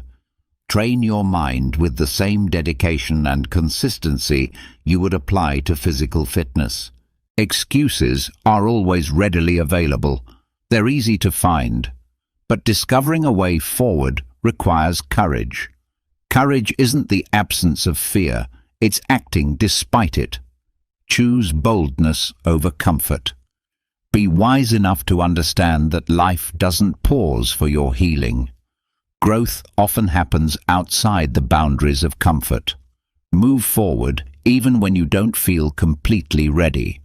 Don't let love become the reason you accept mistreatment. Self-love is the foundation of every healthy relationship. Set firm boundaries and protect your dignity. Real love lifts you up. It doesn't tear you down. Every time you lie, you create future problems for yourself. Honesty simplifies life. Live with integrity, and you'll sidestep countless complications. The truth may hurt, but it always brings freedom. Do what is right now. The present is your only guaranteed moment. Let your actions reflect integrity. Every right choice shapes your character and creates the future you envision. A person who truly believes in themselves doesn't need to convince anyone else. Authentic confidence speaks softly but carries power. Build your worth from the inside, and your actions will say more than any words. Learn to miss people without needing them back. Growth often involves letting go, honoring the past, and moving forward with grace. Your future needs you fully present. If life were easy, there would be no room to grow. Challenges are the gym for your soul. Every trial you conquer strengthens you. Welcome difficulty as a chance to evolve. Sometimes you simply have to accept that some people will live in your heart, but not in your life. Not all relationships are meant to last. Cherish the moments for what they were, and remain open to what lies ahead. The only way to truly build self-respect is by doing things that matter. Real self-esteem comes from doing meaningful things and building a life you're proud of through intentional daily choices. Trading long-term joy for short-term pleasure is a recipe for deep regret. True satisfaction demands patience and vision. Commit to your future by resisting the fleeting temptations of now. Don't fear setting boundaries in your relationships. If people leave when you do, they were never meant to stay. Mutual respect is the backbone of every healthy bond. Never be afraid to walk away from anyone who diminishes your light. Life becomes lighter when you learn to forgive without receiving an apology. Forgiveness is something you give yourself. Liberation from unfulfilled expectations and emotional baggage. The journey toward a better life begins the moment you decide not to stay where you are. Change starts with a decision. Be bold enough to envision a new future and take that first step, even if it's a small one. Slow progress builds inner strength. Quick wins often feed the ego.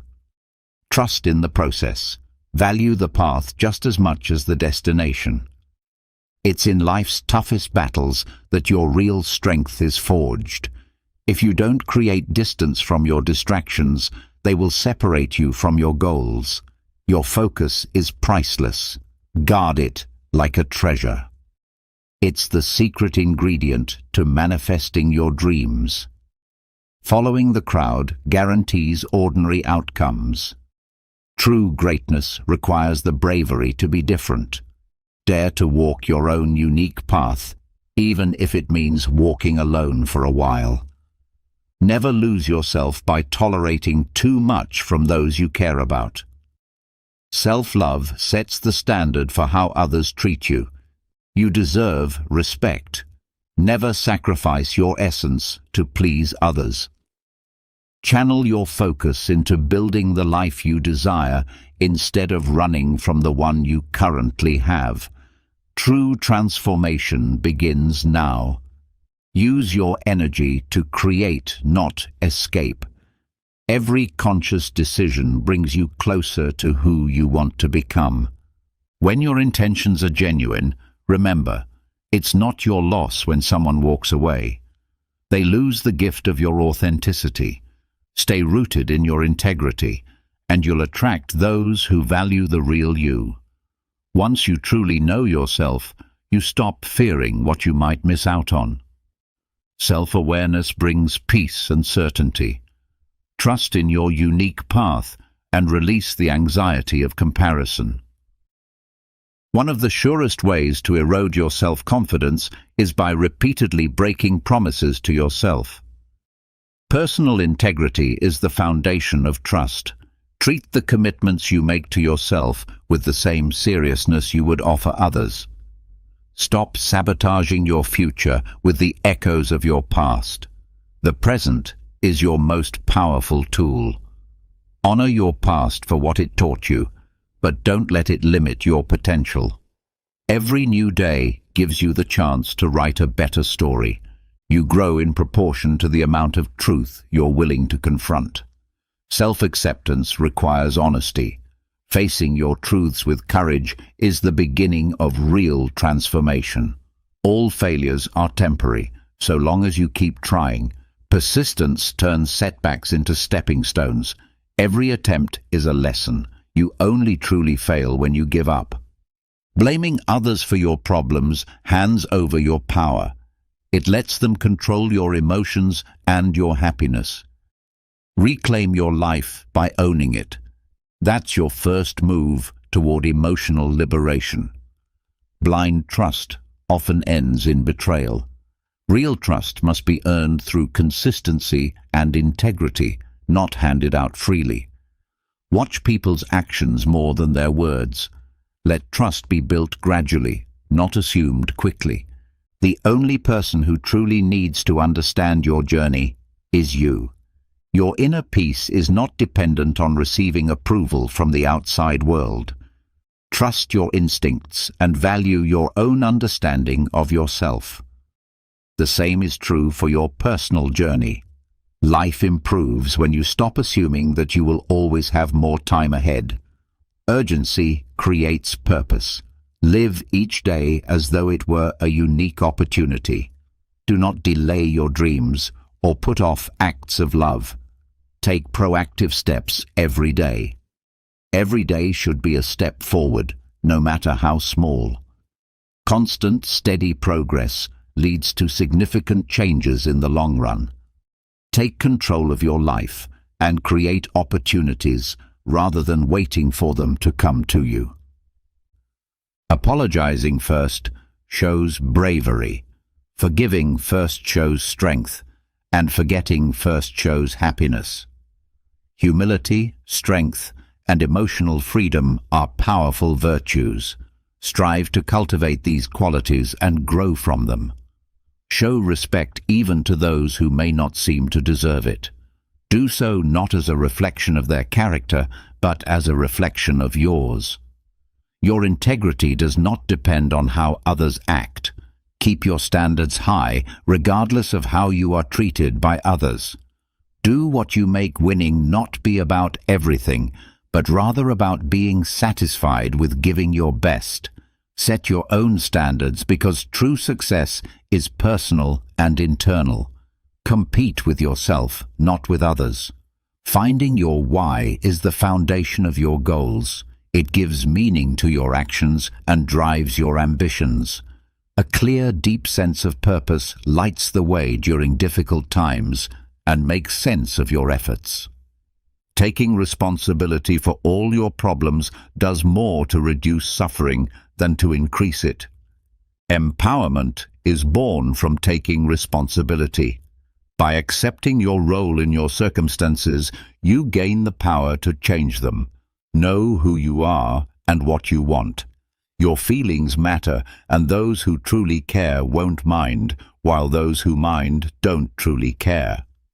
Authenticity attracts genuine relationships.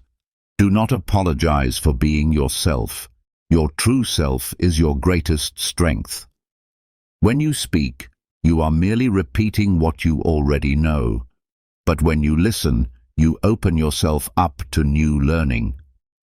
Wisdom often resides in silence and observation, so cultivate the art of listening. Everyone has something valuable to teach you. Never go out with someone you wouldn't be good friends with.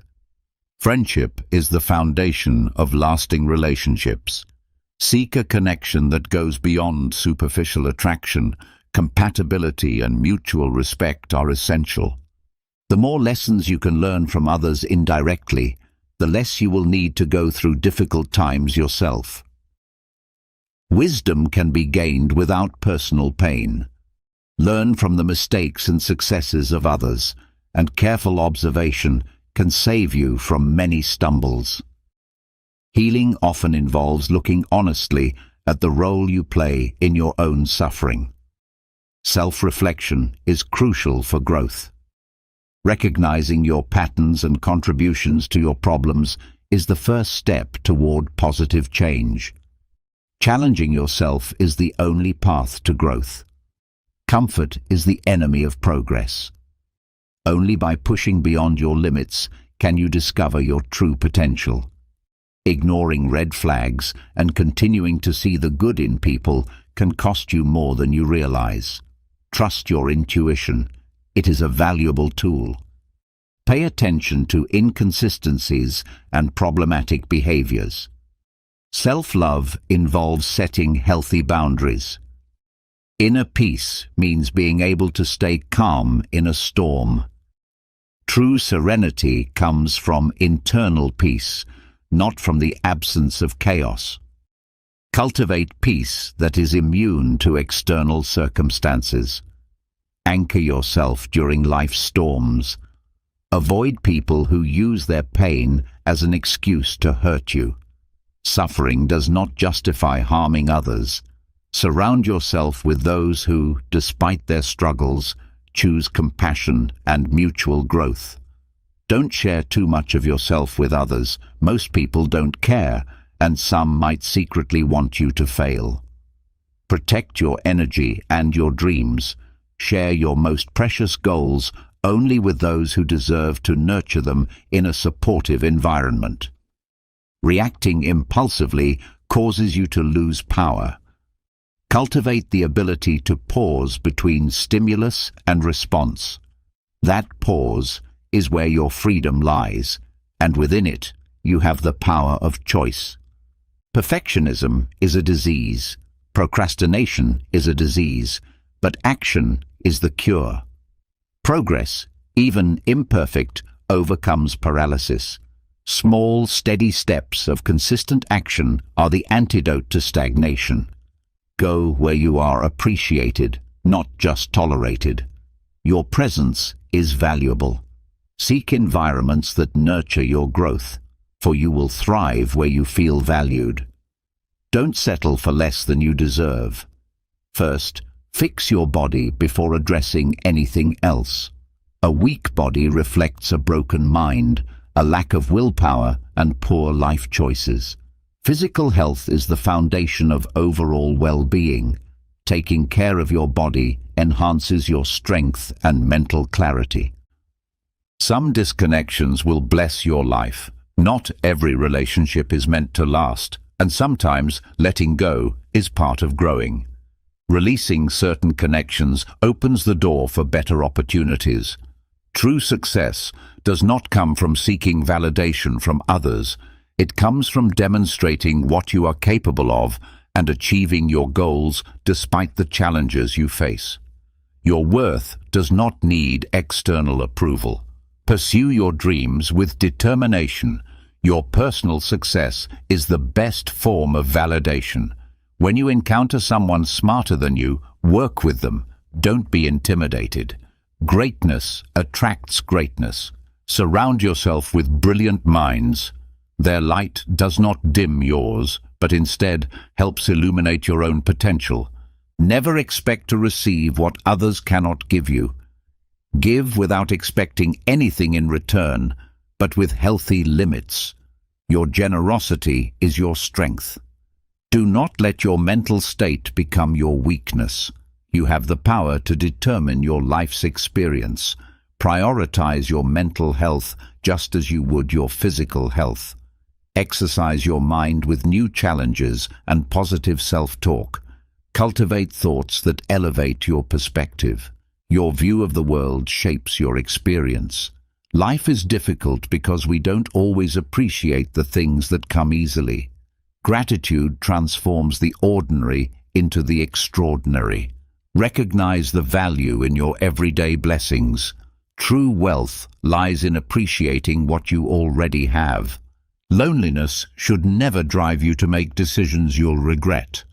The wrong company can leave you lonelier than being alone. Cultivate inner peace. Wise decisions come from emotional self-sufficiency. Once you're on the right track in life, you stop getting offended or angry all the time because you have much more meaningful things to focus on. With clear purpose, you can filter out distractions and focus on your growth.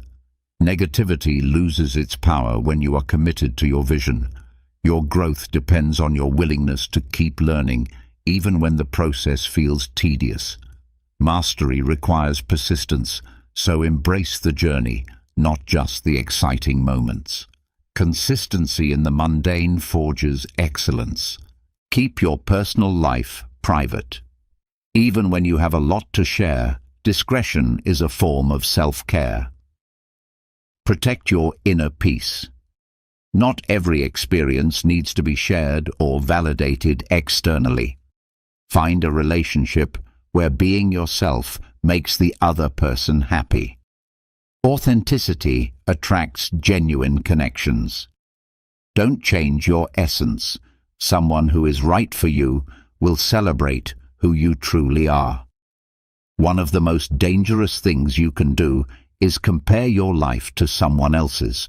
Life is not a race, but your personal journey. Each path is unique. Celebrate your progress. The only valid comparison is with who you were yesterday. Failure is not the end. It is simply a detour on the road to success. Resilience is key to triumph. Every fall is a lesson. Get up, learn, and continue with renewed determination. Just because you cannot see the purpose behind a difficult time does not mean it lacks purpose. Perspective comes with time. Trust the process of your life. The greatest growth often comes from the darkest moments. When you believe, your mind will find a way. Belief is the catalyst for action. In these times, your belief becomes the key that sparks action. Cultivating this belief is the first step in transforming your dreams into reality. Remember, your thoughts are the initial catalyst that sets everything in motion. Patience, however, is your ultimate competitive advantage. Success in life is not about quick wins. It's about playing the long game and being persistent. The sweetest fruits often take longer to ripen, and in the same way, long-term vision and consistent effort are crucial to achieving sustainable success. Your future is calling, and so is your past. Don't let yourself live solely for the future. Learn from your past, but don't become trapped in it. Your potential lies in the present moment, in the opportunities you are actively creating. Being true to yourself can sometimes lead to loneliness, but this solitude is worth it. Authenticity attracts real relationships and fosters a sense of inner peace. Others may try to bring you down due to their own jealousy, and while this is normal, stay focused on your goals. The opinions of others do not define your worth. Success will always attract criticism, and instead of letting it discourage you, let it fuel your determination to keep moving forward. Change may feel daunting, but stagnation is far worse. Embrace change as an opportunity for growth. Each new challenge is a door to a better version of yourself. The process of evolving may hurt, but true love, in its purest form, transcends occasional pain. Meaningful relationships require vulnerability. Choose carefully who you trust, as not everyone will handle your vulnerability with care. A day without challenges signals that you're on the wrong path. Challenges are the signs of progress. Obstacles are the markers that show you're expanding your limits. The real magic lies in the work you avoid. Confront your unresolved tasks, as this is where the potential for your dreams lies. What you fear the most is often what you need to do the most. Discipline yourself to stay true to your promises and be your own strongest ally. Reliability is the cornerstone of achieving your goals. Life is defined by opportunities, including the ones that come through loss. Learn from your past, but focus on the new possibilities that await you. Build discretion in silence, especially when your dreams are in their most vulnerable stages. Pain teaches us valuable lessons, and sometimes those lessons need to be learned multiple times for them to truly sink in. Stay calm in stressful situations. Recognize your emotions, but don't let them control you. Holding on to the past will dull your future. Invest your energy in creating the future you want to experience. The only real failure is not taking action. Even imperfect action is better than inaction, and the only rejection is not asking for what you want. The courage to ask opens new doors of opportunity. The greatest achievements are often found just on the other side of fear. It is essential to know when to say no. Your limits are important for maintaining personal integrity. People may desire your success, but not more than their own. Celebrate others, but do not depend on their validation. Overestimating intrinsic blame gives others power over you. Take full responsibility for changing your circumstances. Life has a way of working out, even when things seem impossible. Keep hope alive and continue moving forward. Never sacrifice who you are in the process of trying to be what others want. You don't have to prove anything to anyone, not even to yourself. Your worth is intrinsic. Luck favors those who work hard. Constant action creates opportunities, and it's important not to place all your happiness in one person or thing. Seek multiple sources of joy in your life. When you feel like giving up, remember the reason you started.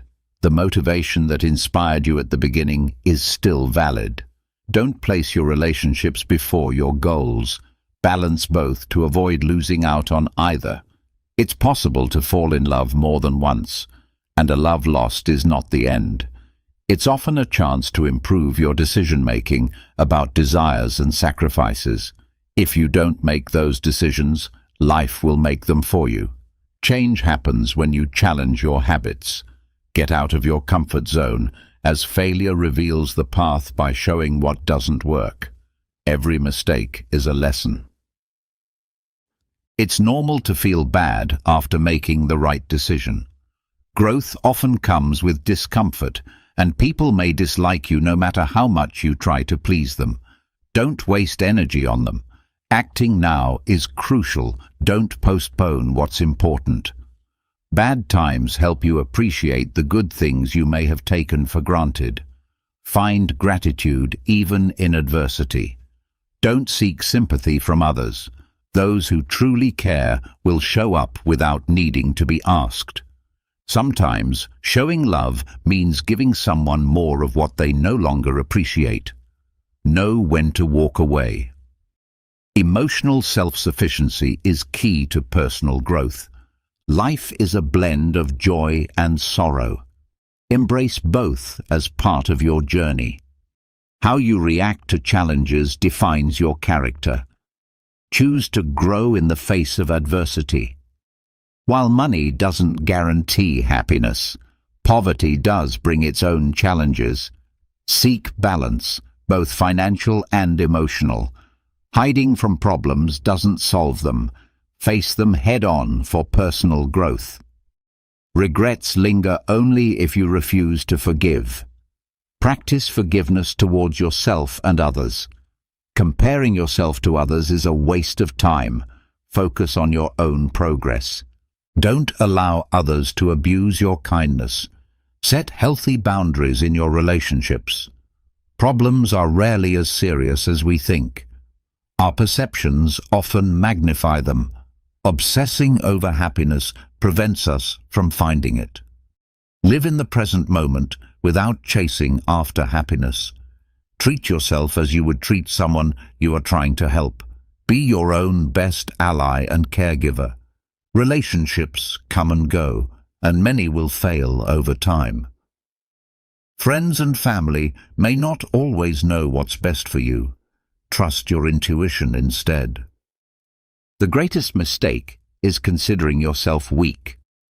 Recognize the strength within you and never allow mistreatment, especially in the name of love. Respect is essential in every relationship. Knowing when to intervene and when to step back is crucial. Take risks occasionally, as stepping out of your comfort zone opens new possibilities. Success doesn't come from hidden secrets. It comes from consistent hard work. Make yourself indispensable by providing unique value. Don't depend entirely on anyone.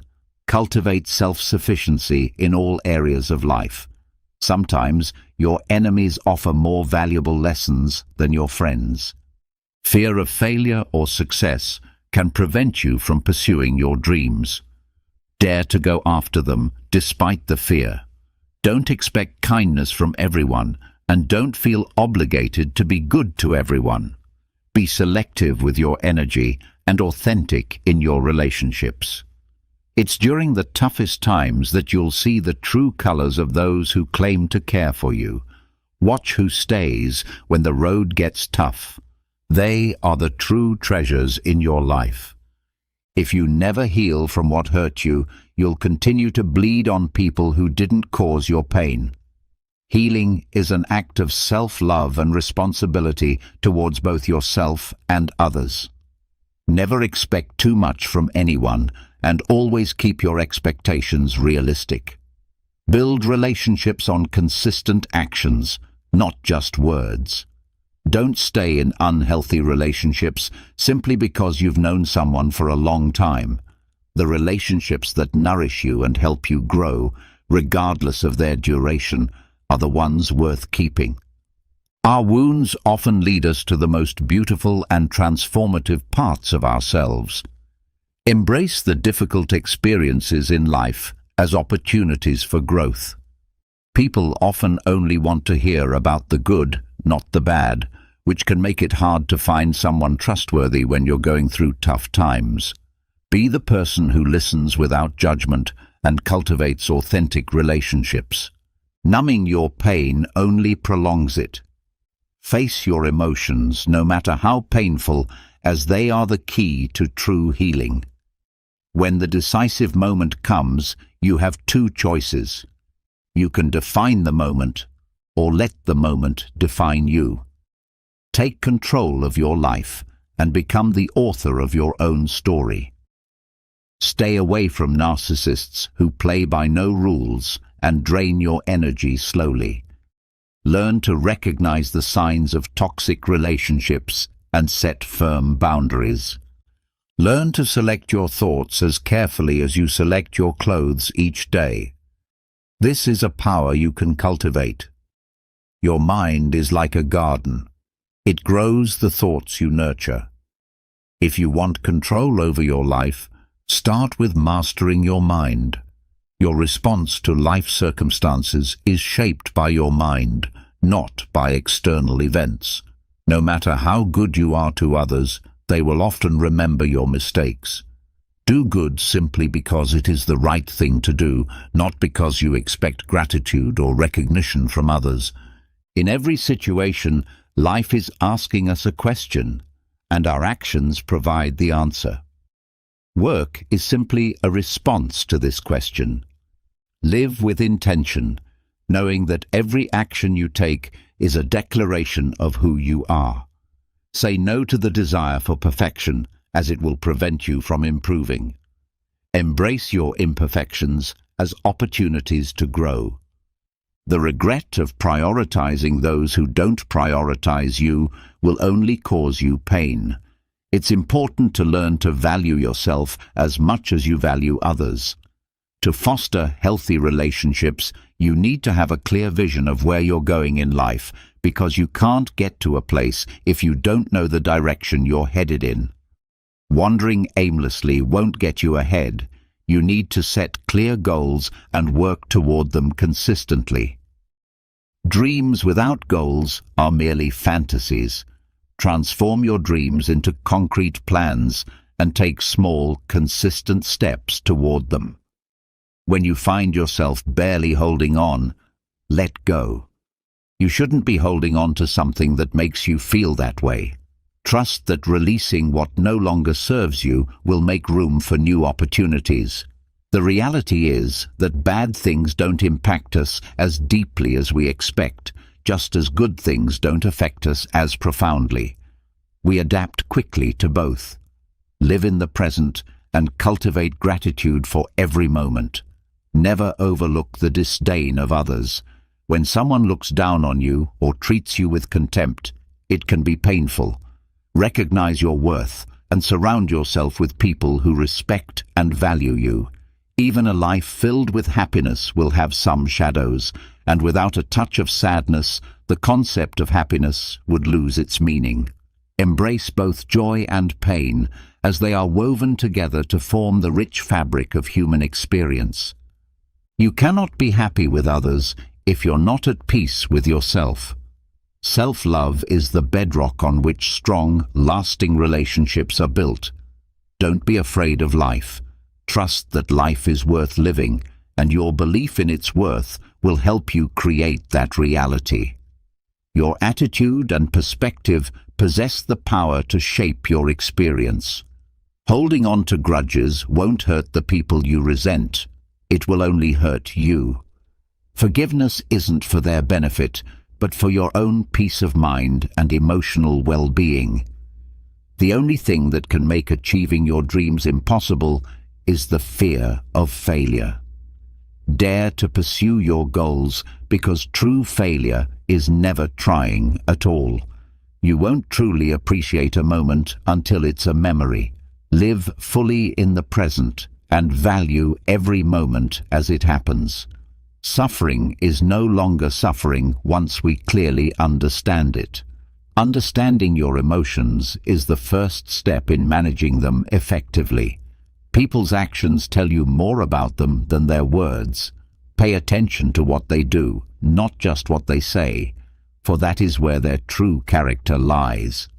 True growth happens when you start examining and correcting yourself rather than blaming others.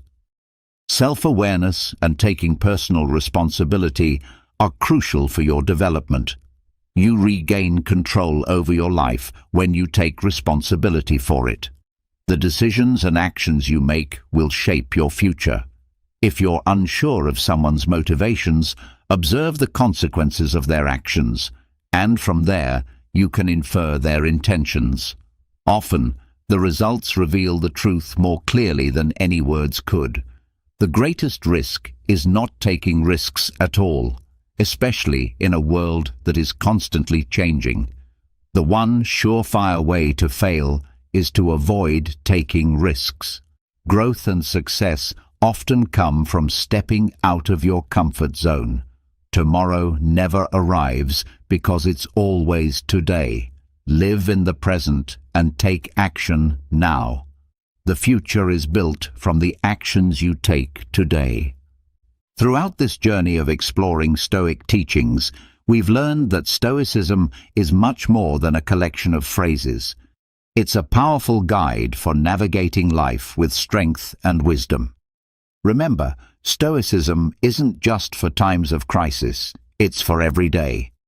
I encourage you to take these lessons with you, apply them in your life, and see how they can transform your world in ways you never imagined. If this journey through Stoicism has inspired you, Don't forget to subscribe to the channel and turn on notifications. This helps YouTube understand that this content resonates with people like you, so we can keep creating more similar videos in the future. If you've made it to the end of this video, it shows your commitment to learning and personal growth. The fact that you've reached the end proves your dedication to absorbing knowledge and applying it to your life. Keep seeking wisdom and strive to be the best version of yourself. Remember, learning is a continuous journey that brings its own rewards. The fact that you've made it this far